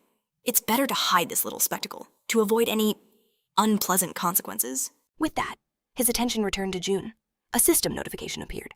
He had entered the final zone of the tutorial Sector G. Before him, a stairway stretched endlessly into the heavens, rising from a floating island. As he ascended, a sense of finality washed over him. He had finally made it. This was the last step. A new notice appeared. The trial of Sector G had begun. This, June mused, was just like Zones E and F. Another trial centered around collecting tokens. But the rules had changed. The next notification confirmed his suspicion. In this sector, you could steal merit points directly from other players. To do so, you had to defeat them in a duel. The system demanded he show his true strength. By crushing the maximum number of players and seizing the maximum number of points, June understood immediately. Unlike the previous sectors, the conflict here was direct and brutally open. He gazed down at the chaotic landscapes below. This place was designed for pure anarchy. Everyone was locked in ferocious duels. His brother had only 2 words to describe this final stage. As he walked, he remembered them. Those 2 words echoed in his mind, a chilling premonition. Battle Royale. Chaos. He continued his climb. He knew this was the arena where the best of the best would collide. As he reached the summit, A stark realization hit him. This was also a place where everything could change in an instant. A stage for the most unexpected betrayals. a sudden shift in the air stopped everyone cold. A fierce wind whipped around him as he stared, utterly stunned. Before them stood a crowd of players. He couldn't comprehend the source of this overwhelming aura. The other players were frozen in shock, wondering what kind of monsters had just appeared. Suddenly, a chilling laugh echoed across the platform, revealing a glimpse of sharp fangs.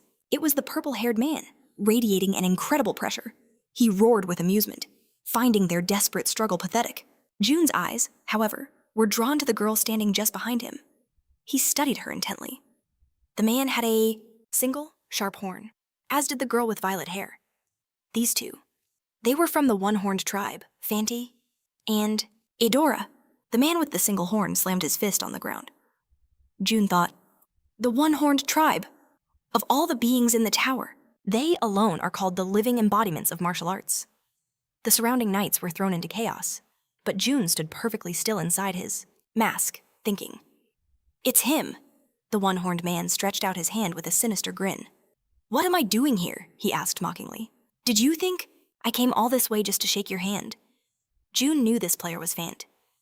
Fante taunted him. Come on, attack me. Don't just stand there. His smile widened, revealing a mouth full of sharp teeth. Or else, he snarled, before rocketing straight toward June. With his fists clenched, he yelled, I'll attack first. The soldiers fell into a panic, raising their shields in a desperate attempt to defend. We have to stop him, someone cried. Fante just smirked as a terrifying aura flared from his fist. He crashed into the players, shattering their shields into splinters. He laughed. You're so fragile, and these shields are even worse. He then drove his fist into a player's stomach, sending him flying. You thought you could stop me with this.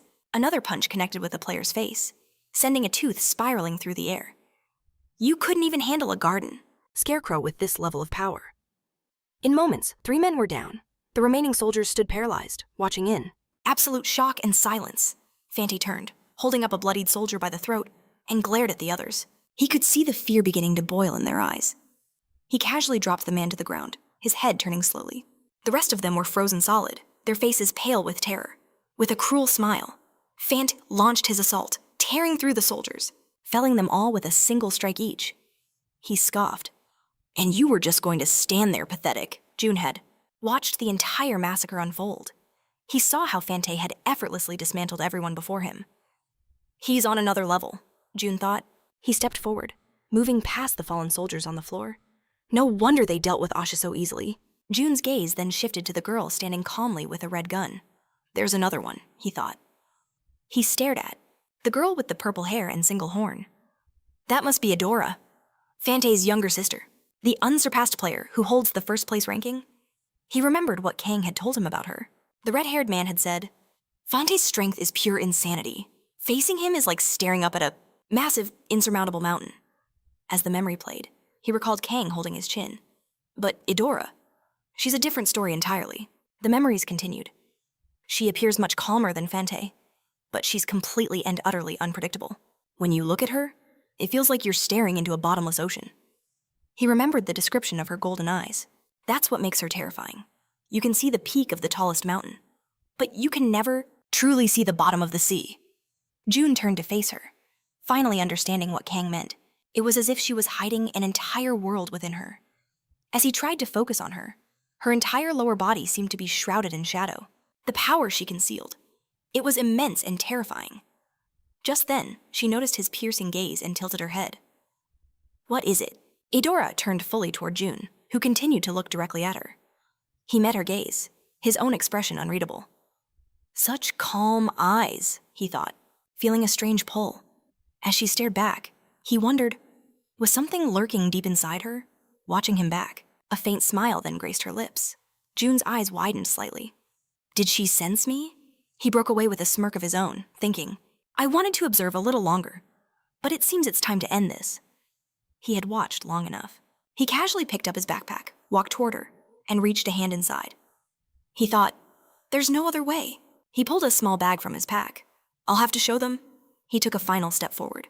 Then, he upended the bag. A river of shimmering blue pearls cascaded out. The soldiers stared in disbelief at the massive mountain of treasure piling up on the ground.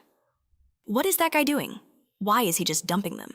Did he really give up after losing to that monster? What a complete waste. Idora stood frozen, her mouth slightly agape in surprise. One of the soldiers shouted, He could have just given them to me.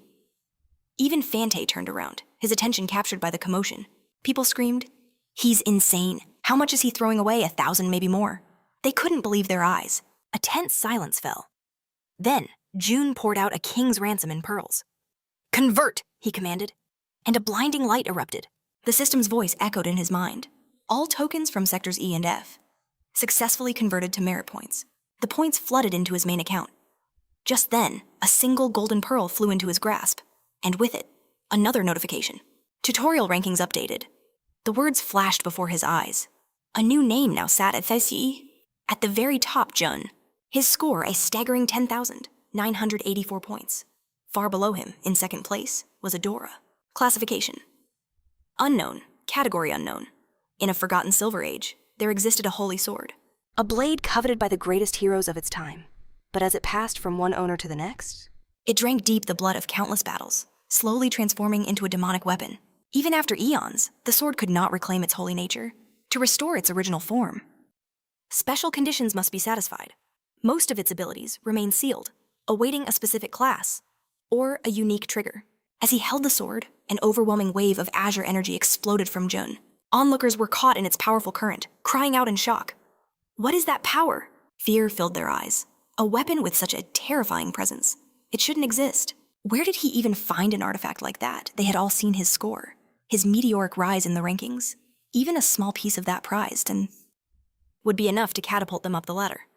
Their eyes locked onto June, who held the sword, lost in thought. Best of all, he was a solo player. No guild, no team to back him up. He was the perfect target. Greed and malice twisted their faces into sinister grins. One player sneered, thinking, so what if he's strong? even if he's on Adora or Panta's level. The players began to converge, a predatory pack closing in on their prey. Could one man, no matter how powerful, stand against their combined might? Originally, this sword was a divine weapon, pure as driven snow. But even now, its corrupted abilities were terrifying. June gave the blade a test swing, feeling its immense power. He gripped it with both hands, contemplating its true nature. He activated it, blessing of the sword. Instantly, a swirling vortex of blue-black energy erupted around him.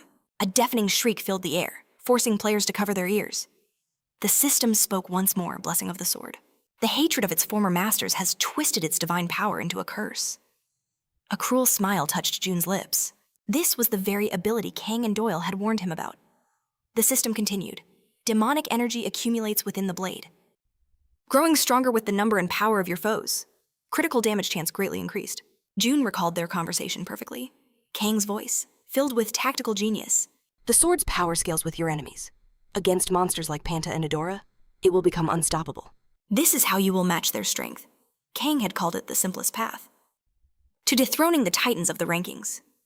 A sinister black aura began to coil around June's body. All that's left is to cross the final sector, he thought. The other players shielded their eyes from the maelstrom of dark energy swirling around June. He thought, I need to build up its demonic power. So I'll start with this fodder. The players were still shouting in confusion, completely clueless. In a flash, June shot forward. Cries of, "It's too dangerous," erupted from the crowd. They scrambled back in terror. Brace for impact, defend yourselves. But it was too late. June unleashed a torrent of destruction. Agonized screams echoed as they fell. A massive cloud of dust blinded everyone. Players shielded their faces, waiting for the end. One man cautiously opened his eyes. Relief washed over him. He was alive, but as the dust settled, his relief turned to pure horror. June stood before him, weapon in hand, surrounded by a field of fallen players. The survivor let out a strangled scream. Panic seized him. June simply stared forward, thinking. Kang and Doyle focused on the blessing. He watched as the bodies of the dead began to glow with a sickly green light. But this sword has another, very useful ability. The remaining players cautiously approached a glowing corpse, poking at it with their weapons, their faces filled with dread. What is this, they wondered. Suddenly, a cloud of green smoke billowed from the body, enveloping the nearby players. The toxic mist seeped into their armor. I don't feel so good, one stammered. Then, understanding dawned. The system's voice was mercilessly clear. Blessing of poison activated. Upon delivering a killing blow, a curse afflicts all nearby enemies. Infected players suffer reduced defense and movement speed. The ability remains hidden, but an ominous green mist envelops the nearby players. They clutch their chests, gasping, demanding to know what's happening. June simply grabs one by the head and drives his weapon straight through. As another coughs about a curse, June becomes a whirlwind of destruction, cutting down foe after foe as they scream. And fly in every direction. June surveys the carnage, thinking to himself that the trash has finally been taken care of. As the dust settles over a field of bodies, he spots Adora standing in the distance. His thoughts drift to her for a moment. And then suddenly, he appears right before her. Pant slams his fists together with a thunderous clap and stands directly in her path. He grins, a laugh escaping his lips, his anger barely contained. "It's fine," he says. His eyes ignite with a brilliant golden light. "I've been waiting for this," he declares. "For a real battle, beyond these weaklings." He turns to Adora, a manic smile on his face. "Can I go now?" he asks, scratching his head with anticipation. Adora stares back in disbelief. "Did you ever once ask for my permission?" she retorts. Pant just scoffs. Well, it doesn't matter." Adora lowers her gaze and a small smile touches her lips. "I won't tell my father a thing." Pant turns his back and cracks his knuckles with a grin. "Then I'm off," he says. But Adora tells him to wait right there. Pant presents her with 2 golden orbs on a string. Scratching his head again, he mutters, "Right, almost forgot." Adora accepts them and watches as the orbs begin to glow. A system window confirms the tutorial ranking has been updated. Just like that, the system announces Adora in first place, pushing June down to second. The onlooking players are floored. They whisper in shock at the madness. To be so close, yet so casually give away 60,000 points. For points like that, everyone in this tutorial would gladly offer up their lives. But Pant just looks at them and smiles. "Don't you dare compare me to you." He scoffs. "We were on different levels from the very beginning." Pant grins as June stares him down from amidst the corpses. He hopes, truly hopes, that this man will fight with everything he has. He settles into a stance and draws a deep breath, preparing a technique known only to the one-horned clan. He glares at June, thinking of his clan's ancestral martial arts, their most secret technique. Pant's smile widens as golden lightning crackles around him, hungry for battle. He's ready to unleash the Thunder Fist, and in a blinding flash, He'll strip him of all his points. He materializes before June's face, his expression one of pure ecstasy. But in that instant, Jun raises his weapon. A deep, dark blue aura explodes outwards. The golden lightning and the sword's aura collide in a cataclysmic explosion of power corpses litter the field, and at its center, June stands firm against the antler. Pant gets to his feet, a wide grin spreading across his face. "Not bad," he admits. "Not bad at all. In fact, you're even better than good." Pant extends a hand, his voice booming with excitement. This is great now! Where should we begin? June raises his blade. And takes a small step back. Then he plunges it into the earth. Pant watches as cracks spiderweb across the ground, and the world begins to rumble. He looks at June, a sense of true danger dawning on him. He instinctively throws his arms up to defend as the shockwave hits. Blood begins to trickle down his arm. He grits his teeth, trying to stand his ground. This can't be, he thinks. He, a prodigy of the royal family, who had mastered countless martial techniques, who had absorbed immense chaotic energy, was being overwhelmed. By this unbelievable magical power, he struggles to resist as the very ground around him is torn to shreds. He's pushed back, hiding behind his own bloodied hands, wondering how he could possibly lose so easily. He coughs up a spray of blood. Then, looking at June with a newfound fear in his eyes, he begins to smile. How can I lose, he asks himself. I, who am destined to be king. June watches this display, wondering what he could possibly be smiling about. I can't back down now, Pant declares. Golden lightning erupts around him again as he takes his stance.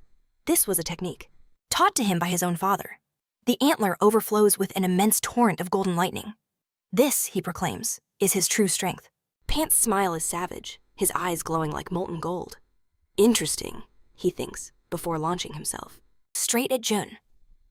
This is very interesting, he roars, swinging his fist, smiling at the thought.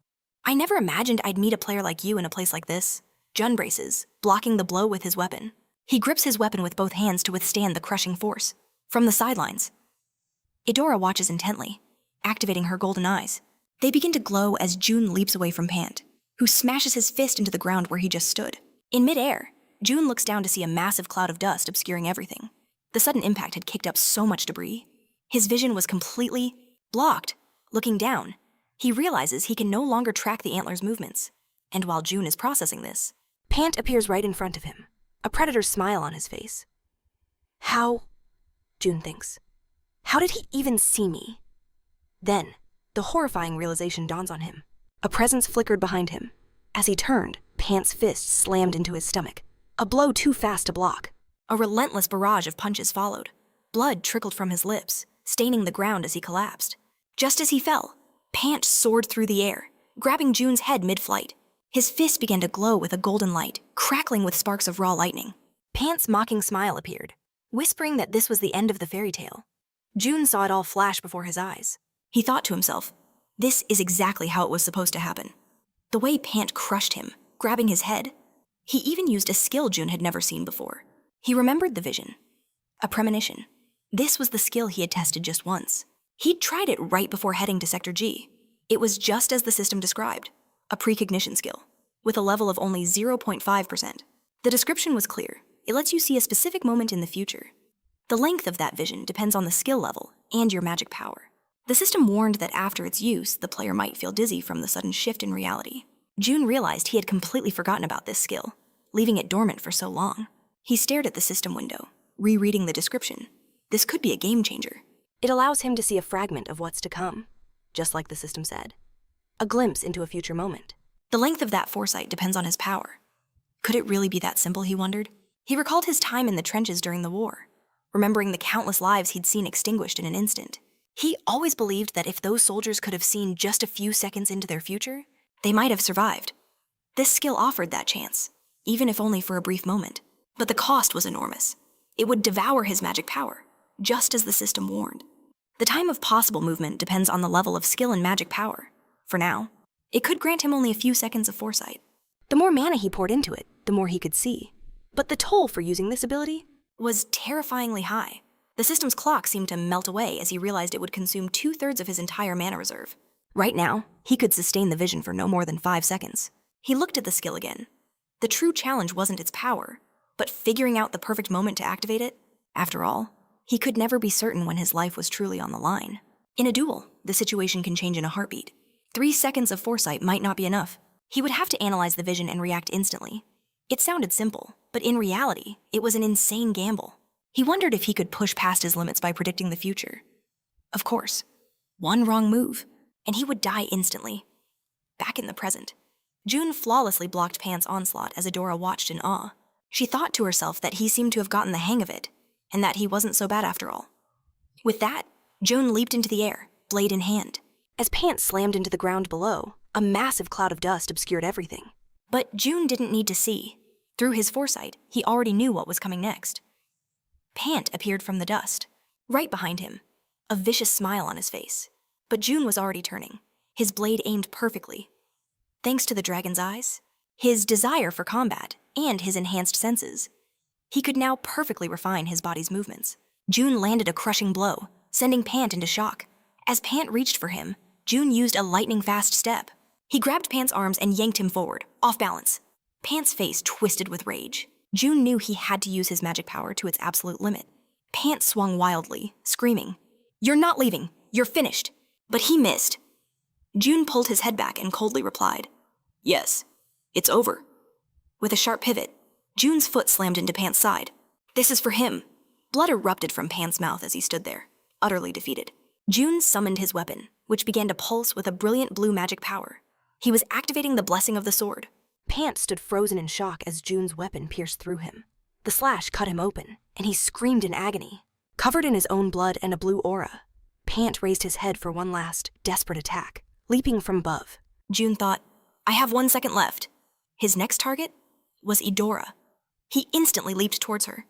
She stood watching, stunned. As he descended, she drew her massive blade, blocking June's strike just in time. He watched in disbelief, realizing she was orchestrating this counterattack. With a swift motion, June launched the dagger from his other hand. This next moment was critical. He envisioned the daggers striking Eudora's neck. If his calculations were perfect, she should be collapsing right now, bleeding out. But did Eudora fall? No. She flawlessly blocked the blade. He stumbled back as she pointed her weapon directly at him. June stood frozen in shock, his mind racing. How did she parry that impossible blow? He lunged with another punch, but again, she deflected it with ease. He replayed the sequence in his mind. There were no mistakes, yet Eudora continued to block every single strike. Why? Why didn't his vision come true? Eudora's lips parted. She drew her weapon back, then unleashed a colossal swing. Dust and debris exploded everywhere. As June moved to counterattack, he was stunned by the sheer force. Blinding clouds of dust filled the arena.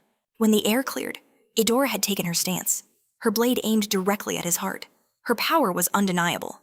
June stared into her golden eyes, a chilling realization dawning on him. This was the power that Eudora had been hiding all this time. She had somehow pierced through his knowledge insight, a skill that let him see the very essence of things. Eudora stepped forward. Pant had his thunder fist, a secret technique. Of the Changyam family, but Eudora had also mastered one of these legendary arts. However, the training was so brutal that only she had succeeded. This very skill was what propelled the twins to first and second place in the tutorial rankings. Eudora explained that her own insight allowed her to see through reality itself. With it, she could perceive an enemy's thoughts and actions before they happened, and therefore counter any attack. His predictions had been completely nullified. June kneeled, defeated, as Eudora looked down on him. He aimed his weapon at June. June knew his prediction time had run out. "Are you going to continue?" Eudora asked. June sheathed his weapon. "No," he said. "It's over." A faint smile touched Eudora's lips. "A wise decision," she replied. "You fought so many players at once, including my brother." It was truly impressive. As June met her gaze, she continued, "I've never seen a player at your level achieve something like this. I would gladly concede first place to you, but we have our own reasons for needing it." To which June calmly replied, "And what makes you think I was going to give up?" Eudora's eyes widened. "What?" she asked in surprise. Just then, June revealed 4 golden balls in his hand. Eudora stared in absolute shock. She realized in an instant he had stolen them from her. Panic began to set in. How did he do it? She stared at the orbs as June looked back at her. "Your eyes," he began, as she stared blankly ahead. "They seem to have a weakness. You can only anticipate. What is directly in your field of vision?" She looked stunned as he recalled the moment. While one dagger flew towards her, the other had fallen, slicing the rope that held the golden crystals at her waist. Eudora looked down, a wave of dread washing over her. She had been so focused on his main attacks that she completely overlooked the subtle feint. June attached the orbs to his own belt. "I'll be taking these," he said. System notifications began to chime across the field. The tutorial rankings have been updated. First place June, second place Eudora, third place Pant. Every player stared in utter disbelief. They couldn't believe what they were seeing. "This can't be real," they shouted. The watching soldiers murmured amongst themselves. Even without stealing the talismans, he might have already been number one. Yulian looked up, his eyes gleaming with pride. The other players knew what this meant. A new monster had emerged, one who devours everything in his path. June activated his instant step skill. As he began to vanish, Edora cried out, "Wait!" She reached out her hand, but only caught a fading afterimage. He was already gone. She clutched her hand to her chest, gritting her teeth. Her very first defeat in the entire tutorial. A complete and total rout. She grabbed her kimono, her body trembling slightly. Then she placed a hand on her cheek, as a deep blush spread across her face. "He's so cool," she whispered. The system's final countdown echoed 5, 4, 3, 2, 1. The tutorial's time was up. June saw a message flash before him. All players will now be transferred to the waiting area. "Be prepared," it warned. June wondered just how much time had truly passed. Suddenly, he materialized amidst a massive crowd of players. They were all in a state of shock. Looking around frantically, they asked, Is it finally over?" And then, they all saw him. June, standing right in front of them. Their eyes widened with surprise. "It's him." The guy who took first place. As June stood silently, the crowd erupted in whispers. He defeated the one-horned twins. That's impossible. What is he really? June simply listened, wondering. Even those who hadn't seen it now knew his name. The rumors from Sector G were spreading fast. He hadn't expected to draw this much attention. Closing his eyes, June focused his mind. The key of Zeus. There was only one path to claim it, a path that led to 2 specific locations. As he entered the tower, he recalled a vision. A massive white banner, emblazoned with a sword and wings. That's the first destination, he thought. The legendary home of the Arteria clan. The other was the treasury of Olympus. He knew it as the vault where ancient gods stored their greatest treasures. The key of Zeus was one of the 12 keys that could unlock everything. June glanced around, his thoughts shifting. By the looks of it, Kang and Dole had already departed. They did say they would leave immediately. Still, it was a shame he'd missed them. Just then, a voice called out, snapping June from his thoughts. He turned, slightly surprised. "It really is you." A familiar face, Yol, grinned at him. He said he'd heard rumors of a masked newcomer shaking up the tutorial, and knew instantly it had to be June. And he wasn't wrong. June studied him. He seemed brighter now. "Did you ever find the Freya Garden?" he asked. "I did," Yol replied with excitement. "Stumbled right into it in the Sector B waiting room." He explained that inside the garden, a spirit resided, waiting to form a contract. As a sorcerer with raw talent, he believed mastering elemental magic was his key to success, and it looked like his bet had paid off. June activated his dragon's eye. A wave of information flooded his vision. This was not the same Yale he once knew. "You've made incredible progress," June observed. "And found some hidden pieces along the way." Yol admitted he'd even met a mentor. "A mentor?" June asked. Intrigued, Yale just smiled, assuring him he was in good hands, and that he was truly grateful for June's help. In fact, he wanted to offer his thanks before leaving. He gave a deep, formal bow. "Because of you, I changed my perspective, and found a great master." His eyes closed in respect. "Someday," he said with a final smile, "we will meet again." June simply nodded as he watched him. Yale's body dissolved into a brilliant blue aura. The players who saw it were stunned. It seemed he had gotten one step, closer to the tower's peak. As the light faded, all eyes turned to the massive portal. A new presence was arriving. "So glad to see all your faces again." A goblin, impeccably dressed in a tuxedo and glasses, emerged. Stepping onto the platform, he bowed grandly to the crowd. "A warm welcome to you all. Dear players, I am the tutorial administrator." As every player, including June, watched him, he began his address. "You have all performed admirably. Your excellent dexterity. Your brilliant decision-making under pressure. Truly amazing," he declared. "I hope you continue to display these remarkable qualities as you ascend the tower." He adjusted his monocle, a sly grin spreading across his face. "And now," with a wave of his hands, a system window materialized above. "I shall present you with the final results." In that instant, every player saw it. June, in first place, his score was 510,000 points. In third place was Fante, with a mere 2,020. The crowd erupted in disbelief. 510,000. Are you kidding me? Even the top rankers only get 50 to 100,000 at best. How is that even possible? Just what in the world happened in Sector G? At that moment, June sensed a presence. Fante had appeared beside him, along with Adora. She offered him a gentle smile. "Congratulations," she said softly. June looked at her, completely taken by surprise. He couldn't understand what was happening. He activated his dragon's eye. He read their auras. The congratulations were genuine, but they were his rivals. How could he have possibly earned their sincere respect? He couldn't fathom the reason why. His attention was pulled back to the front. The tutorial administrator was speaking again. Player June has claimed first place with 510,000 points. Raising a hand for dramatic effect, he beamed. This is the highest score, not only in this round, but in the entire history of the tutorial. And for such a feat, a special reward is in order. A system window flashed to life directly in front of June. He stared at the words. "Would you like to register your name in the Hall of Fame?" He could either agree or refuse. The Hall of Fame, a place reserved only for those who achieved the highest score on each floor of the tower. He chose to decline. Such an honor was a monumental achievement, he knew, but it was also the kind of glory that would paint a massive target on his back. The system registered his choice. The name. With his registration rejected, the client had chosen to remain anonymous, though that could change at any time. The receptionist gave Juna a surprised look. This one had a truly unique character, unlike the others. Sometimes he encountered people like this, individuals with outstanding abilities who refused to show them off. Juna just looked back, thinking he simply didn't want to reveal his true name. What difference did it make? Anyway, the administrator snapped his fingers. "And now, it is time for the rewards." Huge blue cubes with question marks materialized before him.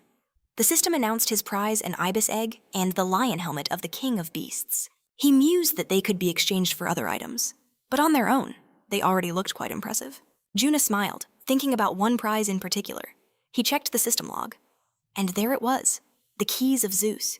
The Key of Zeus was a small C+ category object. With it, one could open the treasury of Zeus, the ruler of heaven.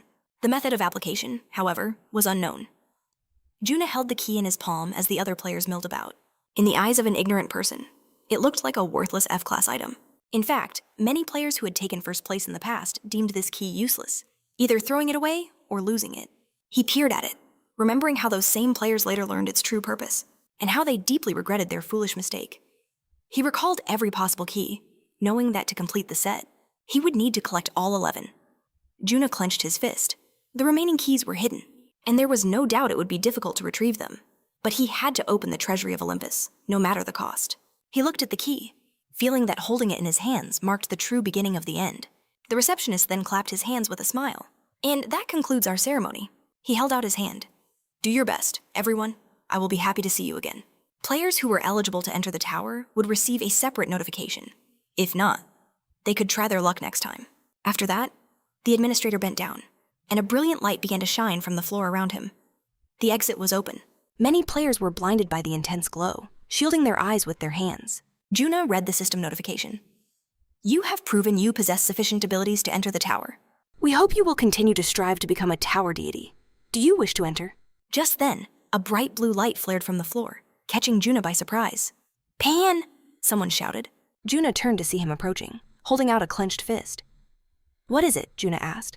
"What happened back in Sector G?" Pan said, stepping closer. "You used an artifact, didn't you?" Pan smiled, extending his hand. "Let's drop all the jokes and fight, one-on-one." His eyes began to glow. "If you're a fighter at all, you can't refuse." As Pan burned with fighting spirit, Juna simply looked away. He calmly raised his hands. "I give up." Pan was stunned into silence. "I said, I give up. You win. Does that suit you?" "I will not fight someone who has surrendered." Pan could only stare in shock as Juna turned his back on him. "That's all." Pan reached out in disbelief. "We haven't finished yet," he shouted, but Juna had already vanished into the blue light. Watching him disappear, Pan sank to his knees, clearly devastated as the other players stared. "What the hell? What a coward!" he screamed. Nearby, Eudora smiled, closed her eyes, and let out a soft laugh. It was said that a new recruit had appeared in the tower. The story recalled Juna, holding his glowing weapon. The moment the tutorial round ended, rumors spread through the tower's various societies at an incredible rate. The person who took first place, the first ever to score 500,000 points, an unimaginable number. They said he swept through Sector G, taking everything he could. And that he was the one who crushed the infamous One-Horn twins. Because of this, he earned a nickname Bigwig. And naturally, many clans had their eyes on him. They were all trying to uncover the recruit's true face, but no one could find a single shred of information. They remembered he had hidden his name on the rating table. The rookie wore a mask the entire time, and didn't even register in the Hall of Fame. Whispers began to spread through the shadows. Ultimately, the identity of this recruit was completely shrouded in mystery, and the rumors and guesses piled up like snowdrifts. After that, Juna found himself standing near a colossal city, looking down on it from above. He watched as countless players walked the streets. It was a sight he thought could only be seen in a dream. And there, looming over everything, was a massive tower, a path that ascends straight into the heavens. And speaking of which, one structure immediately dominates the view. A colossal tower, At the heart of an endless city, the Divine Tower, Obelisk. He recalled his brother's words. They were inside this very tower. The tower's top clans were all tied to his brother. They were the ruling elite, perched at the very pinnacle of power. Every move his brother made was a direct challenge to their reign, leaving him with no other choice. June lowers his mask, his gaze lost in the sky. Things are different now. He will see this world through his brother's eyes, speak with his brother's voice, and return everything they took from him. Staring up at the colossal tower from the shadows, he knows. The real story starts now. June holds a photograph in his hands, scanning his surroundings as he walks. He wonders if this is the place. Peering at the faded picture, He sees a man standing next to his brother. Judging by the photo, this has to be the same neighborhood. Soon after, he finds the ruins of a forge, realizing this must be it. The forge's sign is a ghost of rusted, battered metal. He pushes the door open. "Pardon me," he calls out. The floor, the entire forge, is buried in grime and decay. Something terrible must have happened here, a long time ago. he examines the weapons left behind, noting the absence of any stains. His attention is caught by a black helmet with a fiery red mohawk. He realizes these are all high-end items. The system chimes in, this is a metal black Hanwha helmet. Classification Category B? This helmet was forged by the dwarf blacksmith. Hova? Its feature, it conceals its owner in darkness. After that, his eyes fall upon a battle bow, also crafted by the dwarf Hova from the horn and sinew of a minotaur. Mere physical strength would never be enough to draw this bowstring. This, too, is a B-rank weapon. Then, he notices a small blade resting on a worn red cloth. It has no description, no category, no classification. The weapon is completely consumed by rust, making it impossible to learn anything more about its past. He moves closer, his hand touching the handle. He thinks to himself that even with his dragon's eye, he can't identify two of these items. What kind of place is this? It seems some of these weapons are so powerful that they completely defy his perception. He takes the blade in hand, remarking, "Not bad." Suddenly, the door creaks open. A towering figure enters, carrying a variety of weapons. Who are you? A gruff voice demands. A dwarf steps through the door, a weapon held ready. He glares at June, who stands in shock. He recognizes this dwarf from the photo. It's him, he thinks. There's no mistake. He carefully places the rusted blade back onto the red cloth. He thinks about the dwarf. Who was smiling beside his brother in that old, faded picture.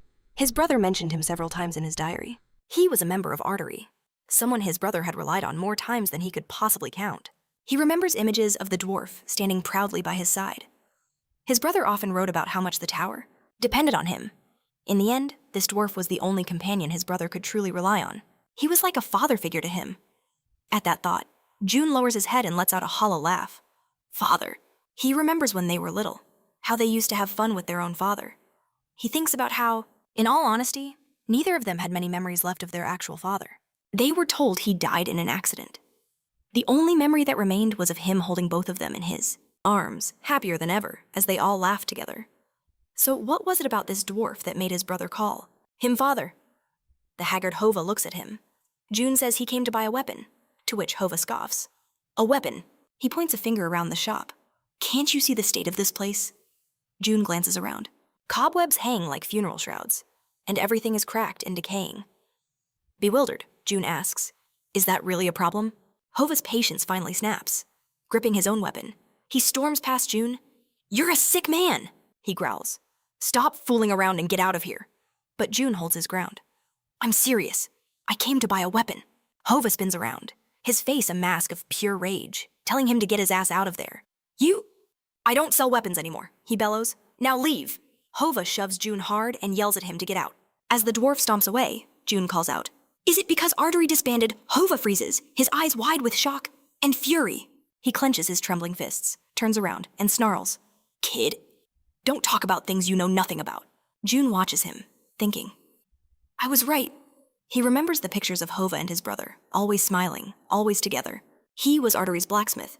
He wasn't technically a player, so he wasn't an official member of the group. But he was closer to its members than anyone. In truth, he was one of them. He recalls the legends of the countless weapons Hova forged.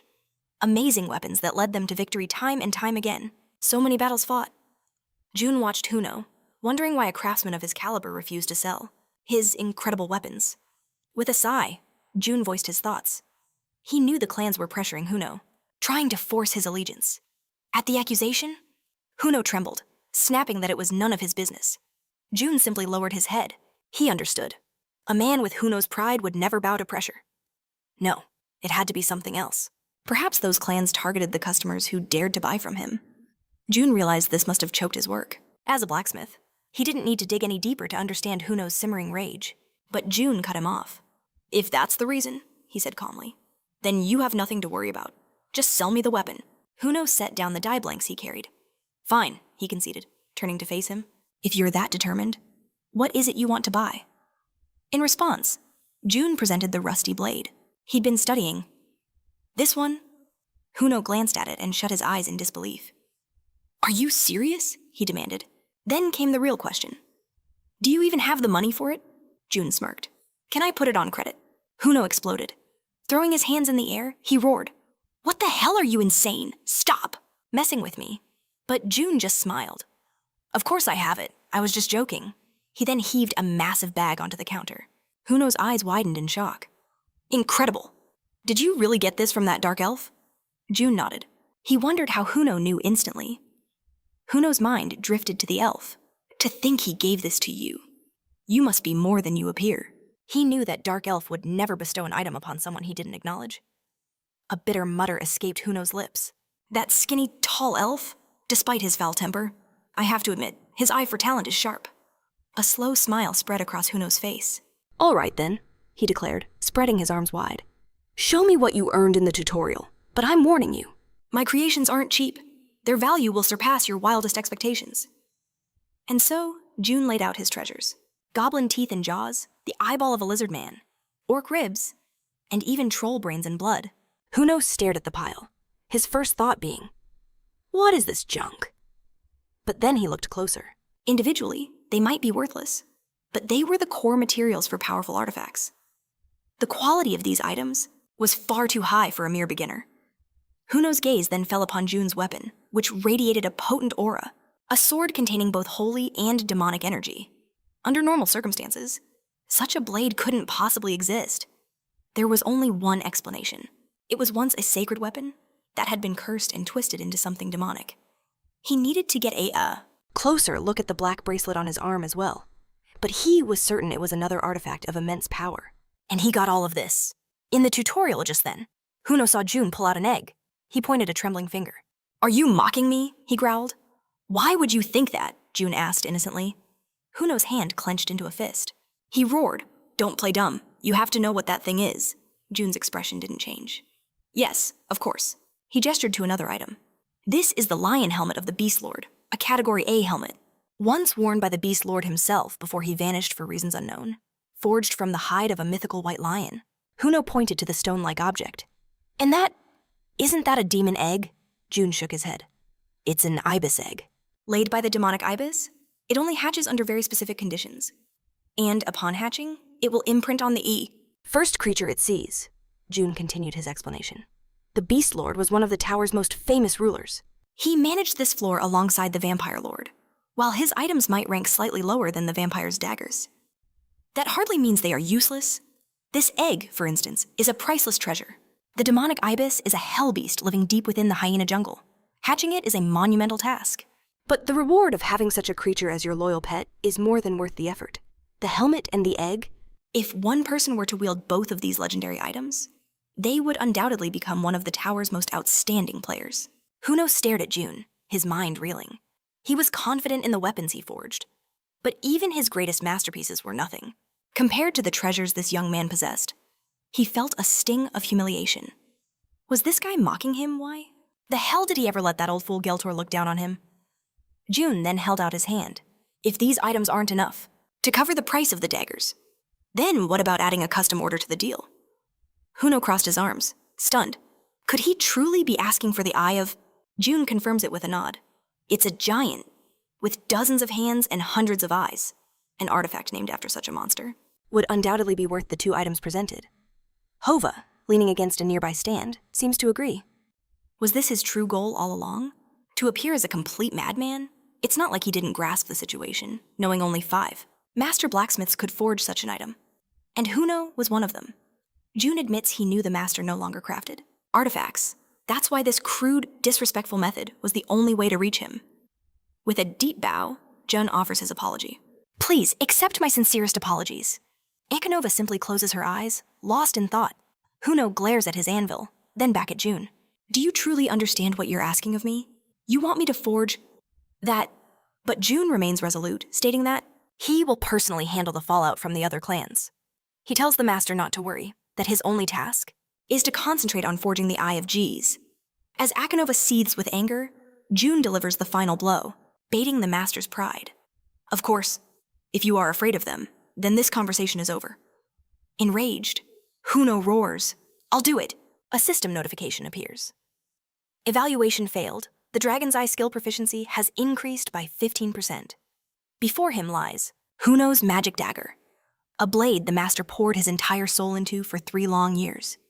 June gazes upon the weapon, as the system reveals its tragic history. It was forged for someone incredibly precious, but upon that person's death, the dagger absorbed all of Huno's grief and unrelenting rage. Because of this, its edge became sharp enough to slice through stone. The system calls it a dwarf's dream, a magical dagger that feeds on its wielder's emotions.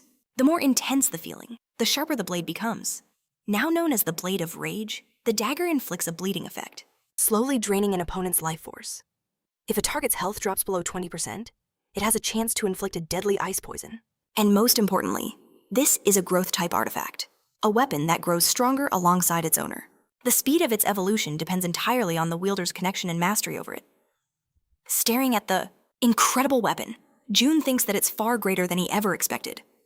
He runs a finger along the cold steel, feeling it settle into his palm perfectly. It feels like he's recovered a lost part of himself.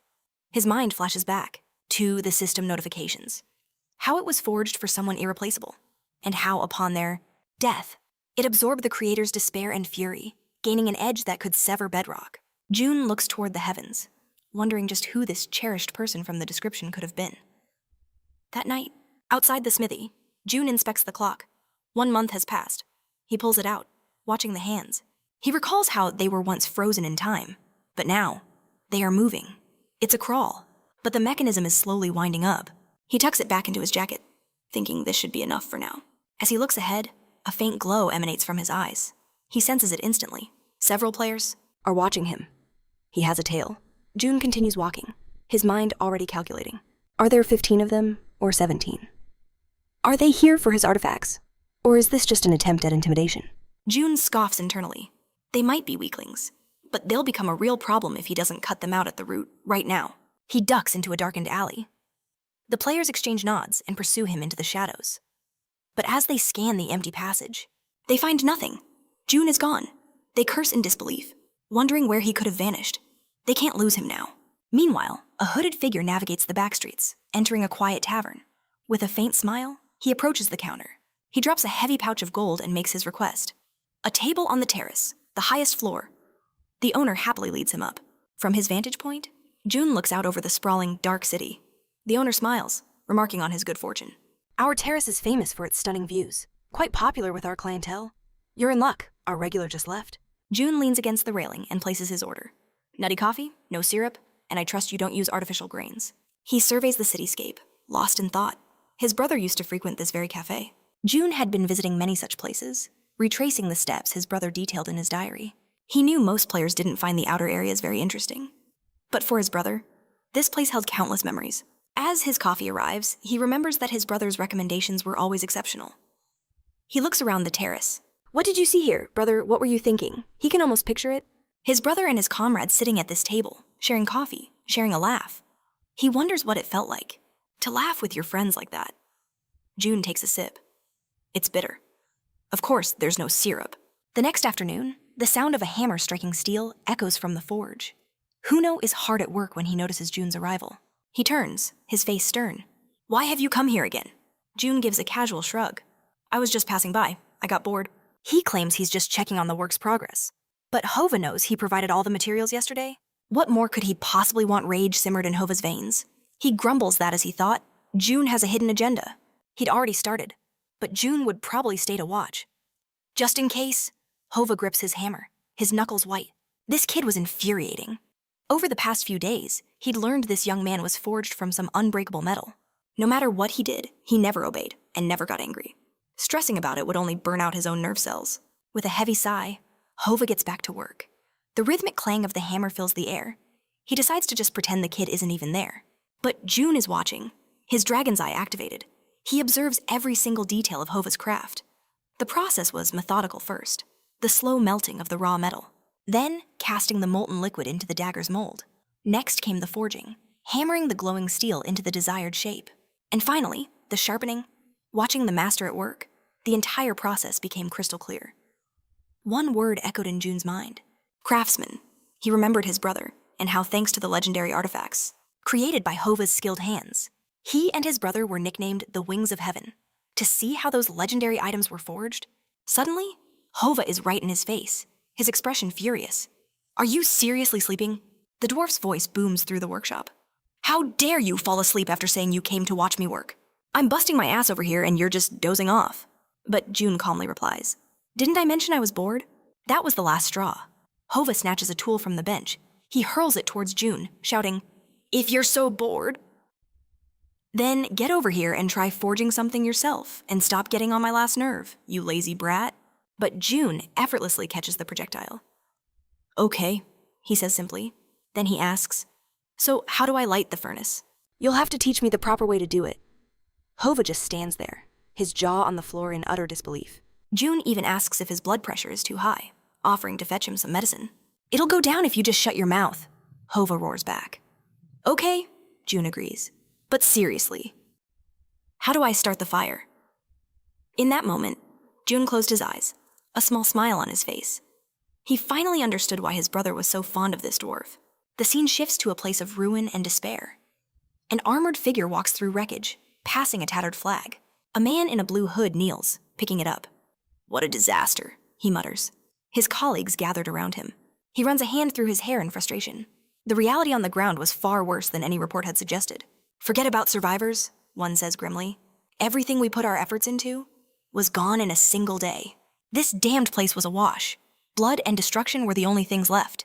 They couldn't even find information on what happened here, whether it was the heart or something else.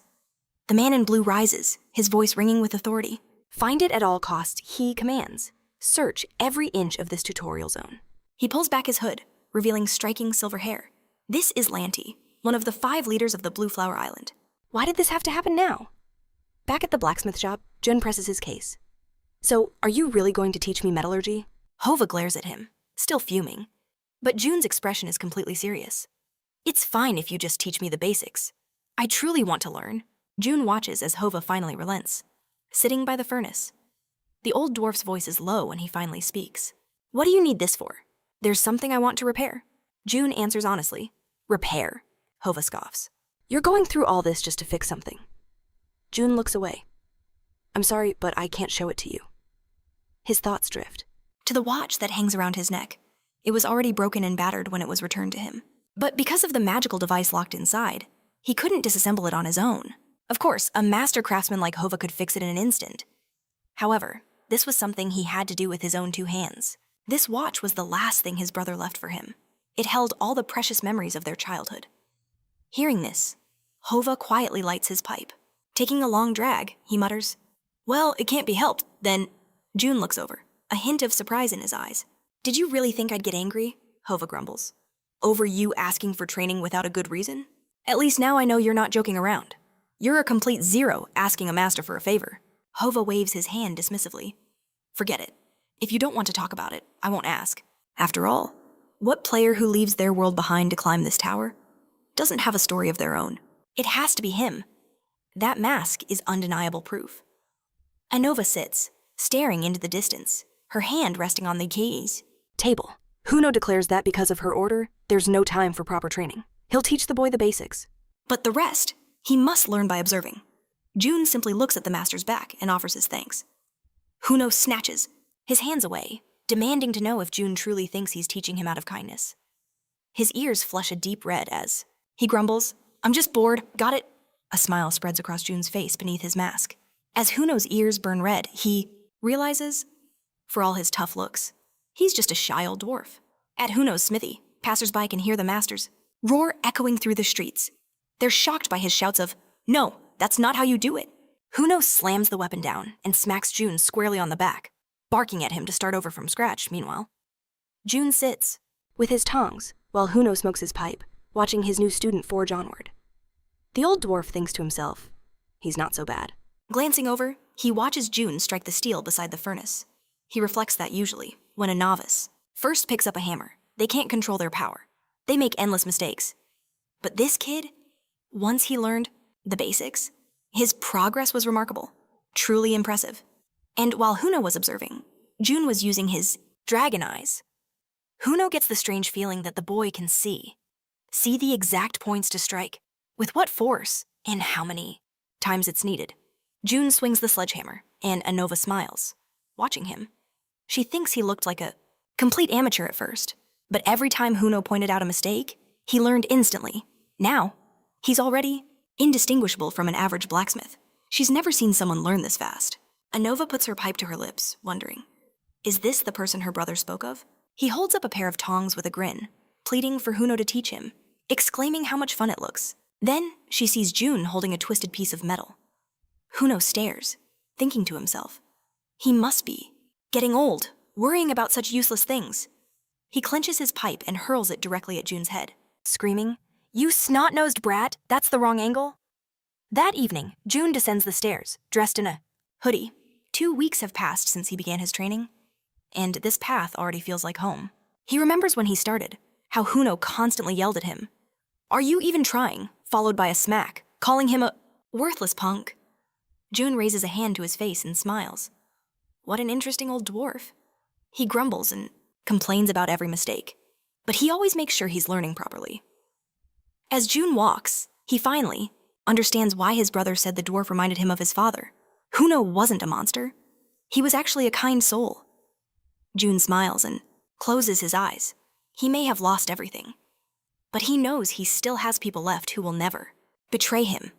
Walking onward, Jun's resolve hardens. That is precisely why he cannot let Huno die, and why he can't drag him into his own dangerous problems. He grips his bag tighter. It's enough that he knows Huno's identity. As soon as the item is ready, he will vanish from this forge for good. Jun raises his hand to his brow and gazes up at the sky. Just as he'd felt, he longed to be inside the tower. There, he could dive into his brother's past, and perhaps even meet those he was closest to. He stares at the magnificent tower, thinking, there's only one thing left to do. He must ascend to the highest floors and confront them. These are the top rankers. They control the upper floors, while the outer district and lower levels are filled with scum. Far too pathetic and unworthy to exist near the best of the best. So, he has to get stronger, as fast as possible, so that, the moment he stands on the same ground as them, he can claim his vengeance. As Jun emerges from a dark alley, he realizes people are beginning to close in. He glances around. An entire mob armed to the teeth has him surrounded. They sneer. Well, look what we have here. One of the men studies a piece of paper bearing Jun's portrait. He drops the sheet and raises his weapon with a wicked grin. The white mask and cloak. Looks like we found the right guy. He calls Jun an idiot who ignored their warning and kept hanging around Huno's smithy. He steps closer to Jun, smiling as he extends a hand. Judging by your gear, you must be fresh out of the tutorial. What made you think you could defy us? Jun just smirks. So these are the same bastards who have been harassing the old man. He wondered why they'd been hiding for so long. He recalls the sheer number of people gathered on the stairs. They must be subordinates of the 8 clans. In truth, the 8 clans couldn't care less about what happens outside the upper floors. But down here, there are countless smaller clans. With powerful patrons, these thugs had to tread carefully to stay in favor, and it seemed that tormenting Huno was a line they shouldn't have crossed. The man's face contorted with rage as he roared at Jun. Are you laughing? You think I'm some kind of joke? But Jun's gaze was ice cold. Spit out your nonsense, and get out of my way. Enraged, the man drew his weapon, shouting that he was a dead man walking. In the next instant, Jun vanished. As they wondered where he went, Jun materialized with his dagger poised right behind one of the players, plunging it deep. Blood erupted from the wound. With a flick of his wrist, Jun was free. As the surprised players desperately pointed their weapons, Jun leaped back, his form low to the ground. Then, in a blur, he swept forward in a deadly arc. His blade sliced clean through a player, splitting him in two. A fountain of blood erupted as the man screamed in agony. The other players could only watch, their faces masks of pure terror. One of them tried to process the unfolding nightmare, but Junye struck him from behind. Amidst the chaos and screams, a single player was left standing, frozen in fear. Unable to comprehend how his entire team had been wiped out, Jun calmly pulled his dagger from a fallen body. The man began to back away, shakily pointing his weapon at Jun. At the same time, he saw another teammate, charging straight for Jun, screaming for him to die. But Jun hurled his dagger, a silver streak cutting through the air, hitting the head of a different soldier standing nearby. The charging man was baffled, watching the weapon fly past him. The nearby player was stunned, seeing the dagger embedded in his colleague's skull. In that moment of shock, Jun was on him. He watched as Jun ripped the dagger free, seizing him by the neck. Jun's eyes began to glow with an ominous light. He turned his chilling gaze toward his new victim and drove the blade home. Blood gushed as the player screamed. Overwhelmed with pain, he thought, "No, this is impossible." He fell to one knee, only for Jun's boot to slam down on his head. How can a rookie be this strong, he thought in terror. He began to stammer apologies, calling himself a worthless dog. Jun pressed his head harder into the floor. "If you hurry and get your friends to a healer," he said coldly, "you might have a chance to save them, assuming you're even capable of that." Just then, the injured players began to stir. Drenched in blood, they struggled to rise. One clutched his wound, growling, "How dare you! You have no idea who you're messing with. You have no clue who's backing us." He screamed that Jun was a dead man. You'll end up just like Huno once they find you, in a flash. Jun had him by the throat, his eyes blazing with fury. Repeat that, Jun seethed. What did you say about Huno? The player choked, gasping for air. "Let me go, and we'll spare the old man." Jun released his grip, while the other players stared in shock. As Jun turned away, they whispered frantically, "What in the hell did they do to Huno?" The players began to back away. "What is that?" A sudden spray of blood filled the air, followed by agonizing screams. Jun looked at one of the last players standing, who was now covered in blood and paralyzed with fear. "One of you," Jun said, "is enough to give me answers." Just then, another player appeared, shouting wildly.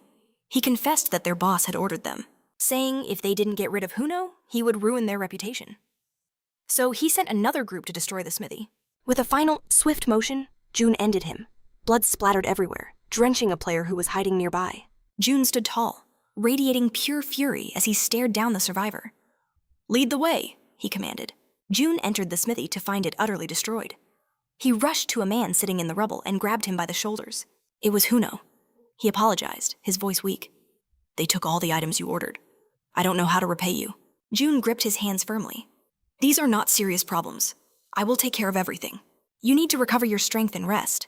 But Huno held his hand tightly, asking what he was planning to do. Their eyes met. "I'm going to go and return what they stole." The Night's Watch was an incredibly powerful clan, a dominant force in the tower's underworld. It was rumored they were connected to the Red Dragon clan, one of the 8 great clans. Because of this, no one dared to cross them. Huno knew that Jun was telling him. He was going there alone. "I can't let you do that. I couldn't forgive myself if something happened to you." Jun simply knelt, calling his name. A painful memory flashed in Huno's mind as Jun rose to his feet. Huno clenched his fist, still lying on the ground. He didn't understand why he had to keep remembering that boy. Later, Jun was walking down the street, dragging a man by his hair. The man whimpered that his name was Willet. Jun glanced down. "If you lie to me," he said with chilling certainty, "you are dead." He stood before a massive building, activating his perception skill. The building's walls became transparent as he observed the entire environment, realizing that, judging by the sheer number of traps, this had to be the right place. Jun declared they were going in, making the other man flinch. Jun strode into the building. A thug smoking a cigarette immediately called out, asking what he was doing there. The goon stood up, slinging an arm over Willet's shoulder, mocking him for his silence and asking what happened. He grabbed Willet's arm, but Jun intercepted the move, sending the thug flying across the room to crash hard against the floor. The other men looked up, stunned. One of them roared, pointing a finger and screaming that Willet was a traitor. "Die," he yelled, swinging his sword wildly. Jun easily sidestepped the attack, grabbing his arm and throwing him into the other men. With a sickening crack, Jun crushed the man's hand, his agonizing screams tearing through the air. Just then, another enemy appeared behind Jun, preparing to swing his weapon. Willett sat with his head down, trembling uncontrollably. He didn't know who this person was. He just wanted it all to stop. A downed thug tried to crawl forward, staring in horror at his shattered arm. He raised his head, and tears of agony began to fall. At the same time, June tossed the other attackers aside like ragdolls. One of them pointed a trembling finger forward, yelling that they were fighting some kind of freak who had just come out of training. June slowly turned his head in that direction and fixed him with a murderous glare. The man froze. As the others surrounded him, their leader yelled for them to attack. Two men rushed forward, swinging their weapons, but June disabled them effortlessly with a single strike. Then, with a devastating kick, the leader was sent crashing to the floor. The man's face twisted in shock. He couldn't believe June had handled them all so easily. June walked over and grabbed him by the neck. His shadow loomed over the man like a grim reaper as the other thugs watched in horror. They were shocked that he had even taken down Saya, who now lay motionless. Suddenly, June paused, sensing the sound of a trap being sprung. He instantly scanned the room to pinpoint its origin, his gaze sweeping over the chaos and locking onto a man trying to escape through a secret passage. "I don't think so," he muttered. He raised his leg and unleashed a powerful kick. A shockwave of pure energy erupted from the wall, and the man inside began to scream. He realized he was dealing with a complete monster. June peered into the hole he'd created, where a man was clutching his head amongst the treasure. June glared daggers at him. The man had been looting the safe while his comrades were being destroyed. June leaped down to confront him and drew his weapon. The man's eyes darted to a sword lying nearby, which he quickly snatched up. Die, he shrieked, swinging with all his might. But June sidestepped the attack with ease. He rushed forward and neutralized the threat.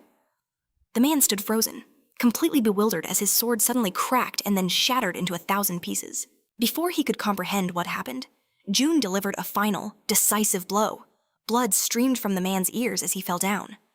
Dead, June looked up at the remaining thugs, who were trembling with absolute fear. "If you don't want to die," he said coldly, "one of you should come down here." A moment later, someone appeared, offering a cup of coffee with violently shaking hands. June looked on with a bored expression and asked if he'd considered poisoning it. The boy insisted he would never dare. June took a seat at a table in the blood-soaked room. The survivors couldn't understand where this monster had come from. Their guild always intimidated newcomers, who came looking because of rumors. But they had never encountered anything like him. The man started to weep, finally understanding the truth. This man's powerful artifacts weren't the source of his strength. He himself was a being of immense power. They never would have guessed that he was the very devil they had provoked. What in the world was a monster like him doing in their territory? As June calmly drank his coffee, the other thug began cleaning up the carnage. They couldn't understand how it was so difficult to deal with June. And even though he had broken the training record, they never imagined that this would be the end for their entire clan. Most likely, the Night's Watch would cease to exist. June finished his coffee and put the mug down.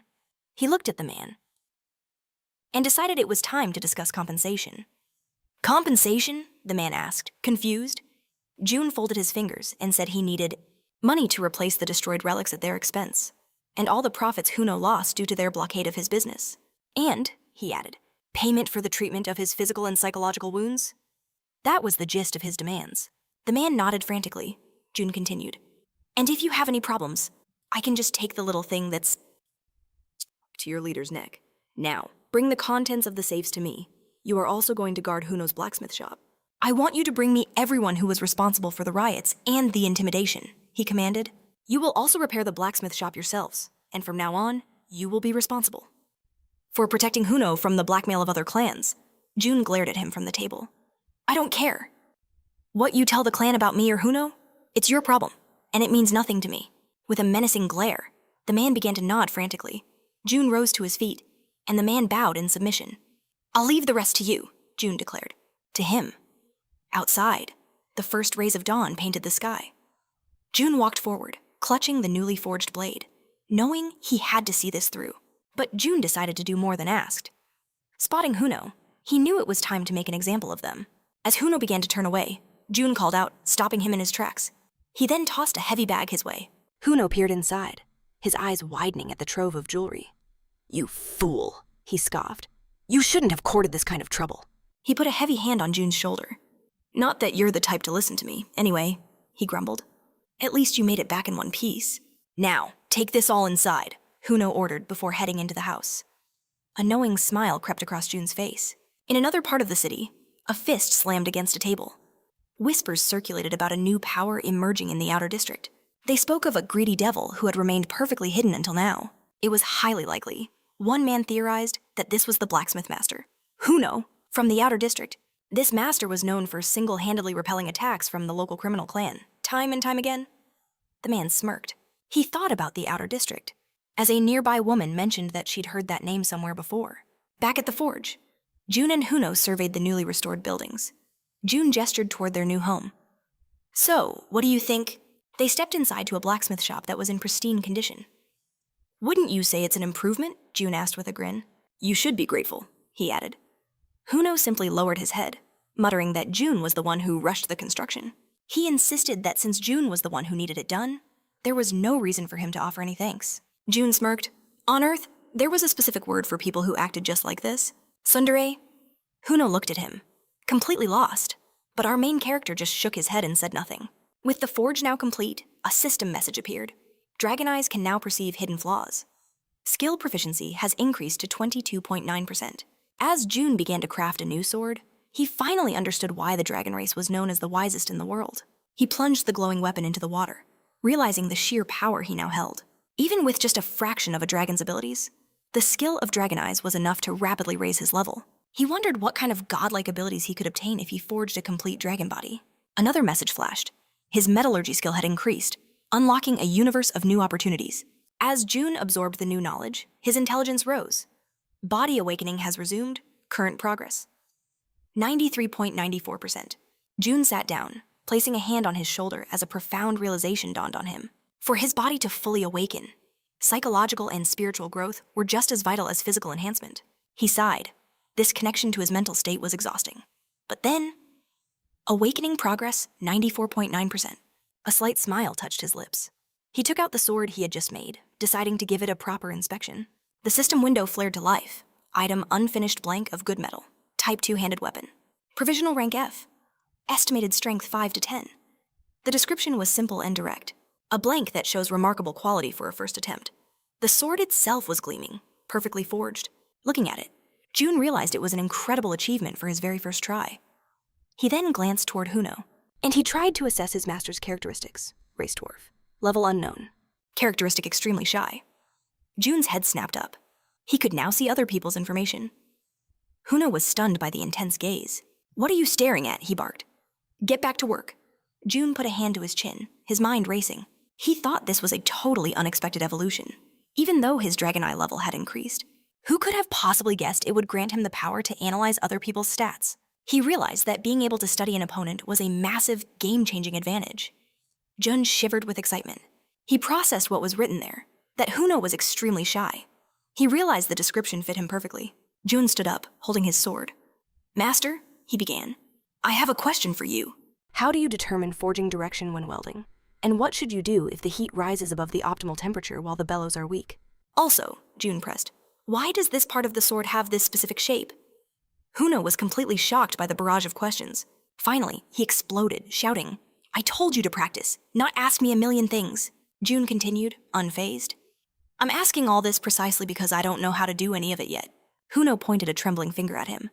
Then learn it on your own, he roared. Jun simply replied, but you're the one who has to teach me. Huno slammed his hand on the table, yelling, You fool! Jun just told him to look at his work. Huno stared and asked how long he had been working. Hova grumbled that this was just another distraction from his real work. He insisted that Jun's request was nothing more than a waste. To waste his precious time. Stop bothering me, he barked. But Jun simply stated, It is done. Now, I require an evaluation of his work. Hova snatched the sword and held it up. A brilliant light flashed from the blade as a system message appeared. Item newbie blacksmith sword, type 1-handed weapon, rank E. The description read as follows. A sword that has turned out far better than expected. Though the blade may not be perfectly sharp, its form is exceptional. Durability good.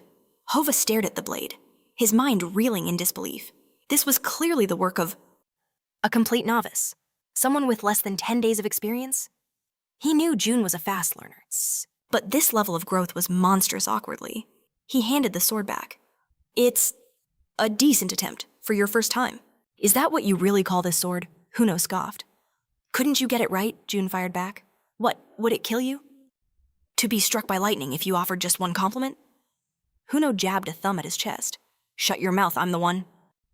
Who decides who gets praised around here? He waved him off. Now get to bed. You have a mountain of work waiting for you. June simply took his sword back. Then I'll just have to keep asking questions. Are you ever going to leave me alone to work? Huno groaned. Not a chance, June replied, a smirk playing on his lips.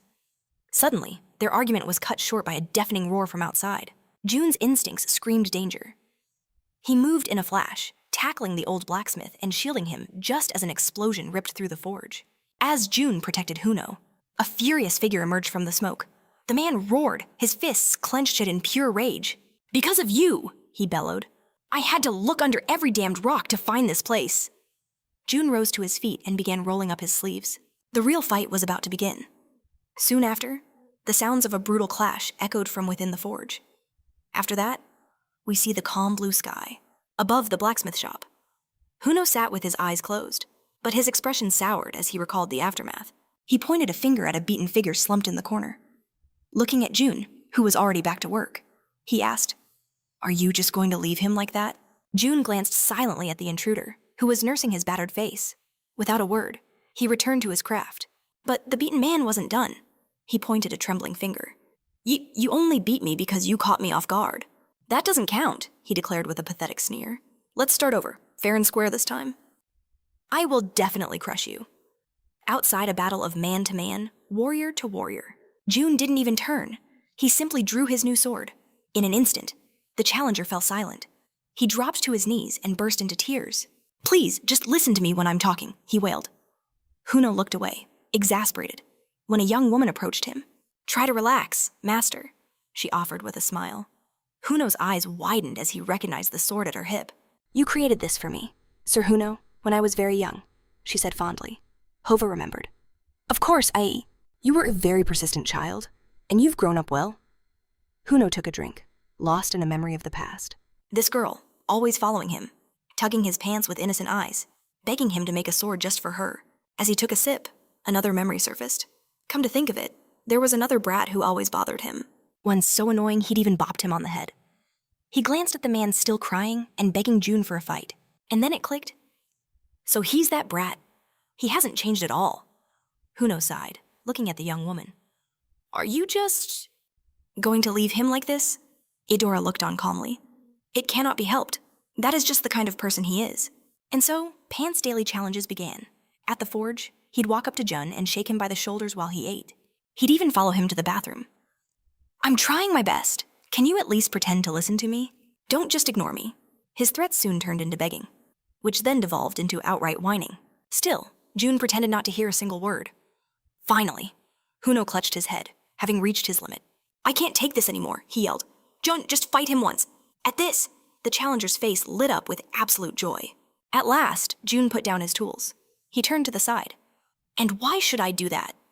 The man stood proudly, filled with admiration. To test my skills as a warrior, he declared. June was unimpressed. I have no need for that. You can have the win. Didn't we settle this last time? He spread his hands. Even if we were to fight, it's unlikely either of us would gain anything. A true warrior would never say that, the man protested. June's eyes narrowed. Fine. If you truly wish to fight me, then let's place a bet. He turned his head, his gaze cold as ice. But if you have nothing you're willing to give up, then this is over. If he lost, he would forget the whole thing. But the loser must serve the winner. June clarified if that meant addressing him as Hyung. At June's acceptance, the challenger was so overjoyed he began to weep. With the deal struck, they finally left. They returned almost instantly. June casually warmed up his shoulder, while the other guy sported two fresh black eyes. Hanova stared, utterly stunned. Eudora assessed the situation, piecing it together. The son of the martial arts king, defeated. In a battle that lasted mere seconds, the blacksmith was completely lost. The defeated challenger looked at June's back, his mind reeling. He was about to swear they were equals in power and training, after all. They were both just level 1. How had June grown so much stronger in such a short time? He collapsed in front of June. None of it made sense. He finally spoke up, asking why they were all in this outer district tower. June glanced over, questioning why the man wasn't getting his injuries treated. The guy clasped his hands respectfully. He confessed he'd been waiting for June for so long, addressing him as Sir. June then called out to Pant. He asked for a little quiet, explaining that the chatter was breaking his concentration. Pant immediately fell silent. Eudora offered a word of comfort, but June was still puzzled as to why he was even here. He smiled beneath his mask. Then it clicked. Pant had a very good reason. At the table, June recalled that Young had cleared 10 floors in just 10 days. That incredible feat earned him the legendary Key of Hades, an item that drew immense attention from everyone. After the training phase ended, guild members cleared the beginner's tower in 10 days.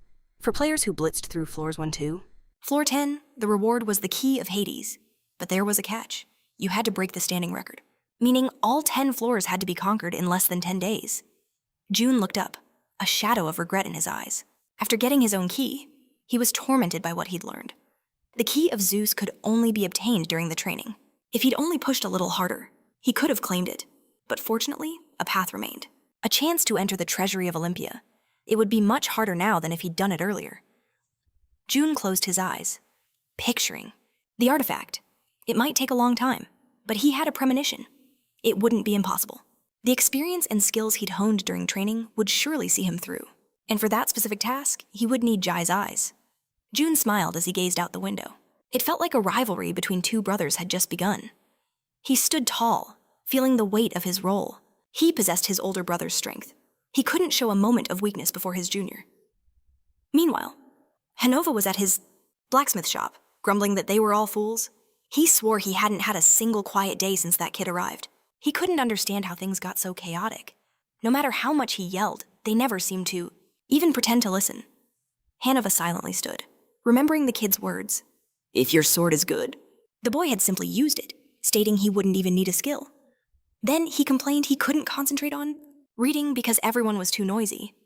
Hanova picked up his pipe, wondering why he was even thinking about those kids. It wasn't like he would ever see them again.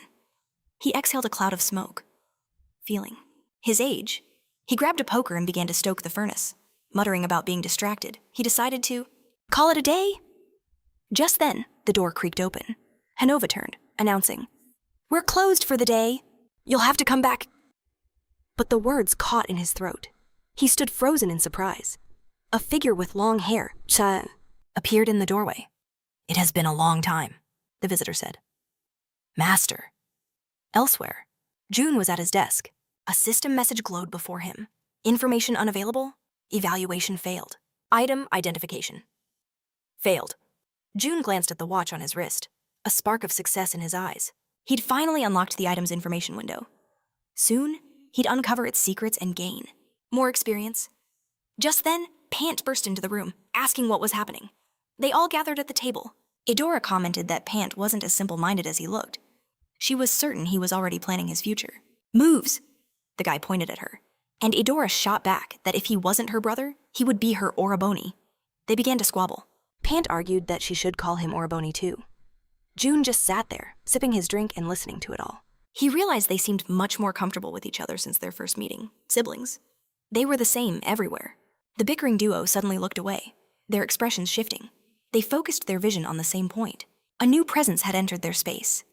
Someone now stood before our heroes. Pant demanded to know who he was. He assumed the rumors had spread that the brother and sister from the one-horned clan had reserved the entire terrace. The man in the red robe placed a hand over his chest. "Are you Sir Kane?" June stared back at the man and asked, "Who are you?" The man chuckled, placing a hand over his chest. Looking at June with utter confidence, he declared it was a pleasure to finally meet him. He was Raham of the Red Wind clan, here with a singular purpose to invite June into their ranks.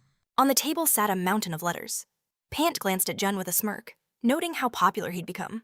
June figured it was because of his performance in the tutorial. But after the man from Redwind left, a flood of recruiters from other clans arrived with the very same offer. June set down his tea, wondering to himself. Was it so strange that he never planned to join a team or a clan? Rose from the table, suggesting they should head back. "Now that we've finished our tea," he said. But Pant knew they were expecting someone else. Just then, a flash of red hair appeared. "This place hasn't changed a bit," a deep voice remarked. The man's eyes locked with June's, dressed in elite black armor. He smiled. "So you're the greedy devil." June stared back, a chill running down his spine. What was this monster doing here? He instantly recognized him. This was Ball, the Fire Fist, a ranker famous for his tranquil disposition, until a battle began. Then, he became a raging inferno, burning everything in his path. He was a leader of the Red Dragon clan, a former member of Orangdon, and a disciple of Hova himself. Ball approached with a predatory grace. "I heard you were a straightforward one," he said. "And the rumors seem to be true. It's not a bad trait to have." Baal extended a hand. "I won't waste your time. I'll get straight to the point. I want you to join the Red Dragon." A grin spread across Ball's face. "I'm not sure if you realize what this means. This is the first time we've ever made an offer like this to a rookie. You're the first in our clan's entire history. Join us," he promised, "and we will spare no expense to help you conquer this tower. The support we can provide is far greater than you can possibly imagine. So, what do you say?" June's mind raced. The 8 clans almost never scouted unproven players. They preferred those who had already made a name for themselves. The only real exception was the Azure Sword clan, which sometimes invested in promising novices. For the Red Dragon to personally extend an invitation like this, it could only mean one thing. They desperately needed his power. June's brow furrowed. He recalled the merchant's words, a hint that he knew about the clan's internal situation. At the time, he'd guessed the relationships between the 8 clans were becoming strained. He couldn't think of any other reason. June shot a look at the fearsome Ball, whose gaze was that of a coiled predator.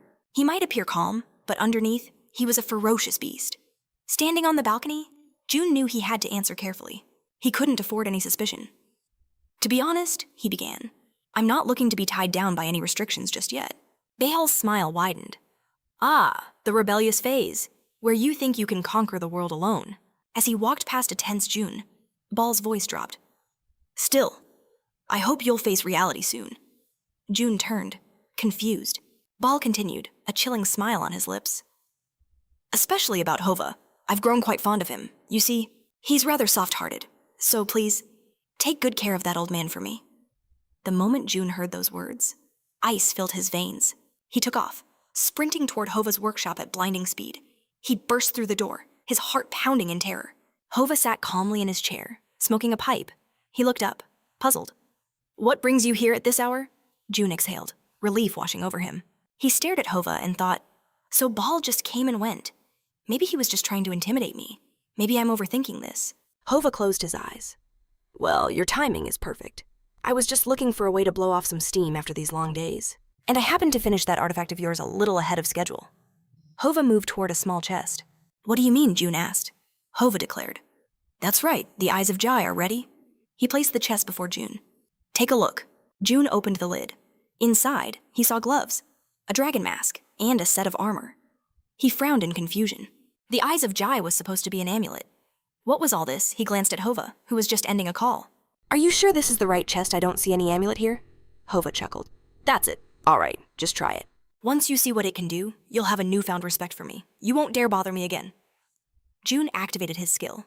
As he carefully examined the contents, system messages began to appear before his eyes. Item Jai's armor. Type chest armor/amulet. Category A. This amulet was named for Jai, a giant who possessed dozens of eyes and hundreds of hands. The dozens of eyes passive increases the level of one's senses, helping to quickly detect external changes and dangerous situations. Reaction speed is increased by more than 20%. The hundreds of hands passive reduces damage received from physical attacks, as well as fire, ice, electricity, and light. It also increases resistance to 3 types of status effects. Its superimposed effects could resist curses, poisons, and other mystical arts, with a 15% chance every 10 minutes to nullify or reflect the attack. The Gigantomachy prevention skill converted a portion of damage received directly into health whenever his HP dropped below 15%. And once a day, it could restore his health by up to 50%. Looking at this unbelievable item, June thought that the Eyes of Jai possessed legendary protective abilities, making it a treasure coveted by every ranker. But since the materials were impossibly rare and only a master craftsman could forge it, almost no one possessed this artifact. Yet, Huno had not only created the Eyes of Jai as chest armor, but had even enhanced its defensive properties. He smiled smugly. "Well, don't just stand there like an idiot," he grumbled. "Put it on. You can't grasp its true power by just looking at it." The moment June equipped the armor, a brilliant blue aura erupted from his body, and countless ethereal eyes materialized across the armor's surface. They darted in all directions, observing everything. Even Huno, its creator, took a nervous step back from the unsettling sight. Just as I thought, he muttered. No matter how many times I make it, that thing still gives me the creeps. June, however, was floored by the system messages. His sensory range had just exploded by 150%, and he could now analyze everything around him in impossible detail. The eyes of Jai began to merge with his senses, becoming a part of his very body. A new skill had been unlocked. Synesthesia. June stared forward in utter disbelief. He knew the original eyes of Jai could Grant its owner information about their surroundings, allowing one to perceive what was invisible to the naked eye. This data could manifest as images, smells, or sounds. June glanced down at the armor. Was this its hidden function, synesthesia? He was suddenly startled by a new wave of system messages. Body cultivation confirmed. Body awakening progress had resumed at 98%. Current awakening status 99%. Jenny realized that even his awakening level was beginning to climb again. He scanned the forge as Huno proudly explained. See how those eyes are glowing? Looks great on you? And in case you haven't noticed, that armor improves your mana flow and increases your recovery rate by 10%. Of course, all its defensive properties and health regeneration are powered by your own mana. Huno then gestured again. Now, check the mask. A flood of new system windows appeared before June. Huno's demonic mask. Type helmet. Rank A. A mask forged with Huno's own blood, with recognition prevention magic engraved upon it. It directly interferes with an opponent's cognitive abilities, and it can never be removed without the owner's will. The attack boost effect increased his attack power by up to 30%, proportional to the number of monsters slain in the last 30 seconds. That was a 1% increase per kill. It also reduced the duration of enemy crowd control skills by 10%. And then there was Terror Area, a skill that borrowed the power of the Beast Lord, applying a status debuff that lasted for 15 minutes and 20 seconds to all nearby foes. It also shredded their defense by 20%. June took off the mask in shock as more system alerts appeared. This was a unique artifact. There were no others like it in the entire tower. It was now soul-bound to its owner, forever. It could never be transferred or sold to another player. This mask was also part of a set with Huno's magic dagger, granting a bonus effect when both items were worn. The two-piece set, bonus attack. Speed plus 8%. June wondered, a set with a magic dagger. Smoke swirled as Huno sat down. I figured wearing something on your face all the time would be uncomfortable, he said.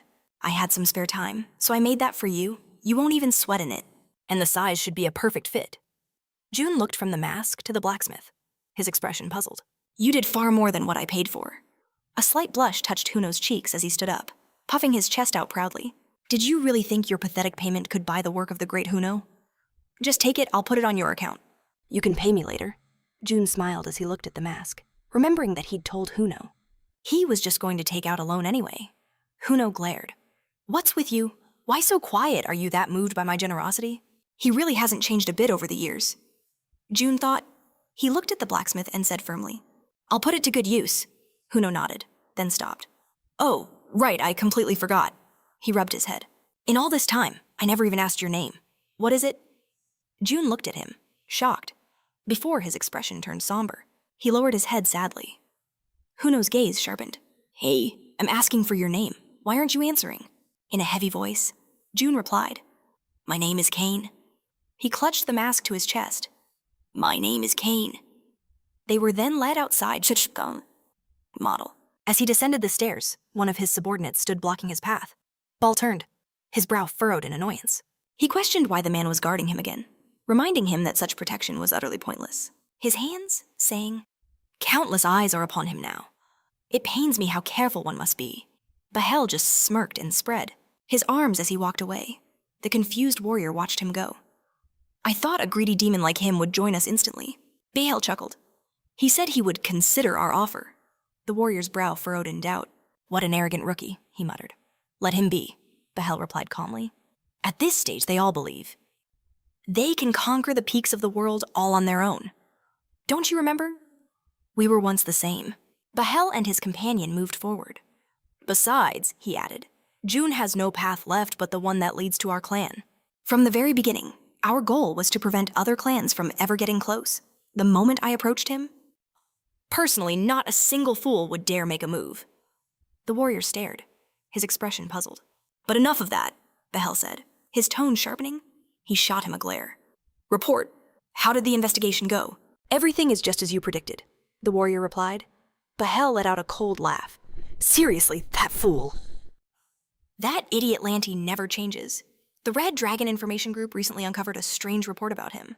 It seems the man once poised to lead the Azure Ball has been plotting something in the tutorial, hidden from all eyes. Bahel's eyes glinted as he revealed the dark stone. When it comes to magic items, there is nothing more powerful than the Philosopher's Stone. The report says he's trying to create that very legend in the tutorial, or as it is also called, the Heart. An image of a being overflowing with incredible energy flashed in Bahel's mind.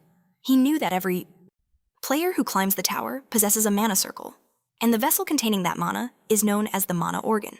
But because the mana organ is part of the human body, it has a natural limit on how much power it can hold. This limitation forces players to constantly search for ways to restore their mana through external means. The first solution developed was the potion. Then came magic tools with various functions, and even magic sources that collect any excess mana. Countless other items were created. But still, players craved a way to obtain even more power.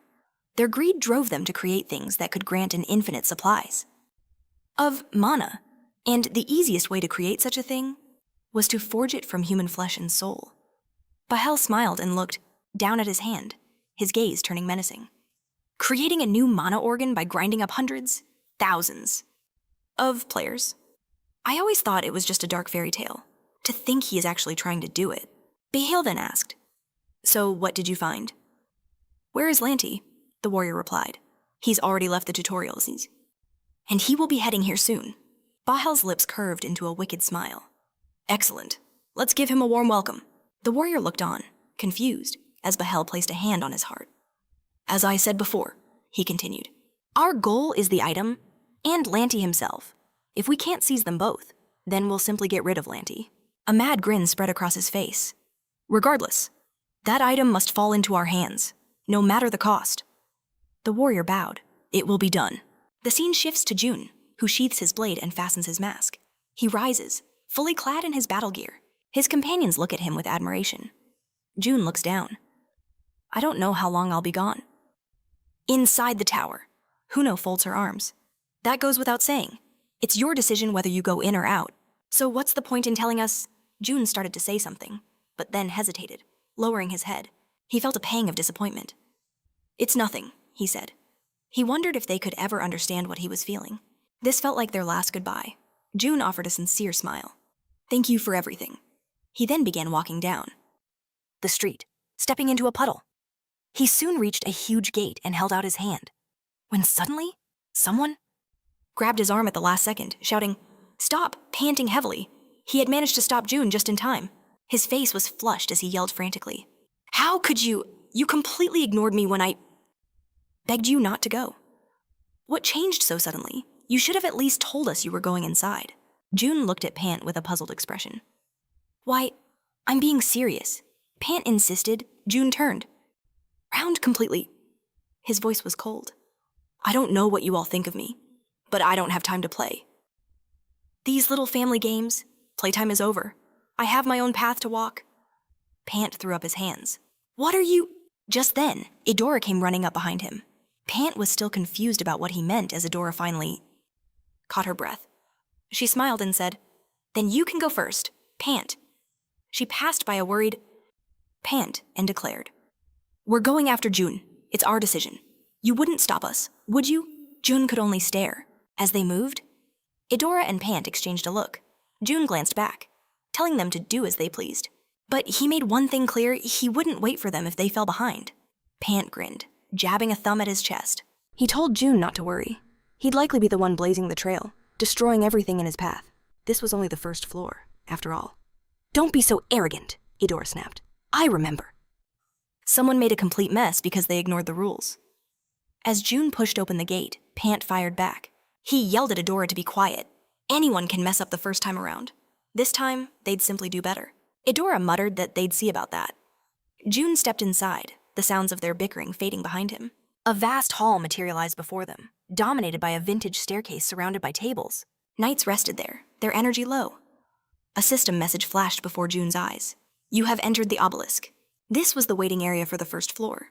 The trial would begin once enough players had gathered. June scanned the room, watching players go about their business.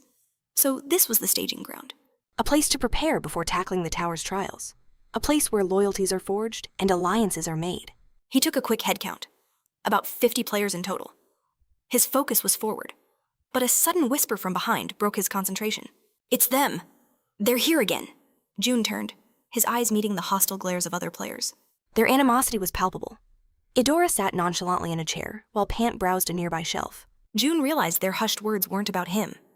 They were about his two infamous companions. One of the men nervously eyed June and demanded to know who he was.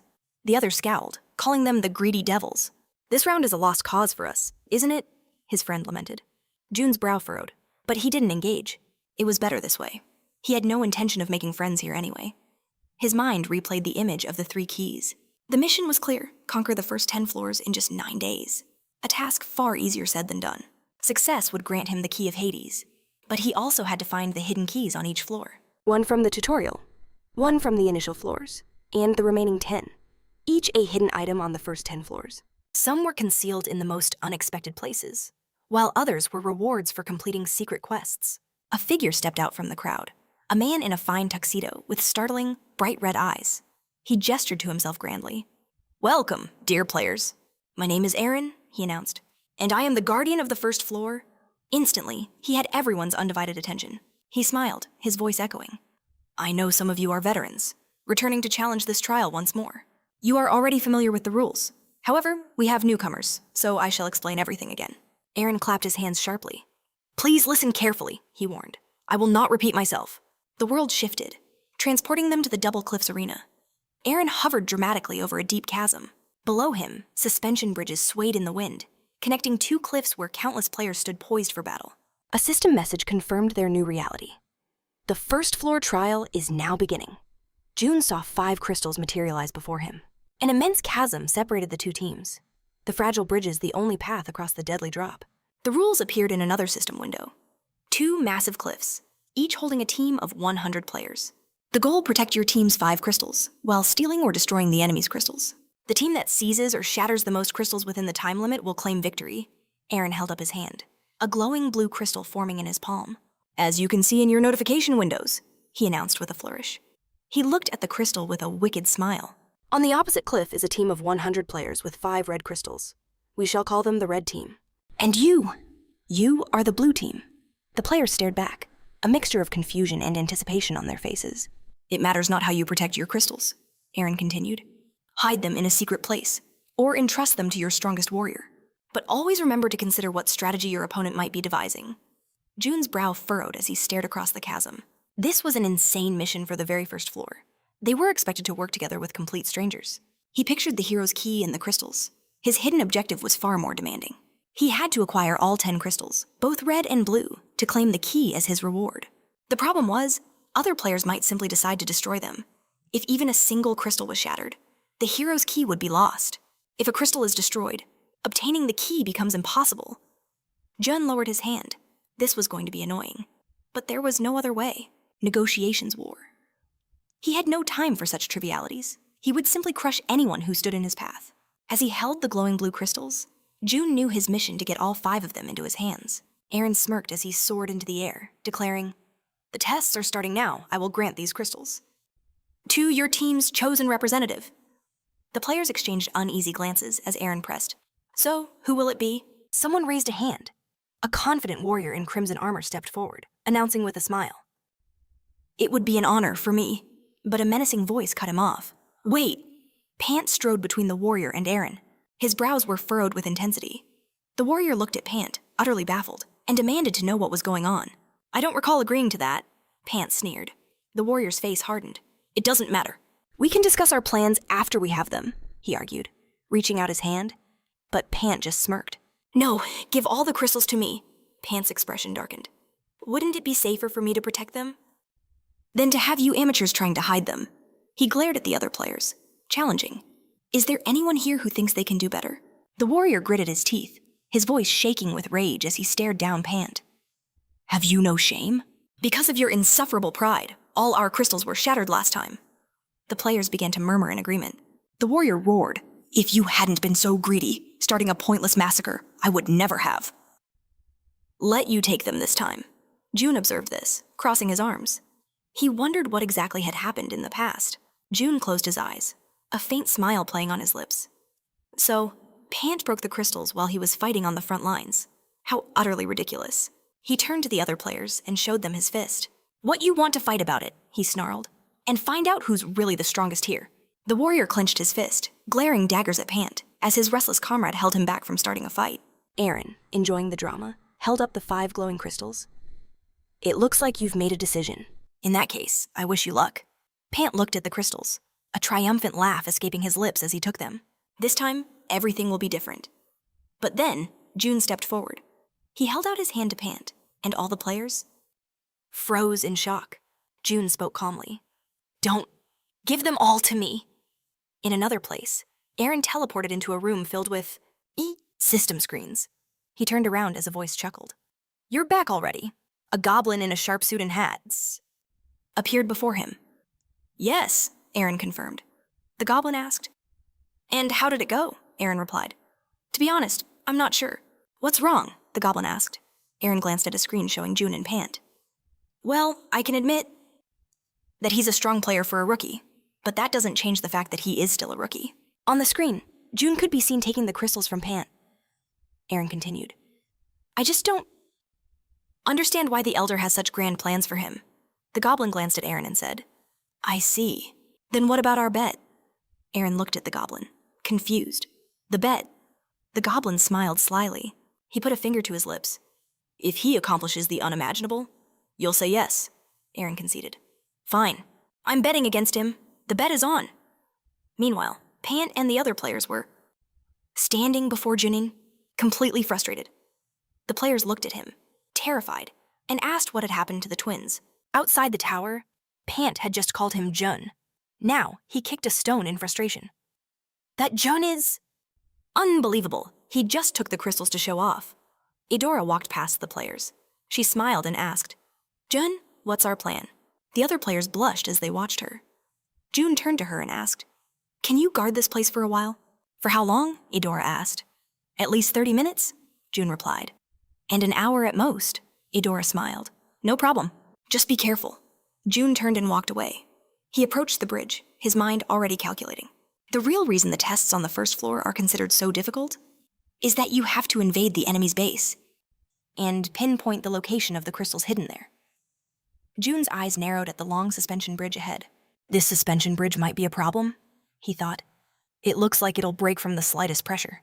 Even if someone used magic to cross without it, it would require immense concentration. Which could easily be shattered in the current situation.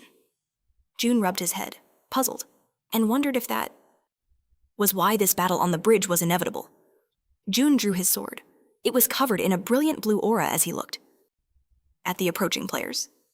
He thought, even though the conditions are complicated, there are always other ways, Idel. As the players closed in, June raised his blade to the heavens, unleashing an incredible flow of mana. The sword pulsed with a blinding light as June considered the most devastating way to end this. He chose overwhelming power. With a single, decisive motion, he swung his sword with all his being. But instead of at his enemies, a huge stream of energy shot straight at the bridge itself. A wicked smile crept across Padora's face, but Pant couldn't comprehend what was happening. The bridge shattered. With their escape route destroyed, Jun launched himself from the falling debris. He descended upon his enemies like a hawk. On the other side, terrified players drew their swords in fear. "What the hell? He's a lunatic," they screamed. "We need to stop him now." June flew forward, his blade radiating pure destruction. One swing, and several opponents vanished into light. Without a moment's hesitation, he leaped again, his sword now burning like a star. He carved a path of annihilation, a huge flow of mana leaving no one a chance to survive. Mountains of player corpses littered the ground as the forest itself was swallowed by flames. With a menacing look, he used his armor to scan for survivors, finishing them off in a heartbeat. In just a second, he held all 10 crystals, crushing them in his fist until a small key flew out. A system message appeared. He had received the hidden item Hera's key. June glanced at the elegant key as another window popped up. Key of Hera. Type Other. Rank C+. It was used to open the treasury of Hera, the goddess of love, but the method of use was unknown. He clutched his second key, standing alone amidst a mountain of corpses and pools of blood. The system announced the test was over. June realized only 30 minutes had passed. This was now officially the shortest round in the history of the tower. Another message appeared. For completing an extremely difficult task, He would be rewarded with 5,000 additional karma, with 3,000 more added to his total score. All players would now be transferred to the waiting area. The transfer began. June, along with his teammates, now stood before the administrator. Aaron, a ranking board appeared. In first place was a player named Unknown, with 50,000 points. The system then asked June directly if he wanted to enter his name into the Hall of Fame. Without a second thought, he hit reject. Aaron watched, a flicker of surprise in his eyes. Impressive, he said. Even for the first floor, I've never seen a player complete the challenge so quickly. June was truly like a demon, setting a record no one thought possible. Aaron couldn't help but smile. He thought about the bet he'd made with Mr. Abul. He never imagined the round would end this fast. Behind June, a disgruntled Pant stewed over the chaos. Aaron's mind, however, was racing. Losing an argument was unpleasant, but this outcome confirmed something he was absolutely sure of. He recalled how June obtained the key. The rank and achievements this player earned were not the fruit of blind luck. Moreover, he knew about hidden items, and even the method to obtain all 12 keys of Olympia. Aaron bowed his head slightly.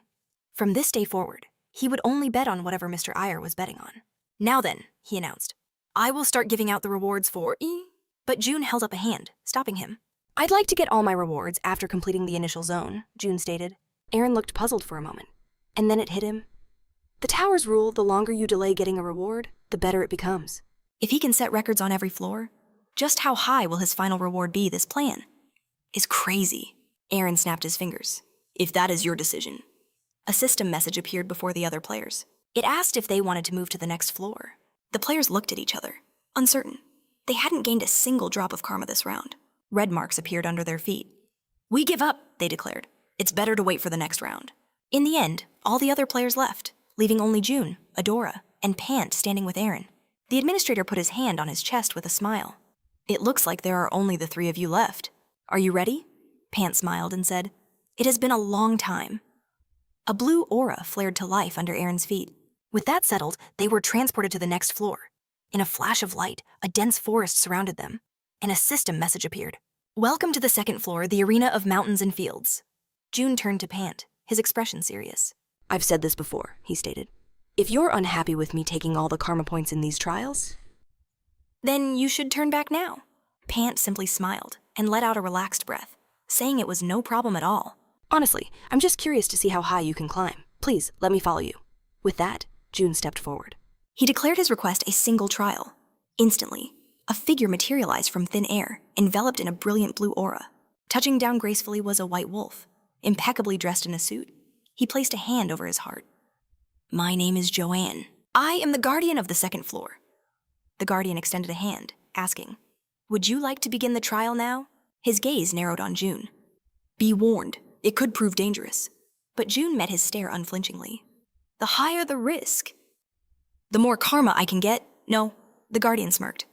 It seems you understand the tower's system quite well. His gaze swept over June's companions. In that case, I must impose restrictions on Pant and Miss Adora. As the guardian vanished, a new system message appeared before Jun. The trial of the second floor begins.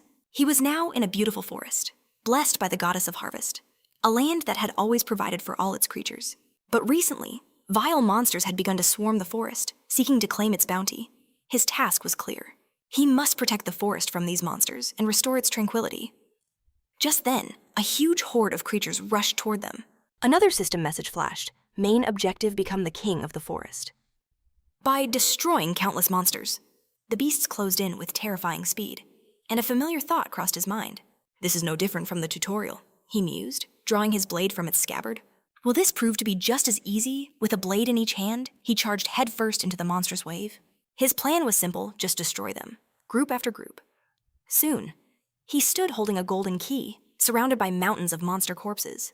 A system window chimed, announcing he had received Demeter's key. Another message immediately followed. It informed him that he had set a new record for the trial, and asked if he wanted to add his name to the Hall of Fame. With the options to accept or reject before him, Jun calmly selected reject. He turned, his face grim as he said, Let's move.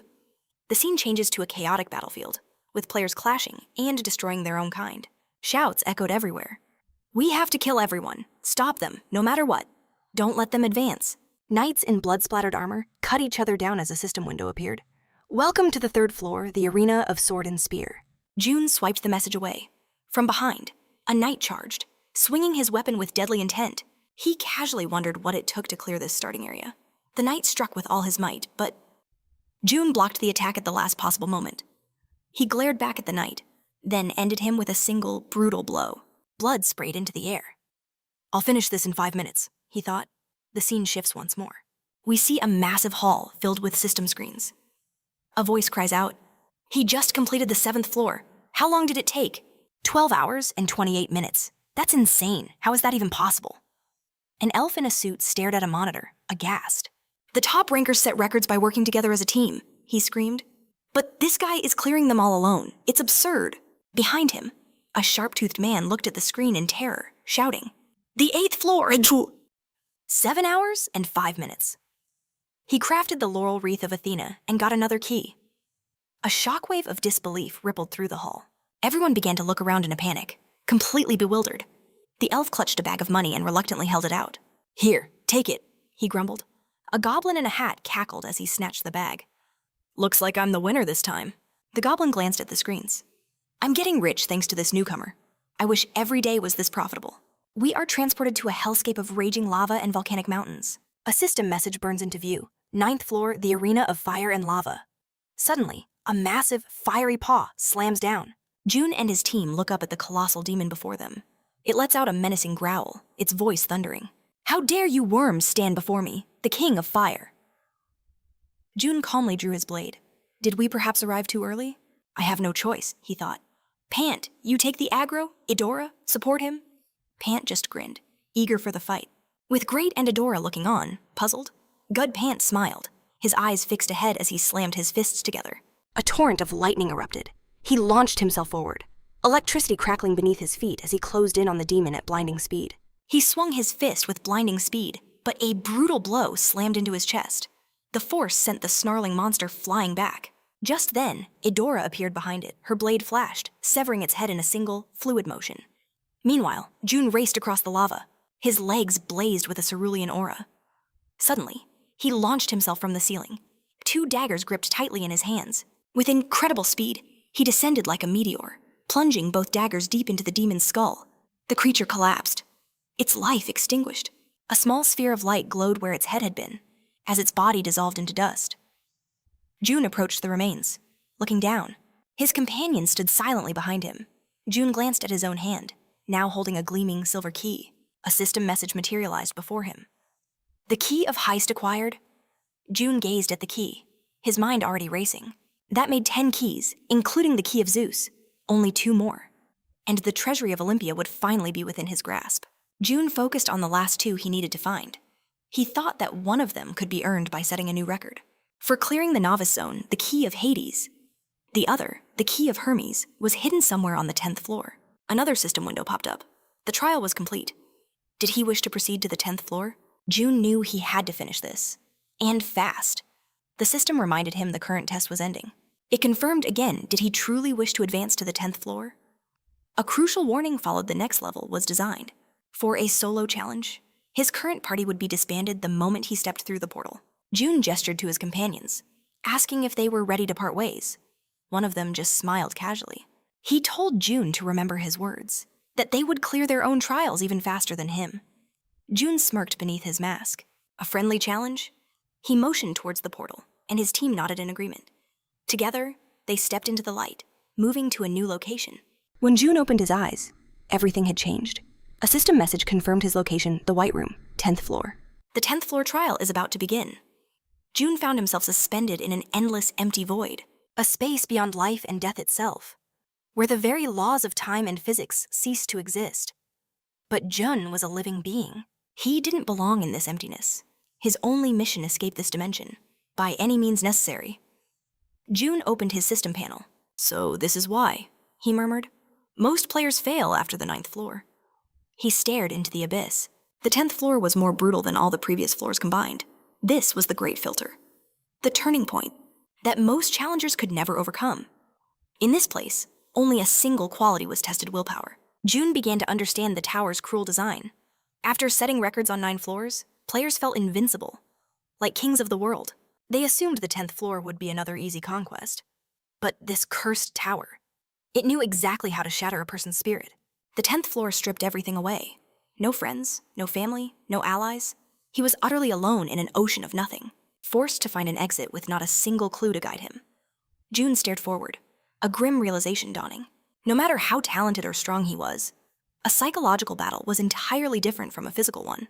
After tasting victory after victory, they finally faced a true challenge, and most people simply couldn't handle it.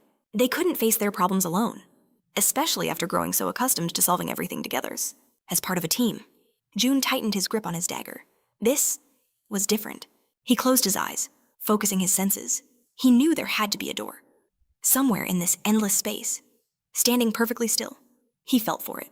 Without hesitation, he plunged his dagger into the emptiness before him. The space itself tore open, revealing a glowing red door. Jun reached out and claimed the shining key. A system message declared his victory. The trial was complete. You have completed all beginner trials from the 1st to the 10th floor. Total clear time 151 hours, 45 minutes, and 1 second. June had shattered the previous record held by Cha Jiang-woo by an astonishing 83 hours, 2 minutes, and 9 seconds. The system confirmed it, an all-time record had been set. Would he like to register his name in the Hall of Fame? He reached toward the system screen.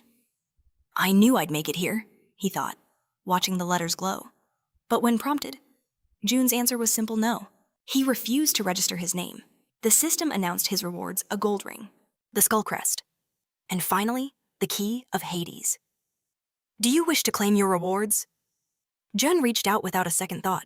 He pressed the confirmation button. As he raised his hand, a brilliant blue key materialized in his palm. The system chimed once more. You have collected all 12 divine keys of Olympus. The keys are now combining. A blinding light erupted from his hand. Something new was taking shape within the glow. The key of Olympus has been created. You have gained access to the treasure vault of Olympus, the legendary vault where the gods stored the countless treasures they had collected over eons. For his tens of thousands of years of service, Jun stretched out his hand, and a shimmering key materialized before him. The system confirmed he could take a single item from the treasury of Olympus. June's mind raced, weighing his options. The lightning bolt of Zeus, or the shield of Athena. He knew that both legendary artifacts stored within the treasury were treasures of immense power. His gaze shifted, and his breath caught. A massive golden door had appeared before him. June held up his key, wondering if this was its purpose. He inserted the key into the lock and turned. With a deep groan, the door swung open. Peering inside, he stepped through and saw Abshai-Shah's lone silhouette seated upon a throne. The figure leaned back with a relaxed smile. As they faced each other, the man spoke, his voice echoing. So, you're the one causing all this commotion. He rested his chin on his hand, his eyes gleaming. It was Hermes, the god, who moved freely between the mortal and divine realms. Thanks to his ability to observe mortals, he was appointed the guardian of the treasury. He mentioned that visitors were rare, but had recently become more frequent. Though I've never seen a mortal quite as remarkable as you. June, Hermes mused, tapping his chin thoughtfully. This is certainly a first. June stated his purpose plainly. I wish to enter the treasury. Hermes let out a hearty laugh. So impatient. Very well, I shall grant your wish. With a sharp clap of his hands, a brilliant light flared up behind him. Jun was momentarily blinded by the dazzling beauty, completely taken aback. They proceeded through the golden gates. As they walked, Hermes spoke. I'm a little embarrassed to say this, but he gestured with his staff, in his hand. Would you consider taking one of my artifacts? He explained that his own items were among the best, and if June chose one, Hermes would make him his personal apostle. An apostle, the chosen right hand of a god, a being, guided by divine will and blessed with immense power. They were armies of one, humans who shattered their mortal limits to obtain supernatural abilities. They could stand shoulder to shoulder with the gods themselves, radiating an incredible authority that drew countless followers, making them natural leaders of the towers. And Hermes was one of the 12 major Olympians. To become the apostle of such a being was a once-in-a-lifetime opportunity. It promised an unimaginable degree of power. Acquiring the title of apostle and a unique artifact was a far greater prize than simply taking Zeus's lightning. June turned his head, his mind reeling. He had to admit it was an incredibly tempting offer, but he could not allow himself to be bound to anyone. June finally answered, I cannot accept your offer. Hermes reacted, with a calm smile. I see. So you have chosen that path. June looked back, confused by his cryptic words. What did he mean by that? As he took a step forward, a voice echoed in his mind. "Take it," it urged. "Take it with you." You'll regret it for the rest of your life if you leave it here. June pushed onward, but the voice persisted. It will be useful to you. In the center of the hall, a grand brazier burned with an ethereal flame. Near it, displayed on pedestals, Were legendary weapons. June walked deeper into the treasury, his eyes scanning the incredible collection. he took another step, and then he stopped. He stood before a painting and knew, instantly, that this was it. The painting depicted a magnificent shield, glowing with ominous red particles. He recognized it at once. The shield bearing the head of a gorgon, said to petrify enemies with a single glance. A system message appeared. Would he truly choose Athena's shield? As his reward, June's finger hovered over the accept button. Then he paused and turned his head. Where are the artifacts of Zeus? He grew alert. A light began to shine from his watch. He raised his arm, and an arrow of light appeared, showing him the way. The arrow pointed directly at a painting of Zeus. June stared at it, a sense of destiny washing over him. He approached the painting, which parted like a set of doors. Beyond it stood a colossal statue of Zeus, crackling with brilliant lightning. June was awestruck by the sight. He remembered the myths, how Zeus defeated his father Kronos and the Titans with this very power. And here it was. He reached out his hand toward the lightning bolt. In that moment, he knew he didn't need anything else. Even the other 12 artifacts combined were nothing compared to this single weapon.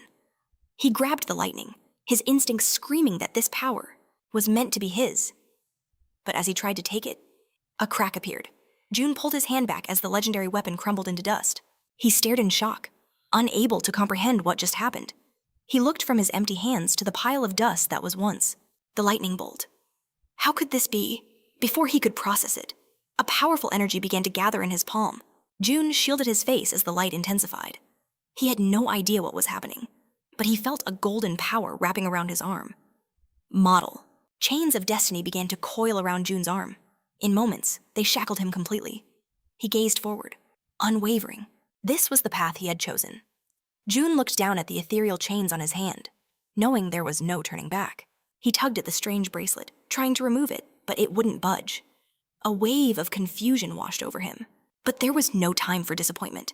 His main goal was to find out what happened to Astrope. His gaze sharpened, analyzing the item. Suddenly, a system window flickered to life. Item, the Black King's despair. Type, cursed handcuff. Rank unknown. The description spoke of a forgotten age, when everyone lived in fear of a mighty Black King, until his own people betrayed him. They imprisoned him in the abyss for countless eons. The Black King's hatred, born from betrayal, festered and grew. The very shackles that bound him became cursed. The first ability, Soul Collector, allowed the user to capture a target's soul. Once added to the collection, a soul could never escape, and the collection's power would increase in proportion. To the user's own stature, the wielder could even enslave these souls, forging them into powerful spiritual familiars. Once this dark transformation was complete, the soul would belong entirely to the user, eager to complete any task or order. The second ability was Dark Energy, an evolved version of his Black Blade, which could absorb souls into the collection and convert them into devastating power. The more souls, the greater the power. June absorbed every last detail. He'd never heard of this Black King. Even his brother hadn't mentioned a single word about him in his diary. Then, a chilling realization struck him. The serpent, Ashika, was always waiting for the return of her master. It was right there in the item description. That's why she considered all of her master's belongings so precious. It all clicked into place. The serpent Ashika's master was the Black King, and the reason he never returned was because his own followers had betrayed him. June stared into the distance. The Black King had been strong enough to make the legendary Ashika serpent his servant. He vowed to find out more once he escaped this place. For now, he had to think positively. There was no point in regretting what was already lost. June closed his eyes, focusing on how to best apply what he now possessed. Just then, a system message appeared. You have chosen Astrope as your reward. The doors to the treasury of Olympus are now closing. June's eyes snapped open. To the sound of someone laughing, a goblin stood before him, a wide grin on its face as it congratulated him. He had only cleared 10 floors, but his performance had been flawless. They were all deeply impressed with his accomplishments. As it congratulated him once more, June cut to the chase. Where did Astrope disappear to?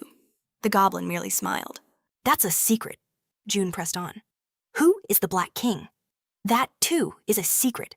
Then why did I get this bracelet? The goblin held out a hand. The tower grants rewards according to a player's achievements. There is no other reason. It adjusted its monocle, reflecting June's frustrated expression. We merely represent the will of the tower. Your rewards are based on the path you took through this trial. The consequences of your chosen path are yours alone to bear. Therefore, I cannot answer these questions. June clutched his head. The path he'd chosen. Could his decisions somehow be connected to this forgotten Black King? He couldn't understand any of it, but he knew the answers wouldn't simply come to him. He had to focus on what was urgent.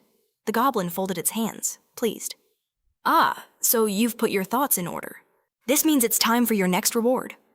A new system window flashed into view. Total karma acquired 1,042,119 points.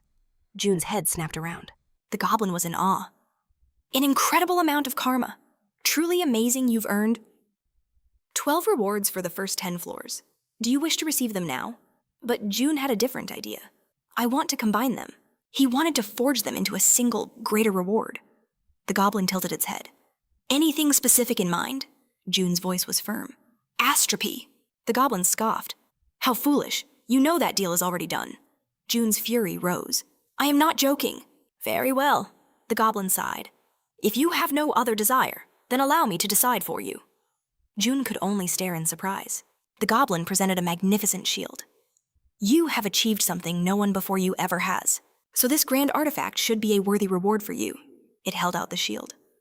Do you agree? June took the shield, realizing it was forged from 9 distinct layers. He braced himself for its immense weight. But it felt lighter than a feather. Now that you have your rewards, the goblin announced, I must take my leave. A system message appeared. The trial was complete. Move to the 11th floor. June stepped toward the portal. As he vanished, the goblin put a hand to its face and let out a sinister laugh. It finally understood.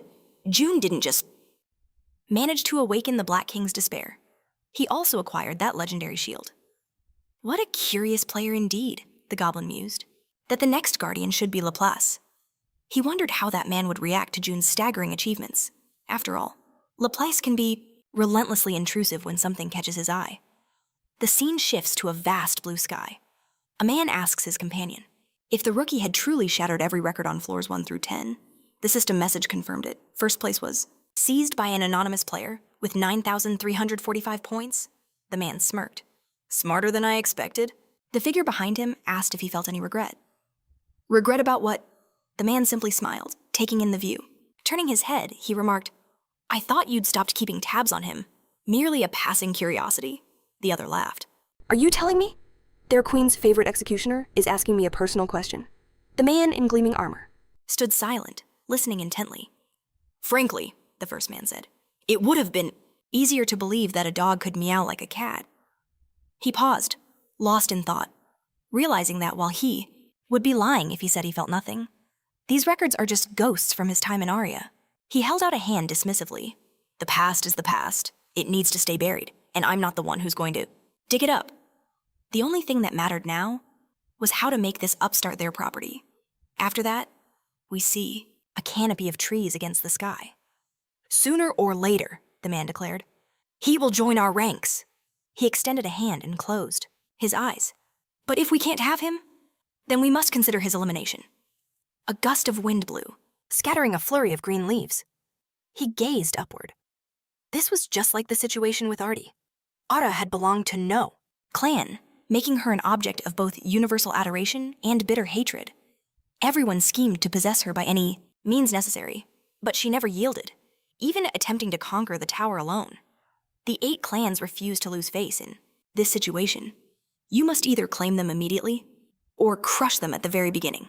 One of the two. There is no third option, the man finished. He looked away. Does that answer satisfy you? The other warned. You have said far too much. Be more careful next time. He just laughed, thinking that he, of all people, could afford it. The knights stopped in their tracks. It seemed their queen was still harboring doubts. They moved to the cliff's edge. Looking down, the man knelt. This isn't the designated location, is it? In the bushes below, cloaked figures were hiding. Suddenly, a shimmering portal tore through the air. The man smiled. It was a gateway.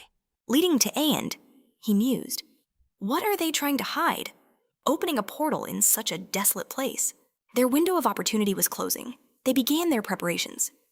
He raised a hand, and his knights readied themselves.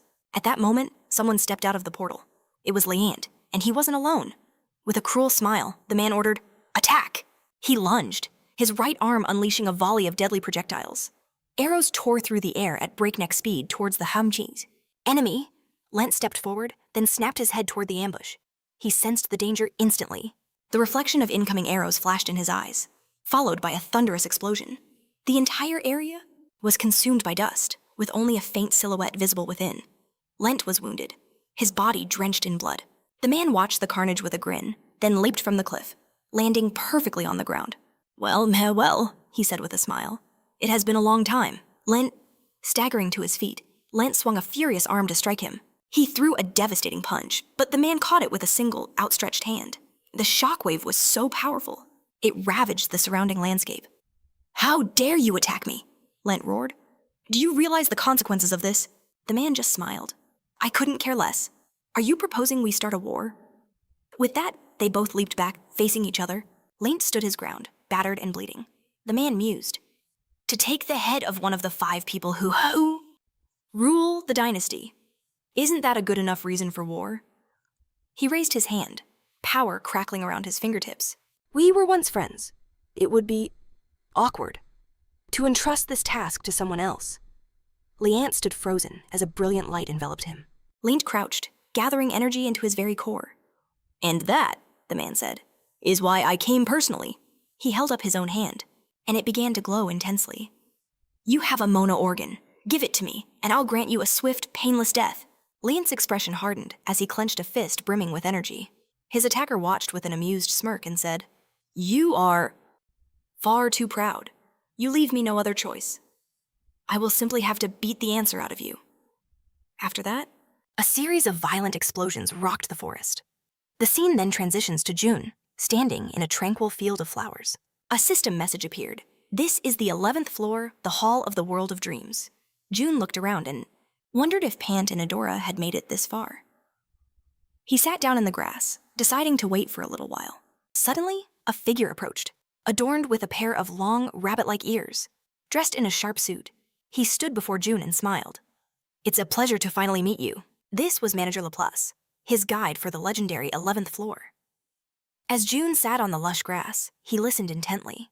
Laplace's eyes gleamed, realizing this was the best recruit since S-Team. He was face to face with the one who had the entire management community buzzing. He placed a hand over his heart, thinking to himself, originally, a different manager was assigned to the 11th floor, but a special decision was made. To give this newcomer exceptional care, they changed everything. He looked at June with confidence. My apologies, he said, though his smile suggested otherwise. But a moment this historic, I simply couldn't miss it. He knew he should have offered the previous manager a bribe. Laplace grinned and gestured to the side. So, do you know how the rules change, starting from this floor? June's voice was steady. There's no longer a waiting room. The trial becomes a long-term test. Ho, you already know so much, Laplace praised. Our conversation will be smooth, then. They stood in the middle of a vast field. This was a proving ground for those who decided to become a god. To reach that realm, they had to overcome their internal barriers and shed their human skin. And to do that, they had to pass the tower's most dangerous trials. Only by achieving the highest result, Laplace explained. Can you earn the right to descend? The real test begins on the 11th floor. You'll be dealing with completely different stakes now. That was the core of Laplace's explanation. On the lower levels, even if you failed, you could always try again. There was always a waiting area, a sanctuary to heal your wounds and wash away fatigue. You could then challenge the test in perfect condition. But here on the 11th floor, there is no waiting room. Here, the story changes completely. In case of failure, the test doesn't simply end. If you're injured, you must find your own cure, right here on this floor. If a player gets trapped in a dead end, they must find their own way out, essentially. They become residents of this floor until the trial is complete. And take note, Laplace added. There's no such thing as a round from this point on. He looked at June expectantly. Any questions? But June just shook his head. Laplace clapped his hands together with a flourish. Excellent. If there are no questions, then let the trial commence. A system message blazed into existence. The trial of the 11th floor begins. Legends spoke of this place, whispered from one challenger to the next. It is a realm where countless dreams from all worlds and dimensions converge. Because of this, the animals living here have fed and grown powerful on the essence of human dreams. The player's task: raise your own personal mythic beast. This animal will consume your dreams and become your faithful partner, bound to face every adversity and hardship by your side. Laplace held out his hand. And this is the egg of a mythic beast. As June took it, a brilliant light pulsed from within his grasp. No one knows what will hatch from this egg, Laplace said. It consumes its owner's dreams, so its form can change infinitely, reflecting the heart of its master. Laplace raised a single finger. But you must remember one thing. Although it feeds on your dreams, at its core, it is still a child. If you don't care for it with genuine warmth, it will never be able to hatch. You must feed it well and speak to it. You must give it your very best. The more heart and soul you pour into it, the stronger it shall become. Laplace bowed slightly. If you have no other questions, I'll be on my way. After your trial is complete, we may see each other again. With that, Laplace began to fade away. June looked down, his gaze fixed on the brightly glowing egg. A mythic beast, his partner. He looked up at the vast sky, an uneasy feeling stirring within him. He lowered his head and closed his eyes, a hand instinctively going to his neck. After a moment, he began to look around. He walked forward, stepping into the endless green meadow. He thought of his brother. This is the floor where he truly lived. Unlike the grim trials June had faced up until now, he could understand why his brother genuinely loved it here. He remembered his brother's smile, how psychometry had become his signature skill. He recalled how his brother never left the egg's side, constantly talking to it, feeding it his brightest dreams. June remembered the moment a magnificent creature appeared before him. His brother had hatched one of the greatest mythic beasts, a dragon. No, it was more than that. It was the ancient dragon, Cadus. He remembered his brother's radiant smile, how he'd forged a contract to borrow its power. The 11th floor was an important turning point for his brother, a glorious ascent. June stared down at the glowing egg in his hands. But on the other hand, he felt nothing but pressure. Unlike his brother, for June, this just felt like an impossibly difficult trial. Attached to a being with a vast soul. He glances at the egg, realizing it won't hatch on its own.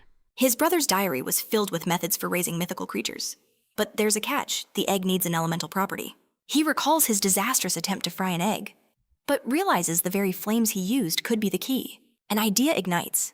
He could grant it the attributes of fire and wind. June immediately thinks of the legendary phoenix. What better mentor to teach the hatchling control over fire and wind, and if he plays his cards right? He might even acquire the mythical flame of life. With his mind made up, June strides forward, his silence heavy with purpose. He sits on a rock, considering Pant and Adora's delay. Standing up, he knows what he must do. He draws his dagger. On the cold stone, he carves a message south in the great forest. He stands beside his handiwork. A silent agreement between them. If fate should separate them, these markers would guide them back to one another. With the message left, it was time to move. June vanishes. He reappears before a colossal rock formation. A system window flashes open. He has entered the Phoenix's domain. A warning follows under the Phoenix's influence, his resistance to elemental fire and wind is drastically lowered. Worse, all of his base stats are reduced. June frowns at the debuff notification. A furious gale rips through the air, pressing down on him. Why is the Phoenix's power running so rampant?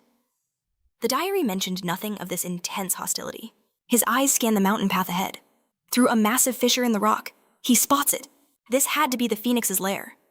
As he steps forward, a powerful voice booms from within, commanding him to freeze. June halts instantly. There's no mistaking it, that was the voice of the Phoenix. It echoes again, laced with menace. One more step, human, and I will incinerate you where you stand. Unfazed, June extends a hand in peace. I have journeyed far, he calls out.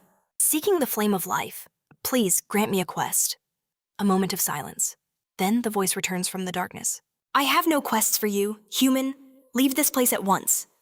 June stands bewildered, a deep frown creasing his brow.